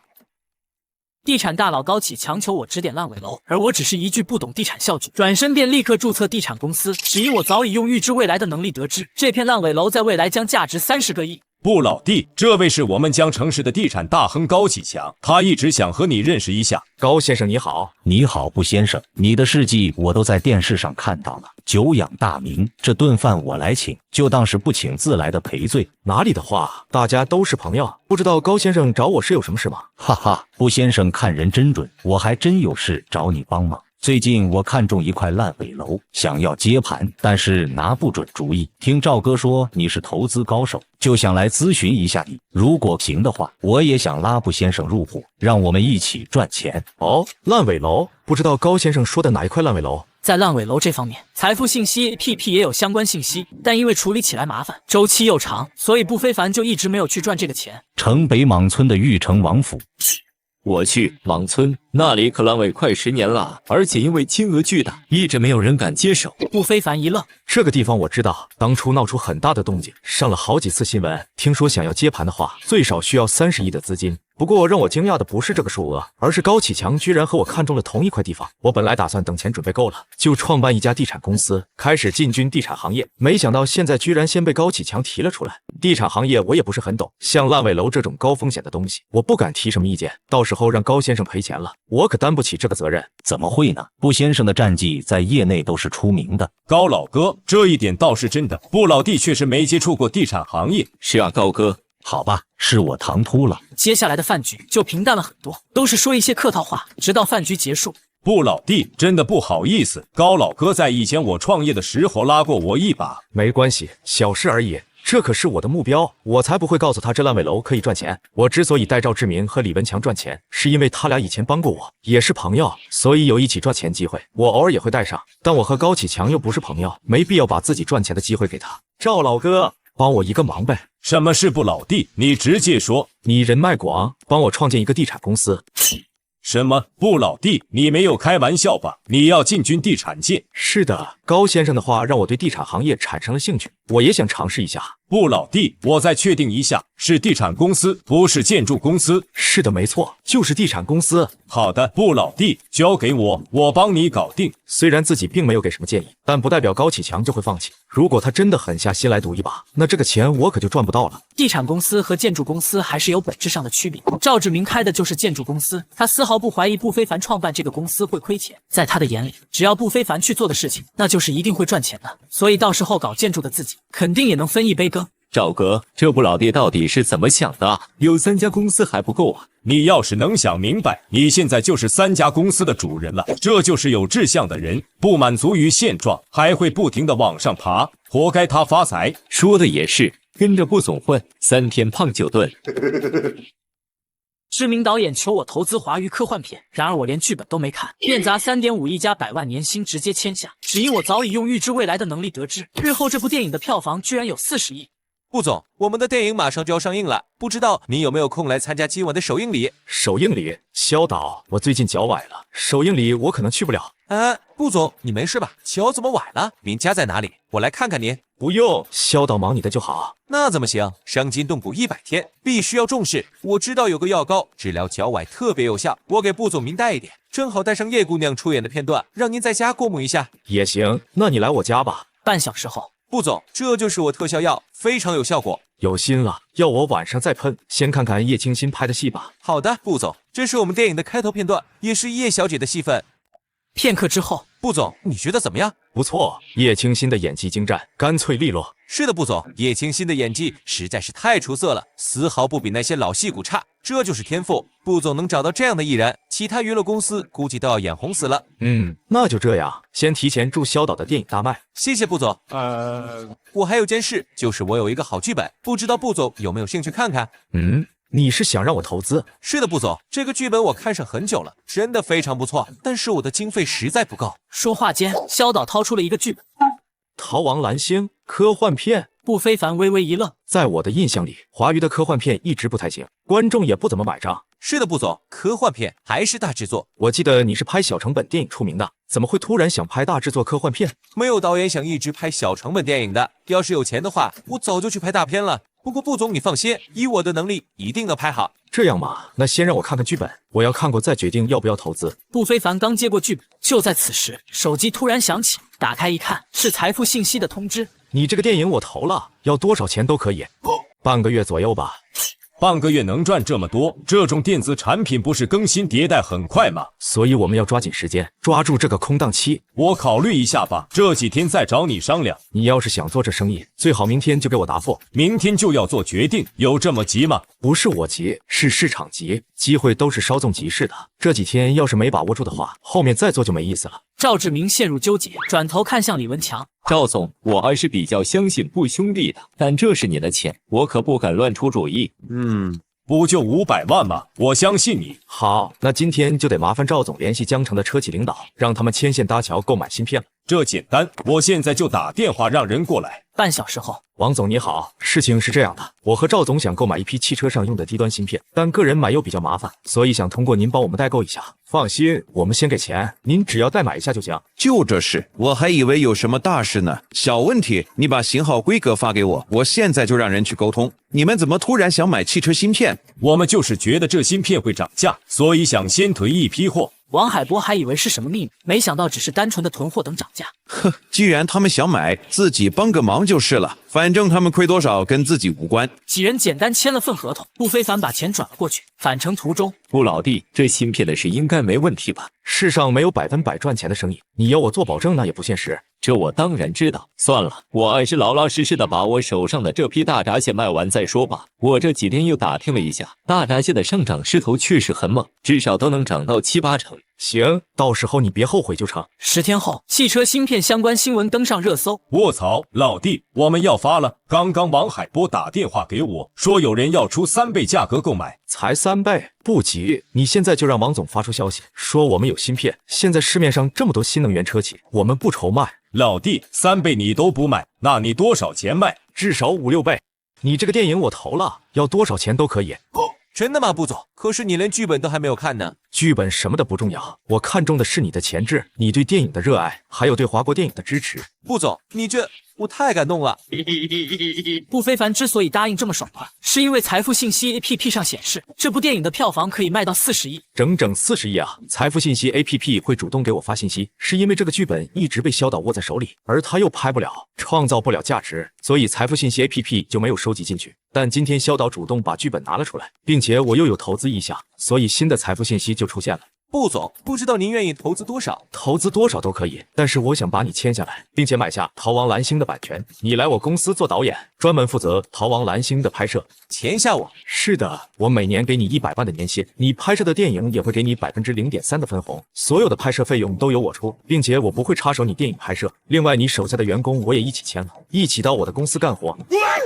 不仅有100万年薪，而且还有0.3%的分红。这待遇也太好了，在我们导演圈是闻所未闻。毕竟在电影拍摄完后，除了口碑，实际收益基本与导演无关，除非自己也是资方。而不非凡的野心远不止于投资，一部电影可以卖到40多亿的票房，说明这个 IP 就已经非常的值钱了。我一定要拿到《逃亡蓝星》的版权。我同意。萧导没有犹豫。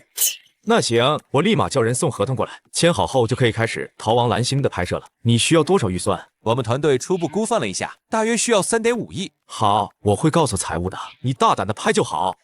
这么爽快就答应了，这可是3.5个亿啊！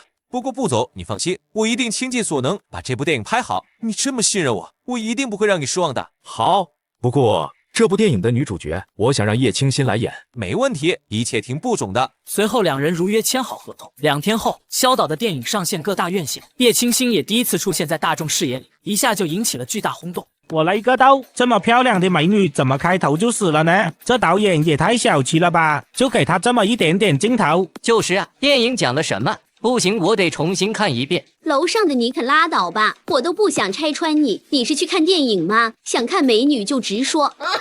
布总，大事不好了，叶清新上热搜了，现在全网都在疯狂讨论她。别那么激动，不就是小火一把吗？以后可要当巨星的。对不起，布总，是我太激动了。要知道，叶清新可是没有做过宣传的，纯粹靠路人的口口相传，就有了这样的热度，这是未来巨星的潜质啊！是我目光短浅了，幸好布总没有按照我的想法来，不然叶清新就错失了这个机会。没事，你的担心也是正常的。马铃薯首富的拍摄还需要多久？这边叶清新的《逃亡蓝星》也要开始了。快了，应该还需要3天左右就能杀青了。行，你继续带好李可儿和叶清新。好的，布总。叶清新也开始走上坡路了，有这2部电影的加持，估计很快就能为公司带来收益。等到《马铃薯首富》上映，资金回笼，我就再也不用像以前那样靠倒腾古董、赌石来维持周转了。毕竟不是天天都有这样的机会，并且因为灾情的原因，有很多钱不好赚，所以这1个月我才赚了7、8个亿，其中娱乐公司和游戏公司贡献了约1个亿，只有医药公司还在亏损。眼下我手上能动用的资金约有12亿，拿出3.5亿投这部电影还是足够的。布总，您来了。不错啊，张老板，宝马都开上了。呀，布总，这车在您的劳斯莱斯面前什么都不算。哈哈，哪里的话，只要自己努力赚的钱，就算开50也不比劳斯莱斯差。好了，回公司吧。片刻之后，星辰游戏会议室。既然大家都到了，那迷途职业联赛会议正式开始。布总，现在一共有16家俱乐部创建了职业战队，每个队伍5个人，一共是80人，刚好满足我们比赛的要求人数。我们分为春夏季赛，冠军奖200万，电竞比赛运营证我们也拿到了。这是不非凡游戏公司的里程碑时刻，职业联赛的举办，代表着他们的游戏进入一个新的阶段。除了可以保持游戏热度之外，也可以构成粉丝效应，从而延长游戏的生命周期，并且还有赞助、周边等物品，可以给公司带来利益。现在只要确定场地就可以了，我们选了好几个场所，可能需要布总您来决定。一个场地，不管是租赁还是购买，肯定都需要装修和重新布置，这都是一笔非常大的开销。张东西自己决定不了。没事，你们自己决定就好，不用担心钱，我相信你们。好的，布总。随后众人又讨论了一会联赛细节，确认没啥大问题后，不非凡便来到妹妹不艳艳的家中。老哥，你最近有联系郑强那个家伙吗？没有，他怎么了？自从上次地震时给布正强打了一个电话，就没有再联系过。不过弟弟一个大男人，也不需要我担心太多。郑强也来深市了，说是公司派过来的，这边有个分公司让他来当头部主播。哦，那看来他混得还不错啊。是还行吧，不过我看过他直播，怎么说呢？他在玩一种很新的东西。什么意思啊？老哥你自己看吧。说话间，不艳艳便拿出手机，点进了郑强的直播间。然而不非凡仅仅看了一眼，整个人却呆住了。只见一个黄袍加身，手持玉护，身旁还有金童玉女的男子坐在中央。我乃玉皇大帝，3界之主宰，天地共生。我们仙界都在穿这款保暖内衣，体感舒服，在天上都不冷了。你们凡间更是如此。我放在1号链接了，各位爱卿快快下单。还有这款足力剑，我的大将杨戬都在穿。当初去抓那泼猴的时候，就是这款，才把那泼猴追得上蹿下跳的。只要穿上这双鞋，你也可以一个筋斗10万8千里。不非凡感觉震耳欲聋，大脑仿佛受到了冲击。我是谁？我在哪？这是人类能想出来的东西。神 TM 玉皇大帝来带货，玉皇大帝同意你 cos 他了吗？前几天我没啥事，就想看看他的直播怎么样了，结果发现他就变成这样了。后面我联系他，才告诉我他来了绅士。不非凡一时间不知说什么好。不过这个小子的直播效果还怪好的，虽然有些炸裂，但直播间的人气居然居高不下，怪不得可以成为这边分公司的头部主播。没2把刷子真的做不到。算了，还是让他自己折腾吧。你也在绅士，有空多照应照应他。好的，老哥。不过听他说他现在也赚了点小钱，过几天还准备要买车。这么炸裂的直播带货，能不赚钱吗？好了，休息吧，明天还有事要忙。好的，老哥。次日，星辰游戏公司会议室。布总，这是我们整理出来的方案。第一个方案是过期游戏曾经建立的大楼，布局和装修都非常符合我们需求，只是价格有一点高，只卖不租。第二个方案可以租赁，但是装修和布局需要改动的非常多。至于第3个方案，虽然价格便宜，布局也不需要过多的改动，但就是面积太小了。果然没有完美无瑕的事情。你觉得我们这款游戏的生命周期可以有多久？就我们目前的热度来看，起码4、5年是没有任何问题的，并且我们是竞技类比赛，说不定会越来越好。那就第1个方案，把它买下来。布总，这您确定吗？对方开的价格有点高。没关系，去谈，只要不是很离谱，就可以拿下。好的，布总。我当然不是因为有钱就冲动行事，我之所以选第1个方案，是因为这个方案最符合条件，可以更快的让比赛进行，并且面积大的话，可以进行多款游戏的比赛，所以多花一点钱我也能接受。布总，那这样的话，我们的开幕式可以提前很多，大约半个月后就可以进行。不知布总想不想作为代表上台剪个彩？不需要，我不是一个高调的人，你上台就好了。是长官。走出会议室，不非凡碰见抱着一堆文件的不艳艳。老哥，你明天就回去了吗？对的，这边事情处理的差不多，也该回去了。你是想嫂子了吧？有那么漂亮的老婆，换成了我也舍不得离开这么久。没错，我就是想啊，怎么了？倒是你还不找男朋友？我才不呢，男朋友什么的，说不定会骗我钱。老哥，难道你忍心我被骗吗？不非凡一愣，感觉自己有被内涵到。行吧，我也不催你，你自己好好挑就行。我也不是那种思想封建的人，结婚可是一辈子的事情，一旦人没有选对，以后的苦日子可是没有尽头的。知道了，老哥。话音刚落，他的手机铃声就响了起来。郑强，这个小子居然会主动给我打电话。接吧，看看他有什么事。老姐，你在老哥的公司当高管对吧？是不是很有钱？也不算很有钱吧，比一般的公司高。怎么了？老姐，我现在急需钱，大约要500万。老姐，我现在急需钱，大约要500万。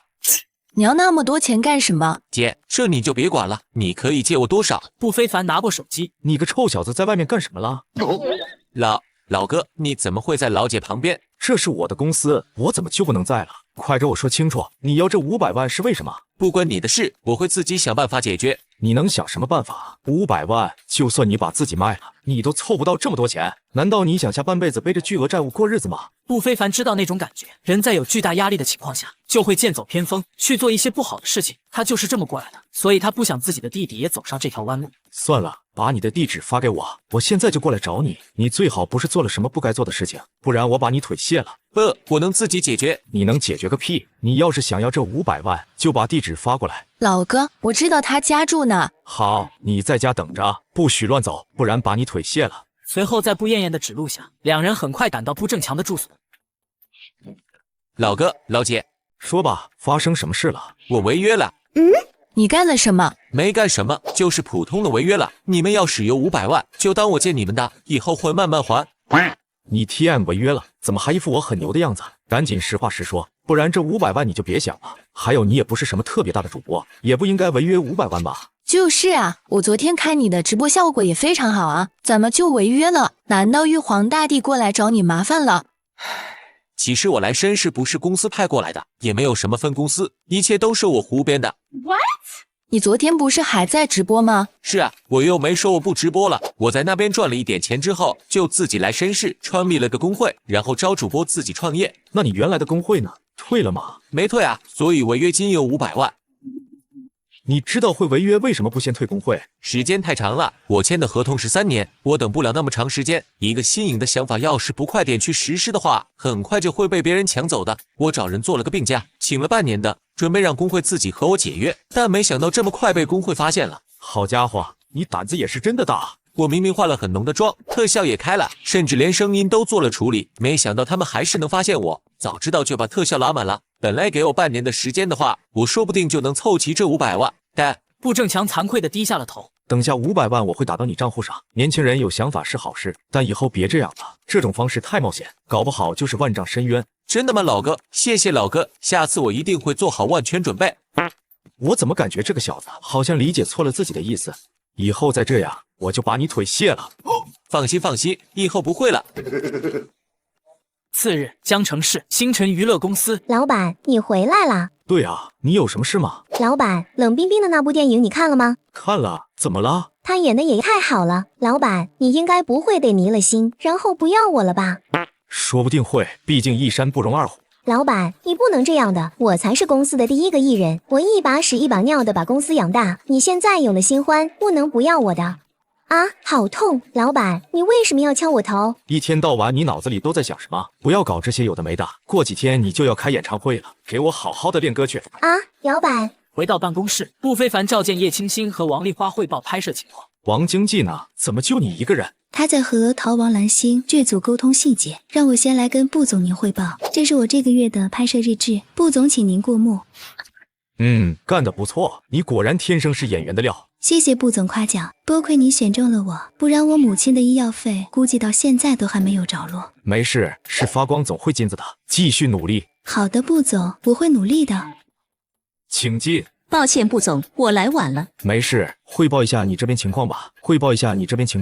马铃薯首富的拍摄非常顺利，现在正在剪辑，5天后就能出样片，大概月底就能公布上映时间。而且有沈腾、叶清新还有您在，目前的宣传热度十分不错。这电影和我有什么关系？步总，还记得那个采访吗？当时您捐了那么多物资，好多网友在评论区说要给您回血支持您，还说哪怕电影不好看，也要捧个场。这样啊，没想到当时的一点心意，居然以这样的方式回到了我这里。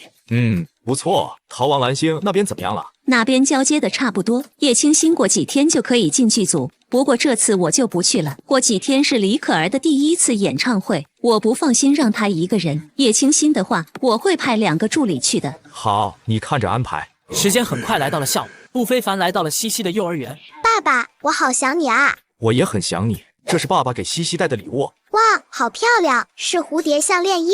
谢谢爸爸。好了，那我们回家吧。回来了吗？快去洗手吃饭。妈妈，你看，爸爸给我买了礼物。项链啊，我们西西戴着真漂亮。说话间，柳如烟看了眼不非凡的双手，发现空空的，有些失落。金色项链，我也有吗？喜欢吗？这是我挑了很久的。喜欢。哦不，一般。一般啊，那好吧，那就不送给你了。别，我说一般，没说不要啊。可是不好看啊，配不上你。虽然一般般，但我勉强也能戴一戴。那不行，我不喜欢勉强别人。喜欢，我很喜欢，一点都不勉强。柳如烟一把抢过项链，脸颊通红，随后转身快步离开。呵，女人轻松拿捏。